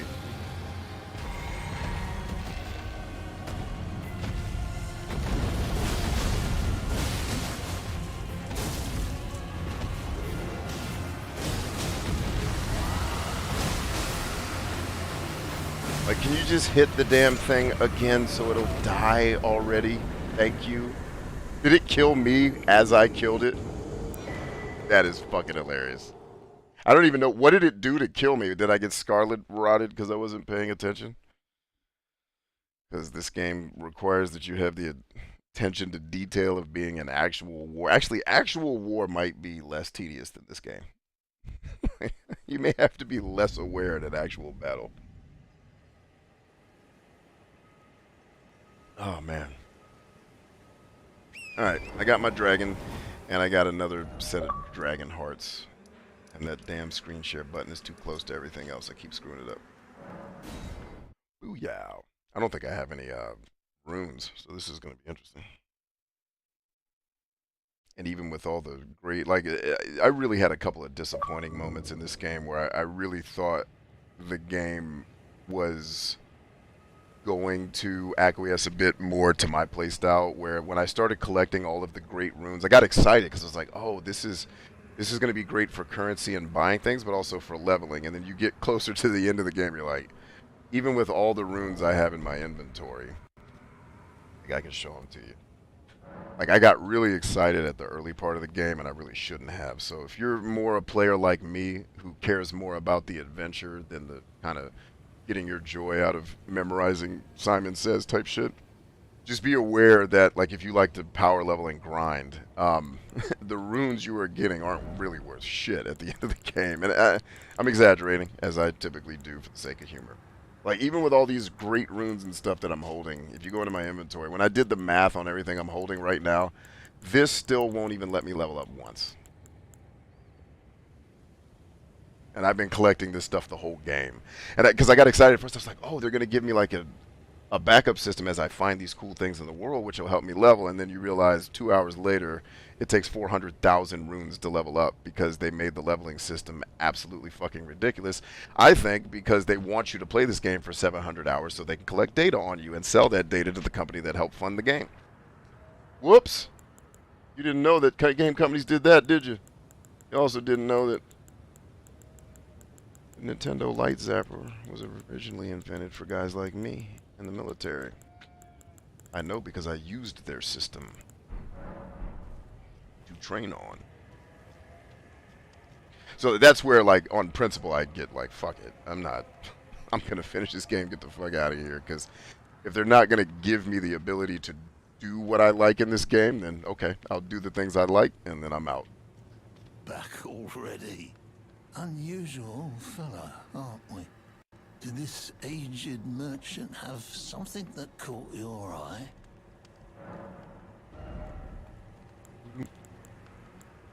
Alright, so I got Z. Call Clem. Have a See what we got. safe journey.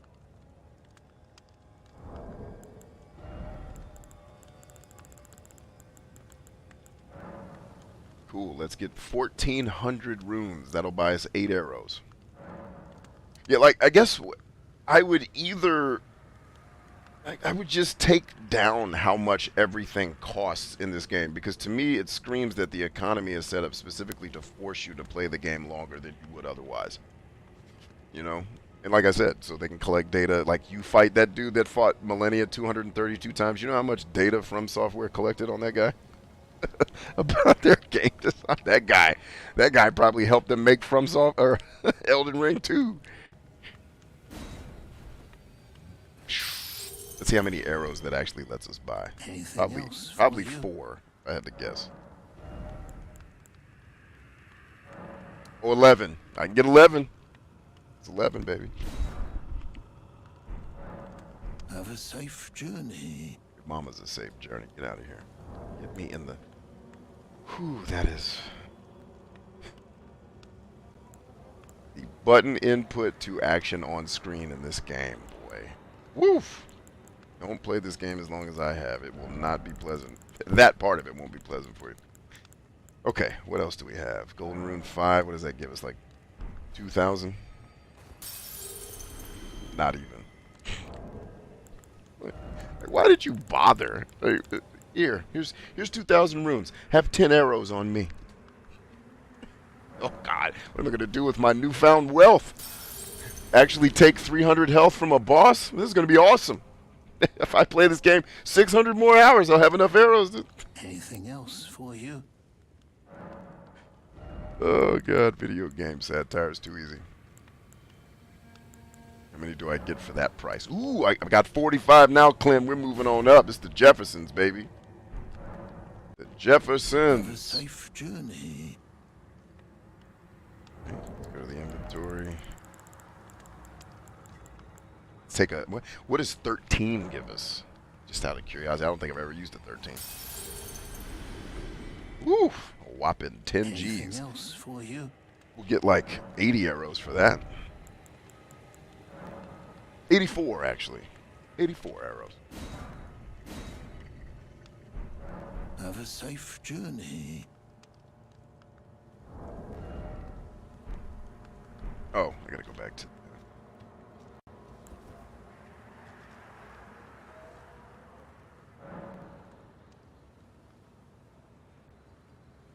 Yeah, I do the same thing, Clem, when I'm not on stream. I'll eventually go to the rune farm, get a quick million runes, and then just buy 600 of them. But it's the fact that the game forces you to go through that rigor specifically just for the purpose of wasting your time. Like, that's game design 101 shit that I wish in school they would teach designers to stop doing that shit. Like, I know the goal is you got to get people to spend time with these games because you got to collect data on them and shit, but... Like, come on, dog. We got kids, don't we? Don't we all have kids? Actually, most people playing this probably don't have kids. Oh, man.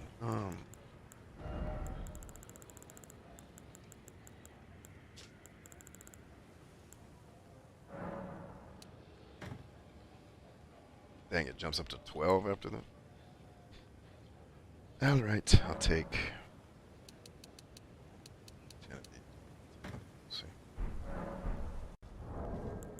Just the process of doing this is hilarious. Like, why wouldn't you let the player select all runes? But, I mean, which you kind of can do. But you still have to do them one at a time, and it still has to go through the animation and the, like... Get me out of here. Like, I talked about that in Final Fantasy 15. Like, anything in a game that wastes time, like, I notice it, because I'm just efficiency monster, like, to a flaw. Like, the animation scene to get out of the car in Final Fantasy 15. I turned the game off because of that shit. I said, fuck Square. And I love Square Enix. I've worked with them before. They're awesome. But fuck the people who made... When Conan O'Brien did his Angry Gamer or Clueless Gamer about Final Fantasy 17, I actually laughed to the point of tears. Because he was telling jokes, but everything he was saying was true. He's like, hold up. You're pushing... He's like, we're supposed to be saving the world. You got us pushing a goddamn car? Like... Who the fuck? And then he starts screaming at all the developers. He's like, what's wrong with you people? It's like, Earth is going to have problems because people are playing this fucking game. And that actually was a lot of the inspiration behind me starting to do this show. Was, what if you had not a clueless gamer, but a tone-deaf gamer. Someone who knows a lot about the gaming industry and has worked in it and around it, but just has opinions that nobody likes. Like, there you go. Back already. Unusual fella, aren't we? Did this Clem says, hey, did you like the have Fresh Prince something that reboot? caught No, you I don't like eye? drama. There's enough drama in life, dude. Like, how do people watch fucking drama? Don't you see enough of it on Earth? Like, no. It's. I watched, like, my son got into it. He had me watch a couple episodes with him. I thought it was well done. I thought Will did a good job. It's just, I don't need, like, he's Tyler Perrying it, where it's just high drama. It's like, I don't know. Why is this what... Make a fucking comedy, please, somebody. Enough drama, enough grit, enough reality. Make me laugh. Please. Enough of this shit. Ooh, I can get 360.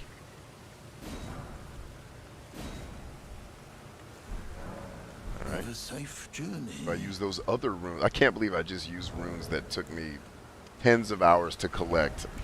I just burnt through them to buy 300 arrows. Like, that's the trade-off of this game. Like, I can't... The economics of this game just scream like, oh, God, everything in this game is wasting so much time. Why?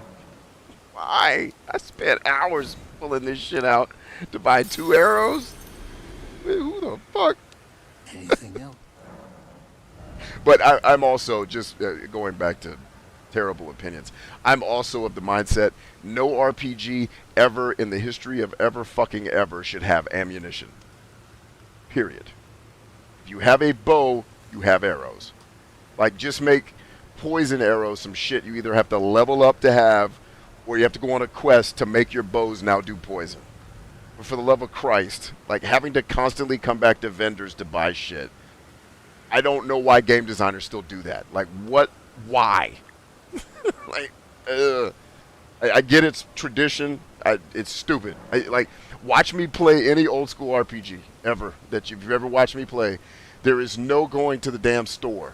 Whatever I find in the world is what I use. F off. Not paying you 50 runes to get a sword I'm getting on this next mission. Like, that isn't even really all that good anyway. You know? Alright, it doesn't look like it's going to let me get to 600, so we'll work with that. Let's go try Boss Man one more time with our newfound wealthy arrow.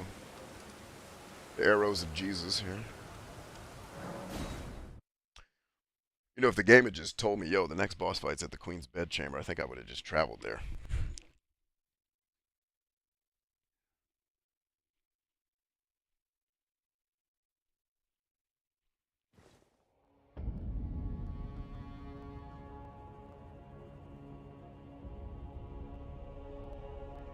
Well, I think, Clem, yeah, I think you're right, but I just don't think this generation of people are like us when it comes to entertainment. Like, this is what they like, bruh. Like, yes, I agree. Same thing, like, the same thing happened to Star Trek. I watched 2 episodes of that Star Trek Discovery or whatever that horse shit was. It's like, this isn't fucking Star Trek. This is you trying to get people that don't like Star Trek to watch something because now they say the F word in it. Like, that's not Star Trek. What? And I get, like, I'm always open to try new things, do something experimental, see if you can get. I'm not against it. I just don't want to consume it because I don't think it's enjoyable. So yeah, I'm kind of the same way, Clem. But yeah, like, people like listen to that. I think it was Brian Regan was doing an interview, and he was talking about. I think it was on the Seinfeld getting coffee with comedians in the car. And he was just talking about, in an interview, like, one of the interviewers, who was a younger person, asked him this question, and he was just like, I don't even know what that means. And they were asking him, you know, in your show, do you leave room for there to be emotional... I don't even remember the word he used. And he was just like, what in the fuck is this human even talking about?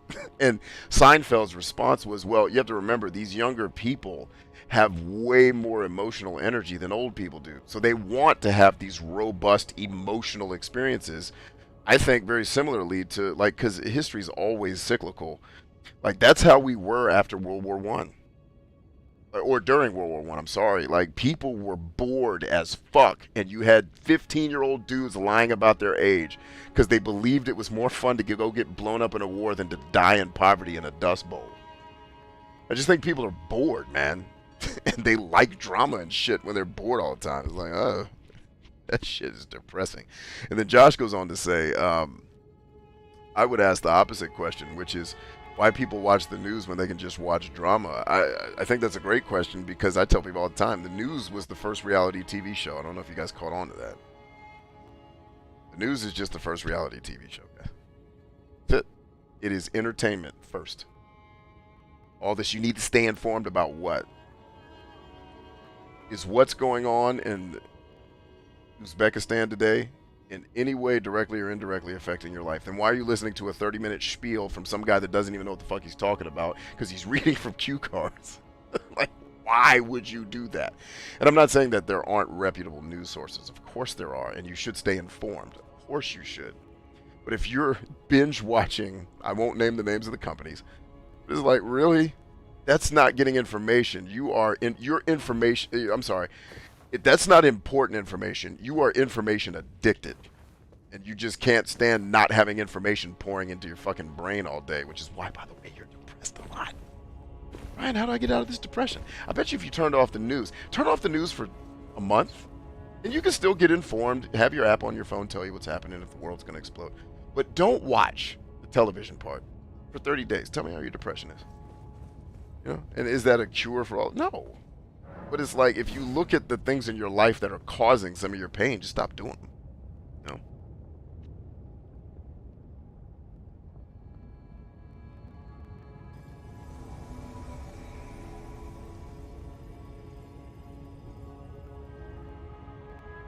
So yeah, Josh, I agree with you, dude. But the answer to your question is people like drama because human beings learn to survive by paying attention to things they fear or hope are true. The news centers around the fear side, right? And it's pay attention. If you don't know what's going on, you're going to get hurt out there. That's what the news's whole sales pitch is.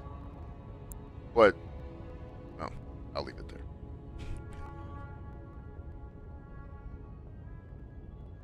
So yeah, man, I'm with you, bro. Go to work on this food.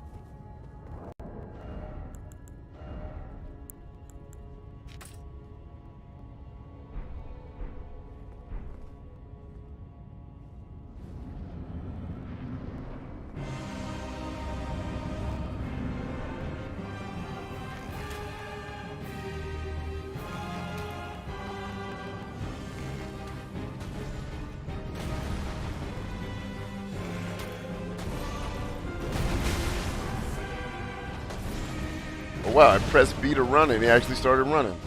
What's going to happen next? Are we going to win?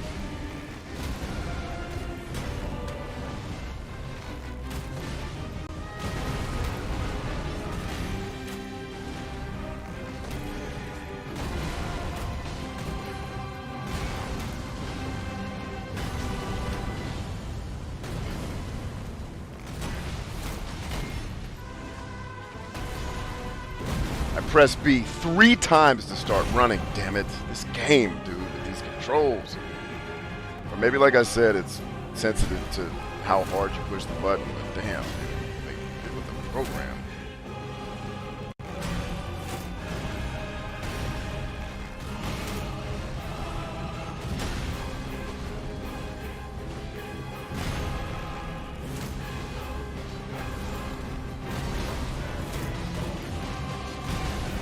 Hang in there, team. For Christ's sake, I'm trying to sprint, but the game's decided I'm not going to. So, here we are.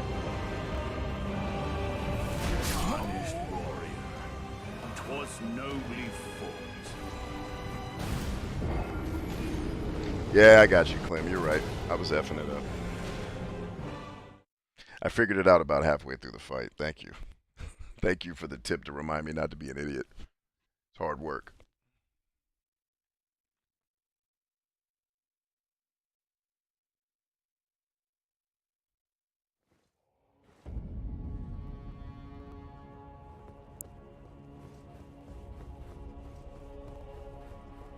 Yeah, I think the news is how they knew reality TV would work. It's like people will tune in every day just to hear people talk because we're obsessed with humans and what they have to say. It's why there's entire $1 million, million earning shows that just give you their opinion on shit.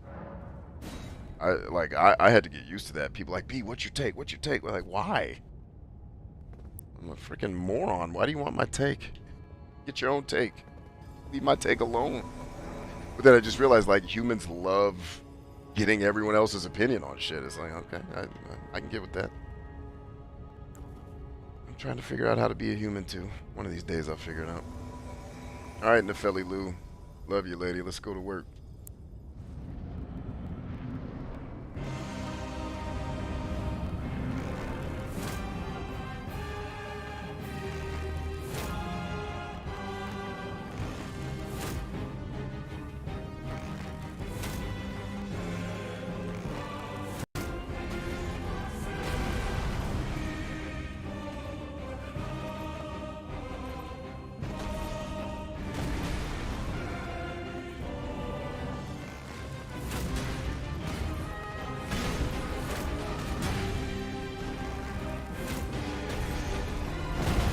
That's on me. I always dodge a half second too early or too late.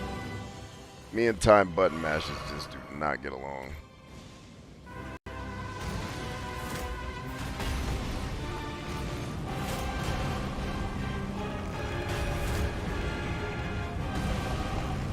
Alright, watch the foot stomp. It's coming.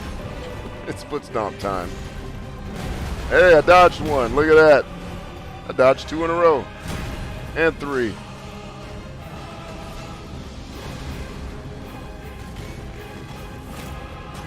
Oh, nice move. Like, I don't mind when that happens. It's like, yeah, that's good battling. I'm gonna miss sometime, but don't make it because of some dumb shit. I like that. He sidestepped my arrow. Well done, boss fight.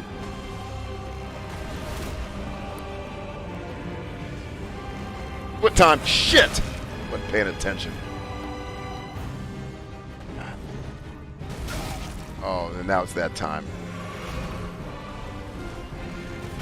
Also wonder, is he like other bosses where that move is... Dude, I freaking can't with this game. Oh, God. Of course. Punished warrior. 'Twas nobly fought. Ooh. I wonder. I'm going to try that.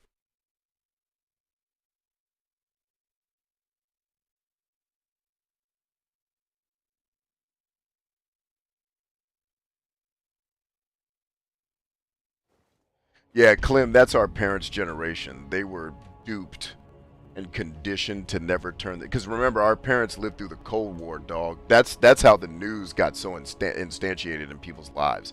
Was everybody thought they were going to die every day. So it's like, you better tune in to make sure the bomb isn't going off. They took full advantage of that shit. So our parents grew up during a time where you better watch the fucking news because a bomb might go off and everybody's not on Earth anymore, right? Which, obviously... It's not that it wasn't the case. It's just like you watching the news ain't gonna stop that bomb. Like, go live your life, enjoy your family. Like, and so they were conditioned. Like, you don't miss the news, dog. Like my mom texts me all the time. Bryant, did you hear? There's a murderer in Utah. Why? Why are you watching that shit and then talking to me about your blood pressure being up? And you like, and for decades I've been trying to tell you, like, do you not see the connection between you watching this shit you're addicted to? And the blood pressure. Like, come on, Mom. You are a smart lady. So it's just our parents' generation. I gave up trying to tell them, like, you know, that's just what you're going to do. You're going to watch this and be depressed all day. And then they're going to sell you antidepressants so that you can stop being depressed. It's a nice hustle.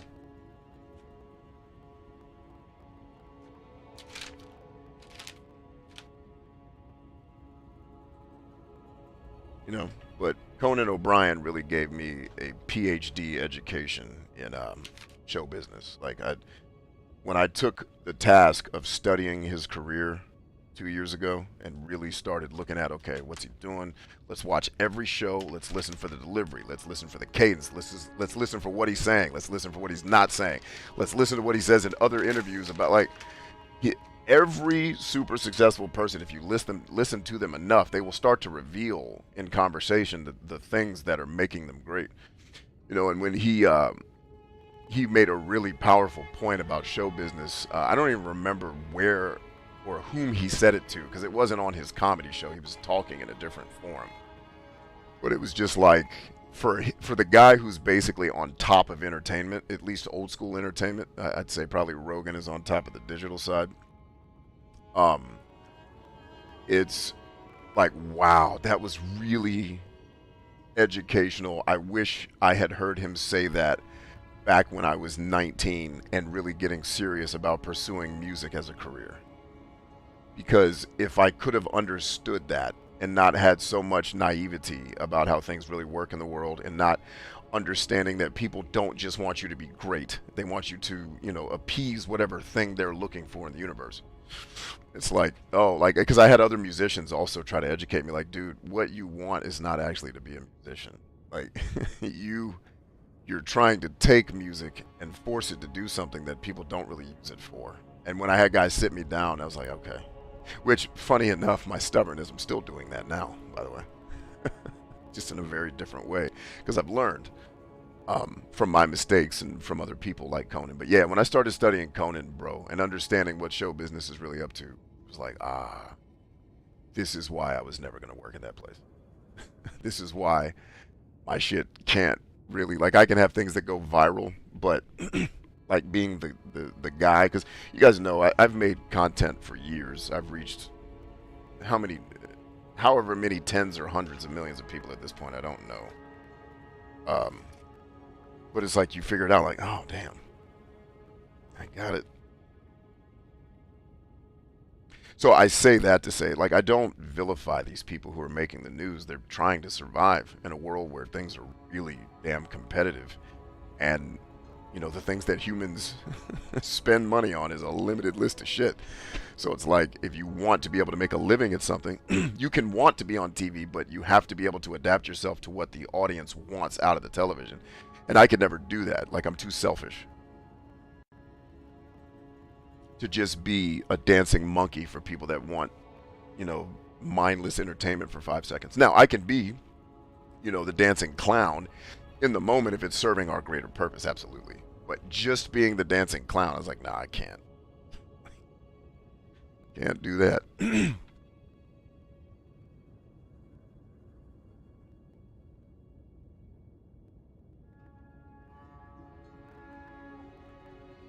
Yeah, no doubt, Clem. Absolutely.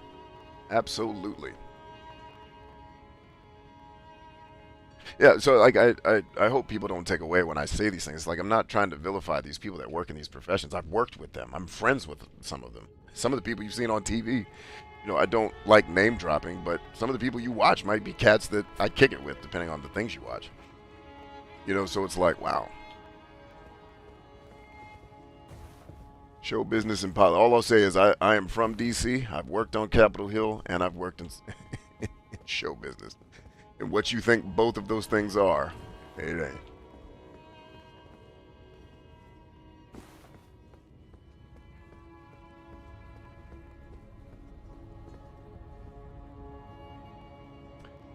Word up. All right, so there's, I think, 3 more boss fights left. We have to fight this guy, his second form, and then we go, I think, from there to kill the final guy. I think that's accurate. Yeah, we killed the first boss. We're on the second one now. Yep, that's him. That's him.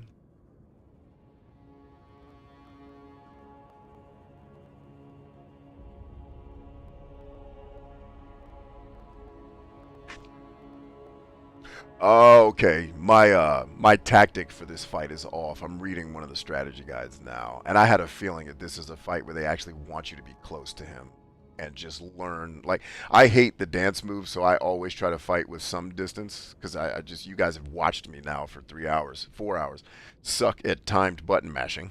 Now you understand why, you know, the notion of just getting good doesn't work for all of us. Like, some of us can only get so good. So I try to fight from distance and be a little bit more creative, and I was happy that this game allowed that, but I had a feeling at some point we were going to get to the boss fights where they stop allowing it, and it's, you're going to do it our fucking way, Bryant. Fuck you, you're doing it. It's like, I guess if I want to beat this game, I'm going to have to do it your way. Fine. You've given me enough. You've acquiesced to my tastes, I guess, enough. My entitled ass tastes. That I can endure your annoyingly designed fights. Oh, man. Let's see. So, yeah, let me confirm that Godfrey. Yep, and he turns into that.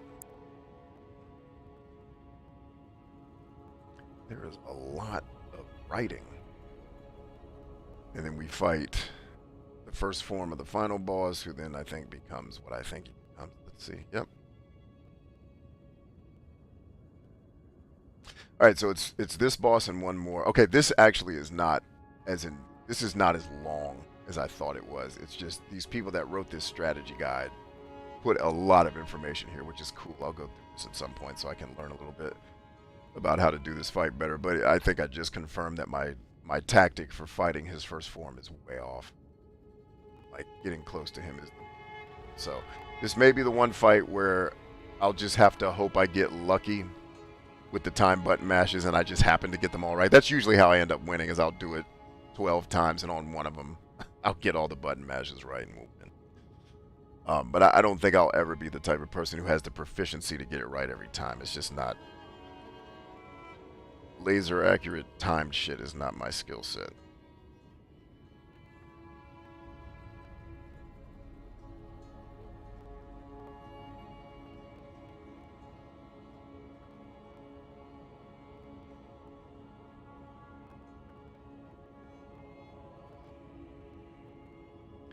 Holy crap. Let's do that right now. My phone is yelling at me to do my things that I do every day, so let's do them.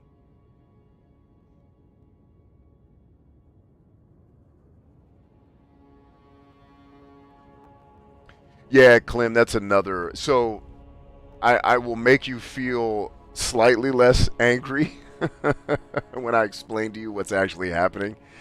I'll put on my search engine optimization expertise hat. I am a search engine optimization expert, actually. Not too shabby at it. But although I could probably stand to brush up that skill a little bit. I'm probably about a year or two behind what's awesome now, because I don't actively do it as much as I used to. Except for with, you know, these little hobby shows that I do. But, so you're saying, dude, you said a lot of writing. I hate when I look up a guide and it's filled with nonsense and like the last sentence. Yeah, so what's going on there is, like, when you're looking for something on the internet and you go to that website and the dude starts telling you a story and you feel the same thing I feel, which is I wish I could go through the screen and teleport to wherever this person is and choke the life out of him in front of, like, his whole family, and they'll cheer like, yes, kill him. But what's actually happening is, in order for people to get to that website that's making money for the writer, they have to write all that bullshit so that the Google algorithm will see it as relevant. Period. If they just wrote the guide, it would never get traffic.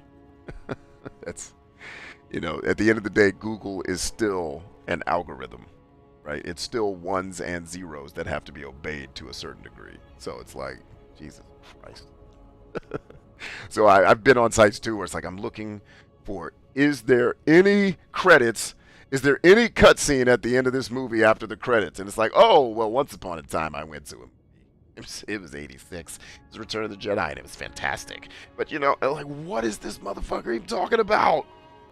And so for those of you who are like me, you weren't born after 1990, and you get frustrated with that horse shit, whereas I guess a 20-something, oh, this is a nice story. Let me get a cup of coffee and read this bullshit this person wrote, which has nothing to do with why I clicked on the site. It's literally just getting Google to think that the website is relevant because it has enough dumbass text on it. There you go. Welcome to Earth.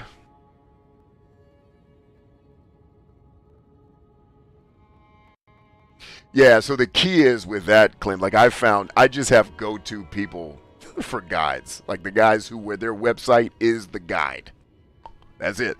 Ain't no pontification. There's no, once upon a time, it's like, this is the boss fight. This is how much health he has. This is the moves that work on him. These are the ones that don't. Use this strategy. 1, do this. 2, do this. 3, do this. Here's the items you're going to get when you beat him. Go win. And you can see all of that on one screen. It's like, oh, God, this guy deserves a friggin' Nobel Peace Prize. Let me step away for a second. I'll be right back.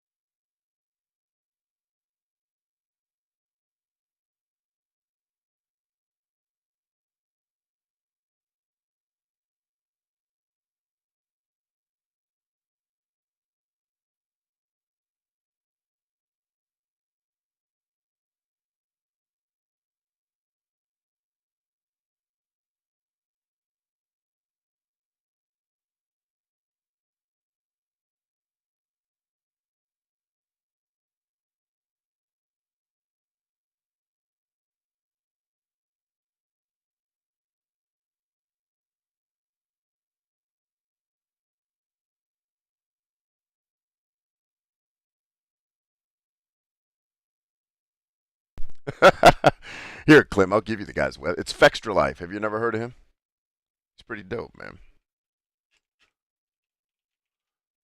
I'm going to try to put a link to it in the comments here if YouTube allows me to. I know they can't let precious traffic get away from their site or the advertisers will murder them. Oh, man. Oh, wow. I actually thought his guides would perform way better in search, which tells me all these guys are paying for their search to work better because his guide destroys every one of these websites. Remember, guys, it's not the best who always wins. It's the best marketed.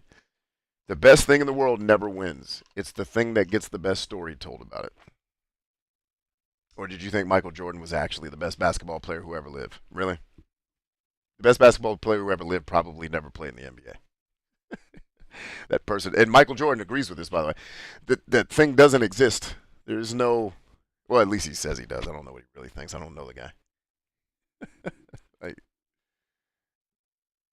The greatest doesn't always win. If you don't believe that, next time you stop by McDonald's, tell me how delicious was that cardboard pink ooze turned into a burger shit you just ate. Because that's the #1 hamburger joint on the planet. It's one of the worst. But they get the best stories told about it, and they market to the right audience, which is why they sell a lot. By the way, if you want to get started in a show business career, do the same thing. You have to target either, like, McDonald's is aimed at young people is the point. The people who make McDonald's trips are my toddler. Dad, Happy Meal. That's who McDonald's is marketed to. So either market your shit to young, sell a product to young folk or their parents. I guess it's not them buying it. Or market it to young-minded people.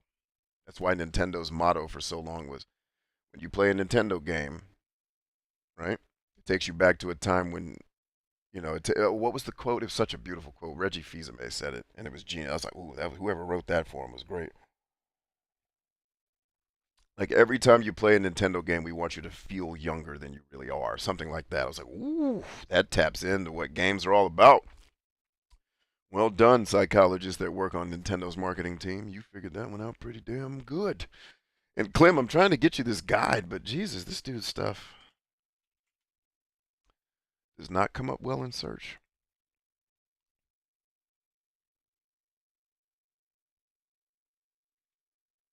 All right, Clem, let's see if this works. Okay, it worked on my end.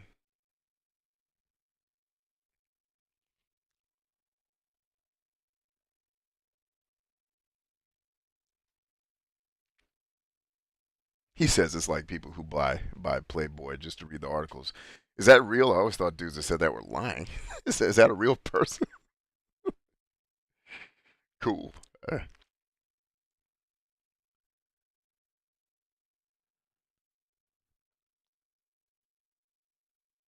Take it easy, Josh. Always good to see you, brother. Stay strong.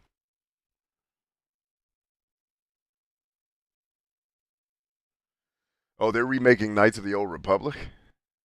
Yay. We can all be incredibly bored with shitty Star Wars telling. shitty Star Wars storytelling. I'm sorry. I shouldn't say that. I am kind of joking, but I don't like that game. It's just boring as shit. It's BioWare. It's an interactive movie disguised as a clunky ass game.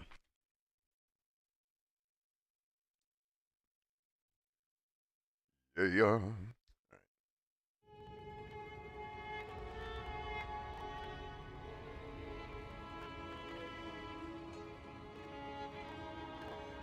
Yeah, you and a lot of people, like, people were telling me, B, you gotta play Knights of the Old Republic. You're a role-playing guy and you like Star Wars. I'm like, yeah, I do like Star Wars.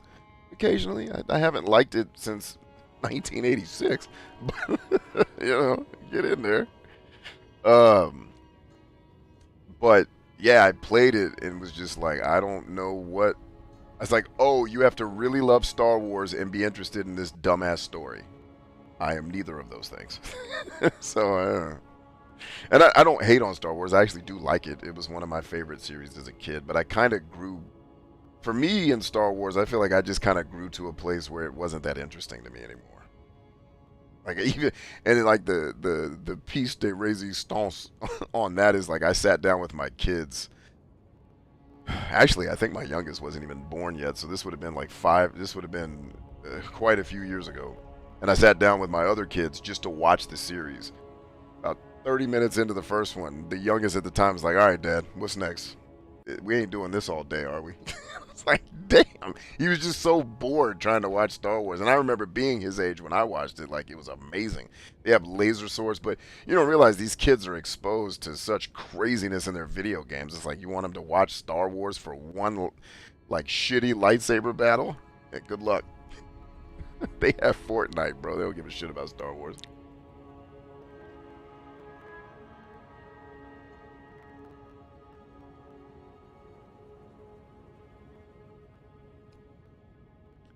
Turbo says she had a dude cut out an article to prove there were some in college. There was some what in college? What were we talking about that you responded to, Turbo?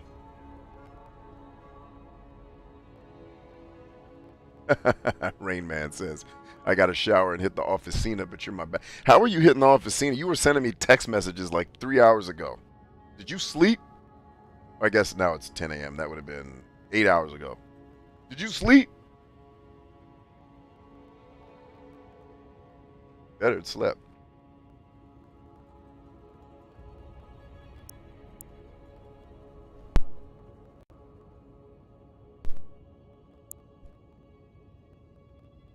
Clem says, when I was younger, I loved it because it was the first game where they went deep dive into the Sith story. Yeah, I think that I don't even think I got far enough in like just for the record, I got like 2 hours into the game before I was like, okay, this is not this was not made by people who like me.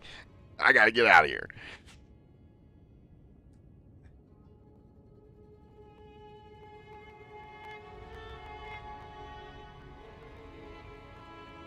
Rain Man says, what triggered the 5 a.m. stream though? Experimentation, baby. Running experiments. I've had a lot of people asking or saying, like, they've seen me on shows and they've jumped in and said, oh, dude, I wish, you know, this was at a different time because I can't be here. So just experimenting. I also wanted to see if I could beat the game real quick so we can be done. Looks like that's not going to happen. I've got to go practice fighting this dumbass boss. And then, I probably need to level up a little, which sadly, I know people beat this game probably 40 levels lower than I am right now. Because, whatever, I can't do, like, literally, I can't do timed button mashes, we've learned from playing this game. I just can't do them. I mean, you saw how many, like, I was actually dodging those times where I was getting hit. It's just either my timing was off or I wasn't hitting the button hard enough and he wasn't dodging. So, yeah, but nah, man, just wanted to try a different flavor. See how, see if it serves the people. See, I wanted to try a early morning, be on people's ride to work, see who showed up. Clem was actually the second one here. We had a new friend of the channel show up first, and they chimed in a little bit, and then Clem and I rapped for about an hour, and then some of you other folks started peppering in here.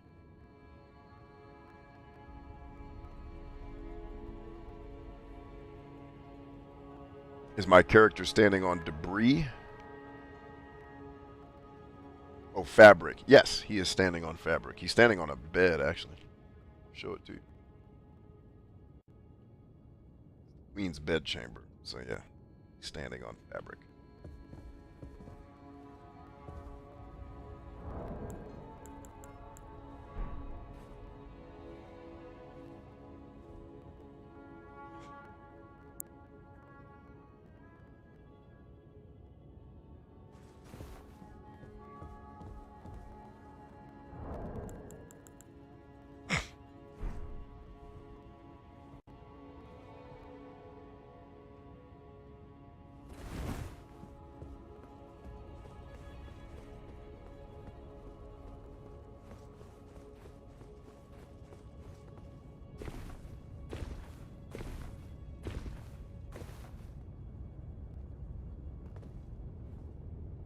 Oh, Turbo slept 9 hours. Sweet.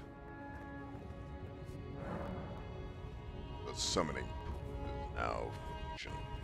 But your game is offline. Well, one will be summoned into this one.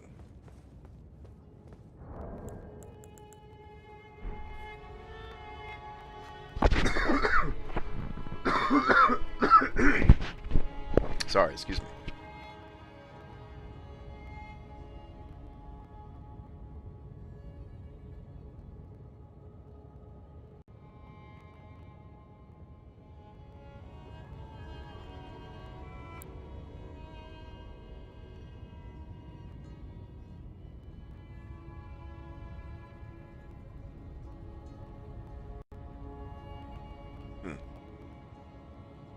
Wish this had kind of like a director mode where you could F with the camera. Nice. Always wonder why modern games don't come with that. Like so many games back in the day had like God mode where, you know, obviously you wouldn't be able to use it in the game and like beat it or anything. Actually, Star Wars lets you do that on Super Nintendo. But like just effing around with the game. Like, you know, I wouldn't let the player screw with stuff that could alter code, but you know, like I always wonder why games don't do that. Like, player more agency over their play experience. But you know, I've learned over the years, I've been preaching that for years, and I think what I'm learning is most of you gamers do not want more agency in your games. You like less, actually. You like being told what to do, having a specific rule set, and then being challenged along the lines of those rules.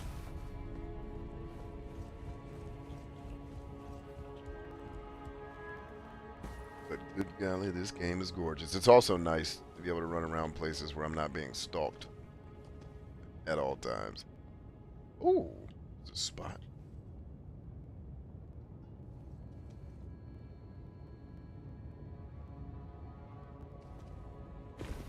It's a daisy.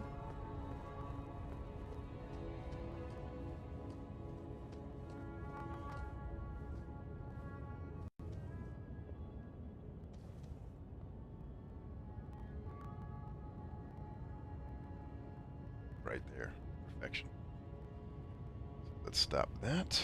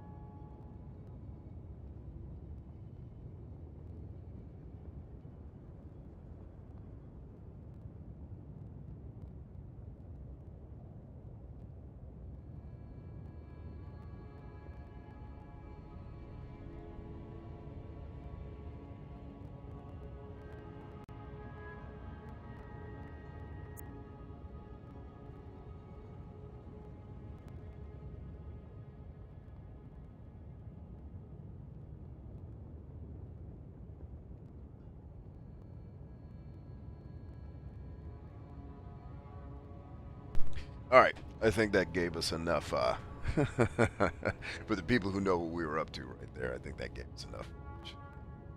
Bam. Done. We'll run that. I think I should be able to run that one today. For your focus time, once we get off this here stream. Good morning. Hey, the real 6-Ig Lion is here. The real Sig Lion, is that how you say that? What's up, Sig? About ready to end the day here. We're on somebody's browse page on YouTube, or he called it the For You page. I think that's the same principle, different name. Cool, man. I'm glad you stopped by. I'm sorry that you're catching us right as we're getting ready to bounce, but thanks for coming by. We're pretty much right here, and if you're watching this hoping not to see spoilers, my friend, we are at the end of the game, so I'm not going to go there now. You don't have to worry about me spoiling anything for you, but if you are worried about spoilers, please know that the next time we stream Elden Ring will hopefully be when I beat it. And for everybody here, just so you know, in the last couple streams we've done, I am probably not going to stream beating Melania. I will do it eventually because I do want to get all the achievements in this game. That's one of the things I really like. It's also one of the things that's frustrating because some of the achievements are behind things I don't want to do. But that's games, man. Got to adjust. But I probably won't stream Melania. I will try to stream the end of the game just so we can have kind of a complete show, assuming that this boss fight doesn't continue to decimate me in ways that just make me get tired and exhausted and just like, you know what, I'm okay if I'm not the Elden Lord. Let somebody else do it. I got kids. So there will probably be at least one more Elden Ring stream in and of itself. And then we'll start figuring out, you know, I really want to get us over to Elix 2, Electric Boogaloo. I will tell you that I did a run through of that Namco Museum game I bought to do some old, because I want to do some old school games with you guys so I could show those of you who might be interested and don't know, like, here are some of the games guys like me and Clem grew up playing, and why we have some of the sensibilities we have when we play these modern games that are marvels of technology and innovation, but they're sometimes overly complex and more tedious than they are fun. But, you know, we're in a generation of people that are finding fun in the tedium, so I don't want to begrudge anybody. So anyway, that's what's up with that. We should be having your focus sounds coming up next here on the show. We run that little clip I was recording that will run on a loop that just runs in the background, that plays the music and lets you kind of either zone into what you're doing for the day or zone out to relax. We set it up so that it can do both. So we'll run that as soon as I get it set up once we get off the show here. You know, and then I'll try to keep you guys posted on Discord as much as I can. I will definitely make an announcement on Discord before we do the final Elden Ring stream for the people who don't want to miss it. I'll make sure that we put that out. Let's see. Oh, the real Sig Line says it's big. Oh, I got to learn how to read. Thanks, brother. The real Big Lion says, do you play DS3? I imagine that's Dark Souls 3. No, I've played Dark Souls 3 once. I got to the first boss fight where the thing turns into a tornado, and it was too many things for me to figure out, and I was bored, so I left. I was like, I don't care. This isn't... Like, I got through Elden Ring because it's actually fun. They put enough shit in this game that I like, that I'm willing to put up with these shitty, you know, speak and spell, Simon Says, boss fights. And by the way, it's a handful of boss fights in this game that I don't like. Most of the boss fights in this game I had a tremendous time playing. Just the amount of different ways you can fight them, the amount of different types. Like, if you guys fought that thing inside the volcano, the top of the volcano in Mount Gelmir, like, dude, that fight was... Like, 'cause first of all, you don't even know a fight's getting ready to start. And then you land, and it's like, oh, we're doing this. Oh, snap. Like, there's so much cool stuff like that in this game. This is one of the best games I've ever played. I don't love everything about it. There are things in my taste that I very much dislike. But I don't know a single video game that I love that doesn't have some element of that. Life, man. I am searching. I think what my mission has actually become is... I think I'm now searching for my perfect video game. What is that going to be? Because I thought Elden Ring could kind of take that slot. The more experience I get with Elden Ring, and it starts to... Like, the honeymoon phase starts to wear off, and the marathon of this game kicks in, which is what a lot of people enjoy. I don't. I'm a sprinter. I'm a football player. I don't run miles and shit. I run really hard and fast and hit people hard, right? But some of that more marathon-y shit is just like, oh, I don't know if I want to do that. But I can say without any hesitation that this has been one of the most fantastic game experiences I've ever had. I do personally kind of internally wish some things were different, but if they were, a lot of people would probably be disappointed, and I don't want that. So I will be glad that the people are getting an experience that at the very least was able to make me enjoy it. Because when we came into this game, guys, the whole premise was I'm probably gonna hate this because I hate all their other games. And it's a love-hate relationship because there's stuff I love about their other games. I just don't like the obtuse Simon Says timed QTE approach to doing boss fights. No. Give me Kingdoms of Amalur and just make it harder. Do that, and then we'll have the perfect From Software game. But I think, if you made it Kingdoms, what makes this game actually challenging is the fact that it is clunky to play it. I think that's part of the challenge, so. Get good is what they'll tell me, and I'll tell them, I'm trying. Yeah, I got kids. You're right, man. Exactly right, Big Lion.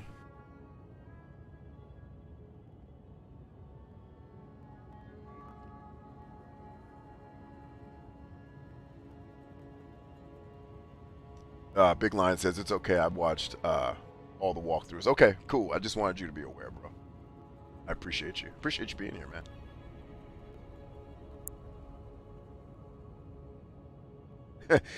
Clem says hashtag FTG, which means fuck this game.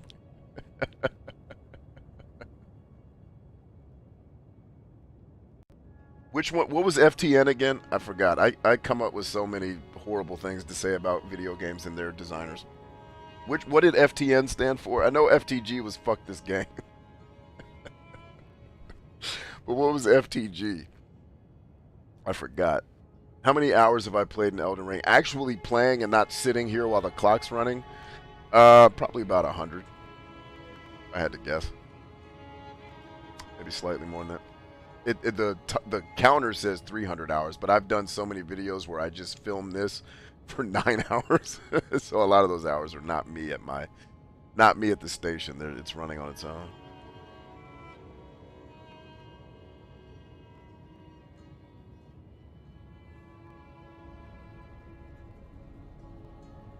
Big Lion says, heck yeah, I can't wait to play it. That's what's up, man. Yeah, this is a great game. I recommend everybody. I recommend everybody, including people like me that don't like From Software games but respect the shit out of From Software, at least try this game.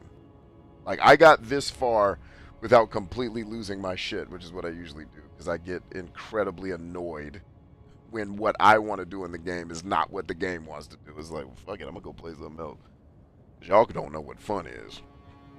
But I haven't had any of those moments, so that's saying something. Because my stance is, all video games are marvels of human ingenuity and technology, and they're hard to make. Even terrible games are just as hard to make as great ones. But most of the games I play, from a personal, taste perspective, I think 99% of the video games I've played are violently mediocre at best. Then there's a handful of them that are great, and then there's a smaller handful that are excellent.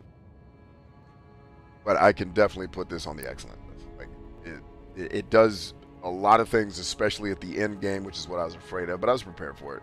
That it's the total From Software, the hate part of our love-hate relationship.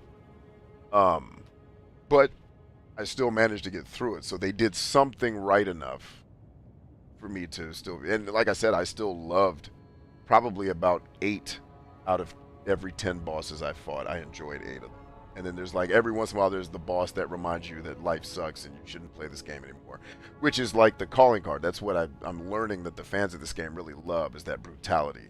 So, live your dreams, man. You guys to have a good time. Big Lion says, isn't it free roam? You can go any route, basically. Yeah, for the most part. I mean, there's obviously places that are cut off to you at the beginning of the game that you can't get to. Or, there'll be places guarded by a boss that, you want to try it at level 1. It's probably not impossible. But there's some boss fights where if you're doing any damage, it's probably 1. And he has 20,000. So you're going to be there a minute.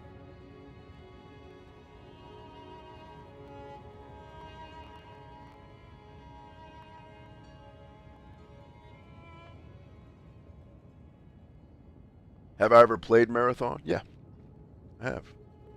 Halo's predecessor.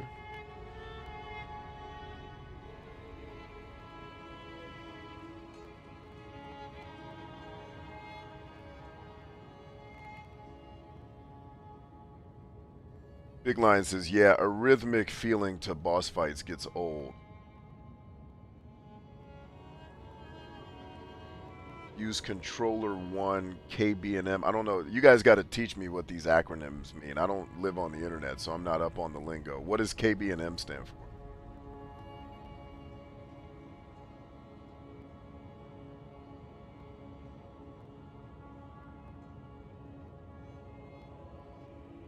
Big Line says, to be honest, Dark Souls 3 was my first Souls-type game. I could almost speed run, so now I gotta try Elden Ring. Yeah, if you're speed running a Souls game, you won't have any problem with this. I've had problems with... the bosses I had problems with were Electo, but I enjoyed that fight. Like, I enjoyed... because it wasn't hard to figure out what to do. It was just hard to do it, that's my calling card. I do not mind the game being challenging, but when it's challenging because you just made this person fight Jesus in his third form, like, fuck you. That's lazy.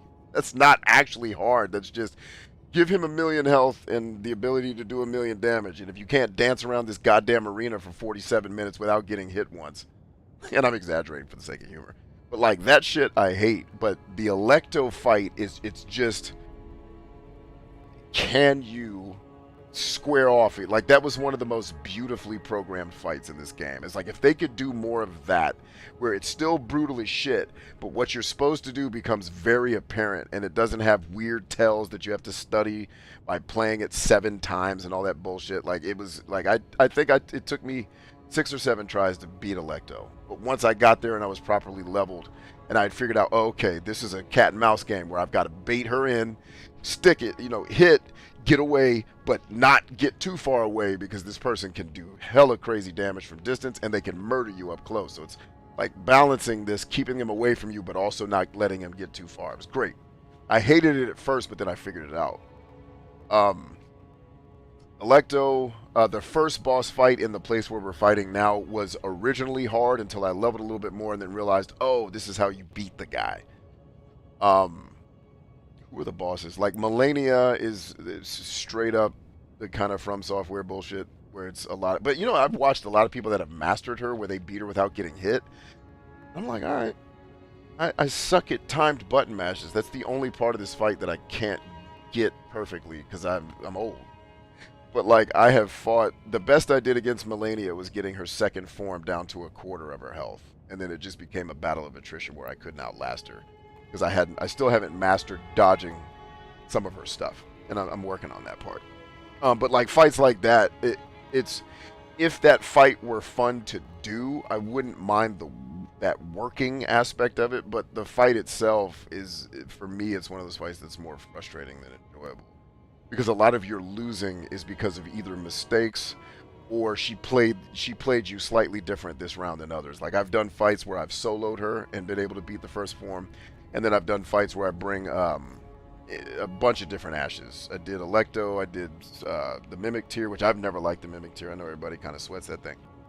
But then I've had fights with, like, the Mimic tier where we beat her in seconds. And it's like, that's what I like, is when I did something right, I got rewarded for it. But now, because I did that, the next round the game nerfed it and didn't let him perform as well, so I did, more poorly. And it was like, I don't like the variable approach to that. Like, if you're going to make me follow a very specific rule set, then the shit needs to be way more consistent for me. I'm not saying the game needs to change. I'm just saying, for me to love it, it's got to be more consistent if you're going to make it about rudimentary rule following and Simon Says shit. But then when the bosses can variate what they do and the help you bring is always, like I was telling you, I've started to notice your spirit ashes do much better when you suck. When you play well, your spirit ashes are trash. It's like, why are you here? And for me, it was like, I don't want this fight to be easier. I want 2 things. I want it to be more fun. Fights are always more fun with friends. And I want it to be over faster, because I have kids. Give a fuck about how hard it is. Have you beat the final boss in Witcher 3 on the hardest difficulty? How many people here have done that? I think that boss is harder than everything I've fought in Elden Ring. And I fought all of the bosses except The main last one. He's the only one I have yet to get into a fight with, of the main bosses. And I still think that damn boss fight in Witcher 3 is harder than all this shit. When, you know, you look at how we measure what's hard. But anyway.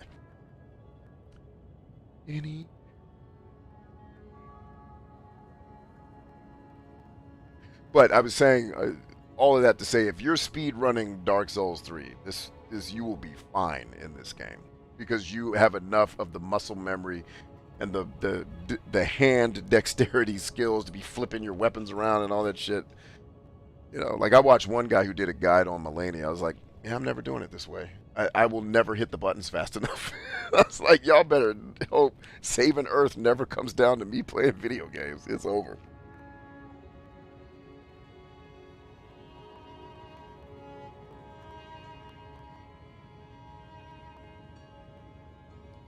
Real Big Lion says only Shield challenge next. Yeah, I want to know how many of these people are getting dates because of these awesome performances on the internet with killing a thing that doesn't exist. Yeah. No, I'm not gonna only shield it with, like, what's going on in your life that's what you're doing? Are you that bored? Not you, but is the person that's got to do it only, like, we need to get you a hobby outside of gaming. You need to run some laps. Do something else with your life. How much do you weigh? Stop it. Oh, God. Clem says, From the Ashes was my first Souls game, and only because I can run and gun. It was the first one I ever beat, because it's less... The leveling's more annoying than From Software, but it's worth more. Like, you can actually... Like, leveling up in Remnant from the Ashes, I think. I'd have to go back and look at some of my old tapes. I might be wrong. But, like, I just remember, like, leveling up and actually feeling stronger. From Software games, I don't care how much you level up, you getting that ass beat. Like, dogs can still kill me at level 6,000 or whatever I am now. Like, okay. I guess technically dogs should be able to kill you. But like imps in Final Fantasy have 6 health. And, you know, when you get to a certain level and they swing at you. Yeah, although that's not fair. There are actually, I think I have encountered fights in this game where they've swung on me and done 0 damage. I think that's I'm telling that joke, but I think I'm actually inaccurate.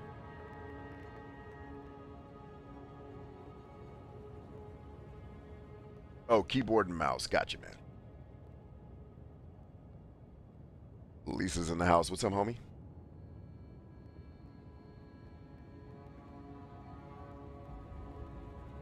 Let's see, Real Big Lion says, I like to fight the boss maybe 15 times max. And by that, I should know what the fuck is going on. Yeah, see, that's way too much for me. And I don't know if I've fought anything 15 times in this game. Maybe Melania, just for practice. But that's like 15. If it's taking me 15 times to learn all the tells, that's just shitty design. Like, and here's the point that I'll make, and why some of From Software I think could stand to evolve with their philosophies. Like in Super Mario Brothers, which way do you run when the game starts?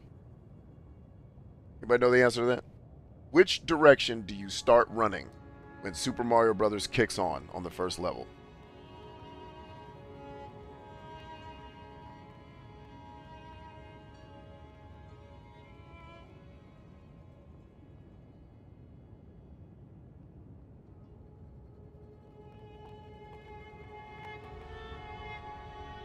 Right? I'll wait. Anybody got the answer to that? Right? Why do you know you're supposed to run to the right? How do you know that? How do you know it's not left? How do you know instinctively the minute Super Mario comes on to run to the right?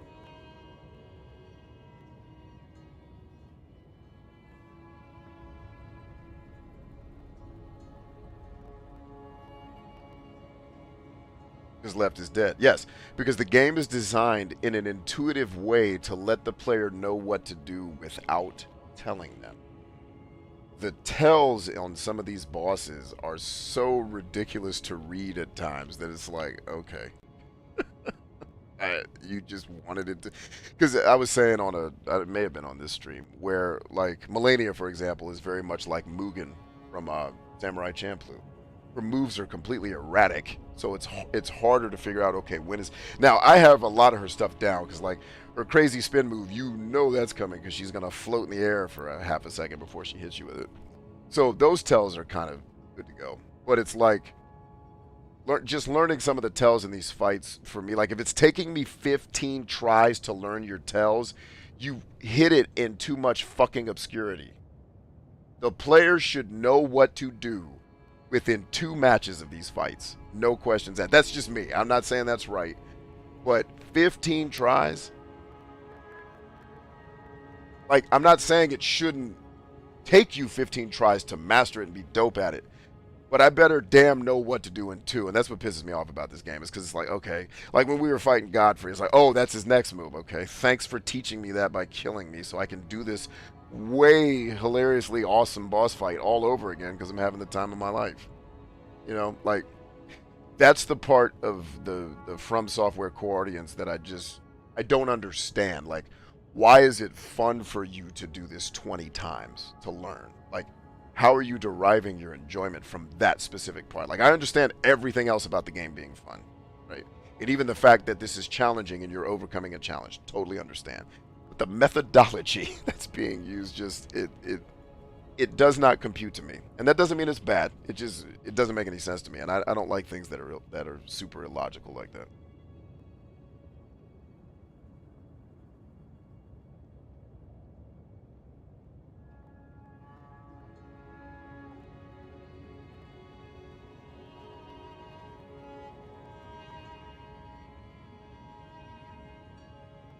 You guys keep using this acronym RNG. What the hell is that? Because people have been shouting that at me in my comments. Guys, I don't know nerd speak. Spell out your acronyms.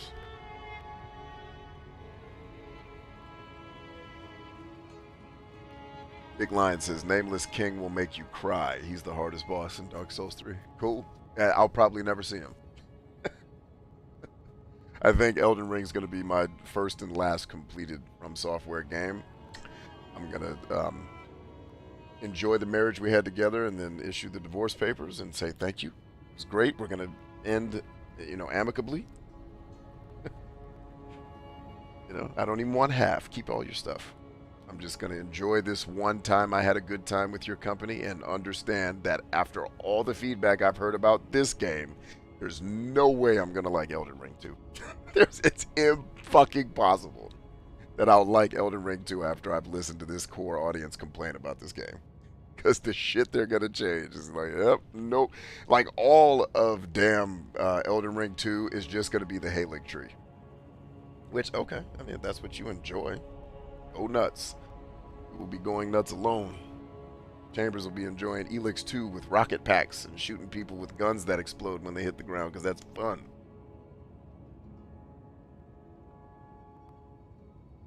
Oh, random number generator. Thank you. Now I know what that means.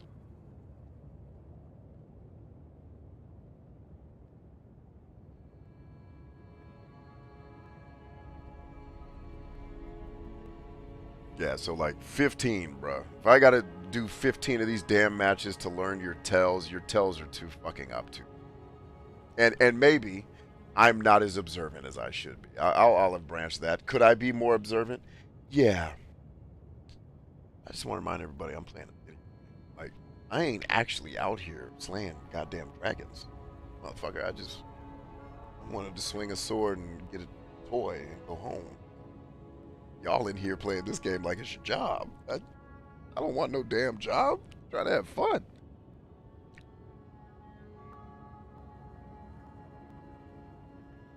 Oh no. Ryan had the nerve to put the semicolon. Nerd humor. That is awesome. Well done. Well done, Motley. I don't know if you were intending to be funny with that. That shit was funny as hell.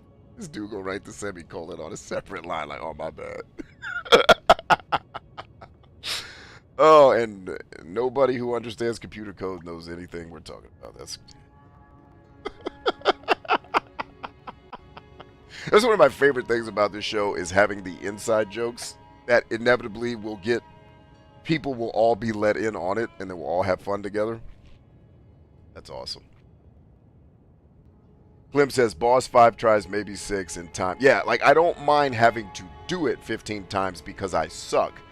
I do not want to do it 15 times to get the intelligence I need to know what I'm doing. That's let me make that distinction. You know, if I have to do it 15 times because I just suck at it, but I can see, like, I know what to do. I got it. I just got to get a little better. I'll always keep, it's like playing solitaire. You keep losing. Oh, one more game. I got this. But when it's just, you know, I got to do 27 fights to figure out your shit. Nope. Either I'm not observant enough or you made this shit too obtuse. Either way, I don't want to be here.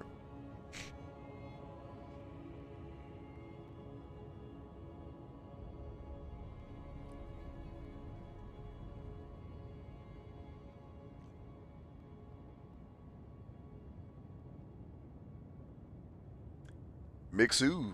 Hello, Mixu. Good to see you.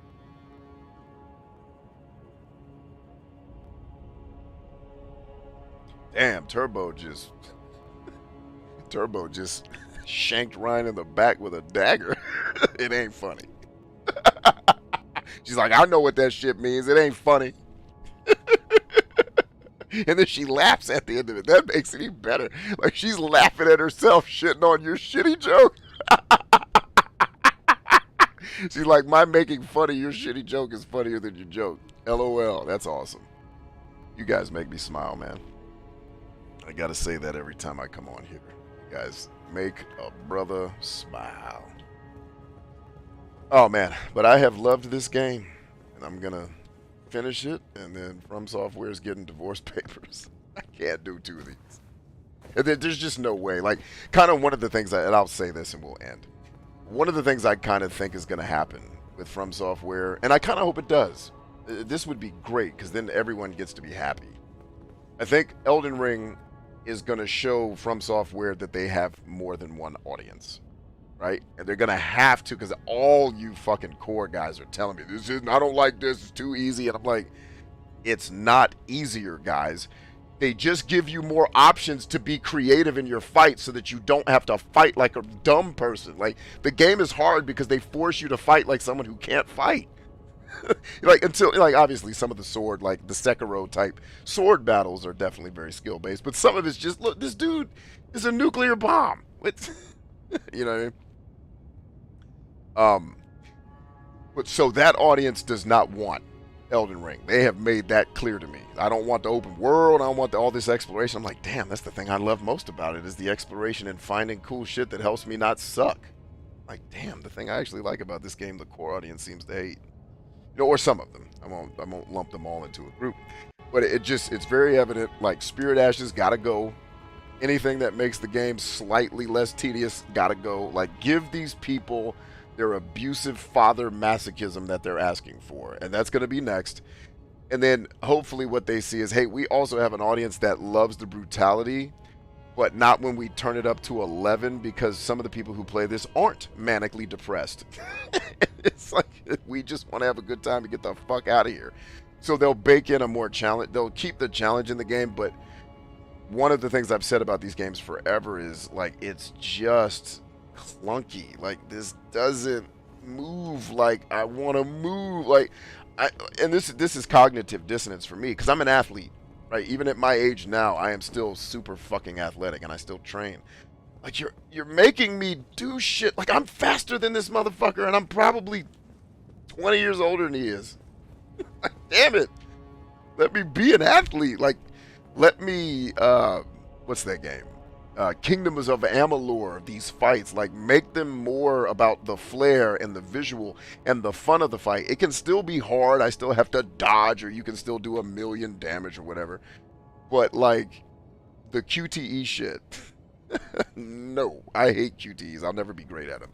So unless that changes, I don't think I'll stick around. But I think what will happen is From Software will start to make games that have the From Software spirit, but aren't the just brutal masochism for their very, very hardcore depressed audience that likes adding to their depression.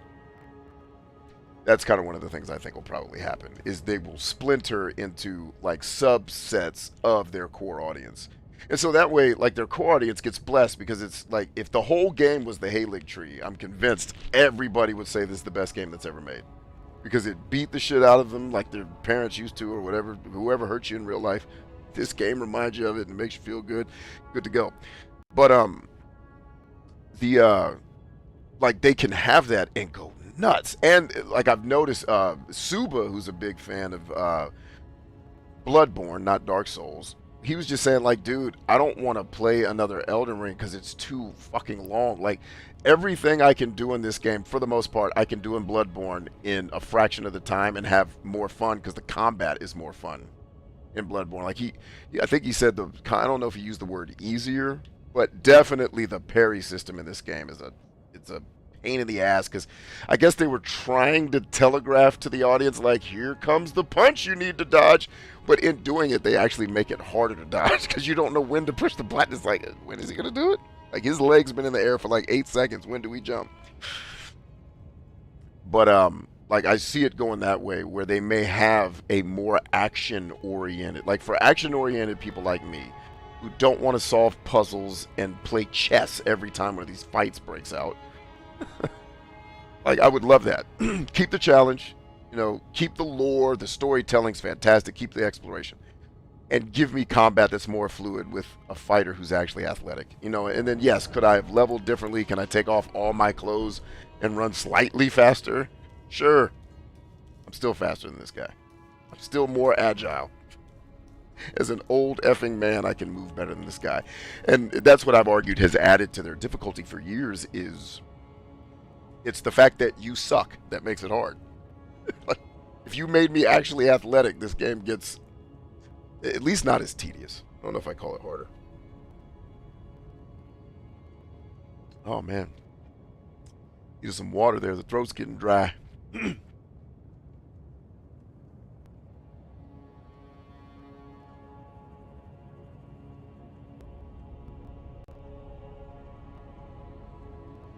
You know, a lot of people don't get what turning it up to 11 means. Really? I didn't know that. Are you one of them? Who have you ever met that doesn't know what turn it up to 11 is? Shit, I learned turn it up to 11 from the millennials.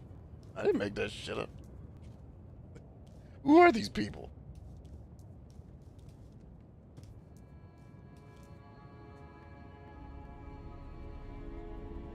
Ooh, that brother is scorched. Bucket ass naked too. Look at him, brother. Just tied a loincloth on that thing. I don't need no draws, boy. Check out them butt cheeks just clapping while I run. Sexy. That's how I run too. Sexy ass butt cheeks clapping. Alright. There we go. Sexy butt cheeks for the win. That's how we'll take it out.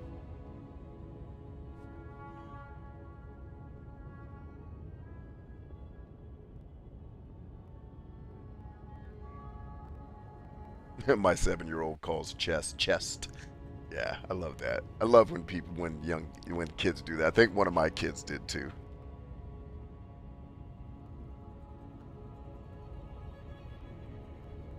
Cool. Well, gang, this has been fun. Thanks for doing a morning ride with me. Hopefully I got you to your jobs or whatever it is you guys do every day, safely, soundly, and in a dope, awesome mental state. Love you guys much. We're Stronger Than I. We'll pull up our focus sounds here. I need to make a couple of edits before we get it up and running, but it shouldn't be too far behind. And then we'll do this hangout again sometime in the near future. All right, gang. Thank you much. And shouts out to Mixu and our new friend, the Real Big Lion. Appreciate you being here, man. You guys take it easy. Talk to you soon.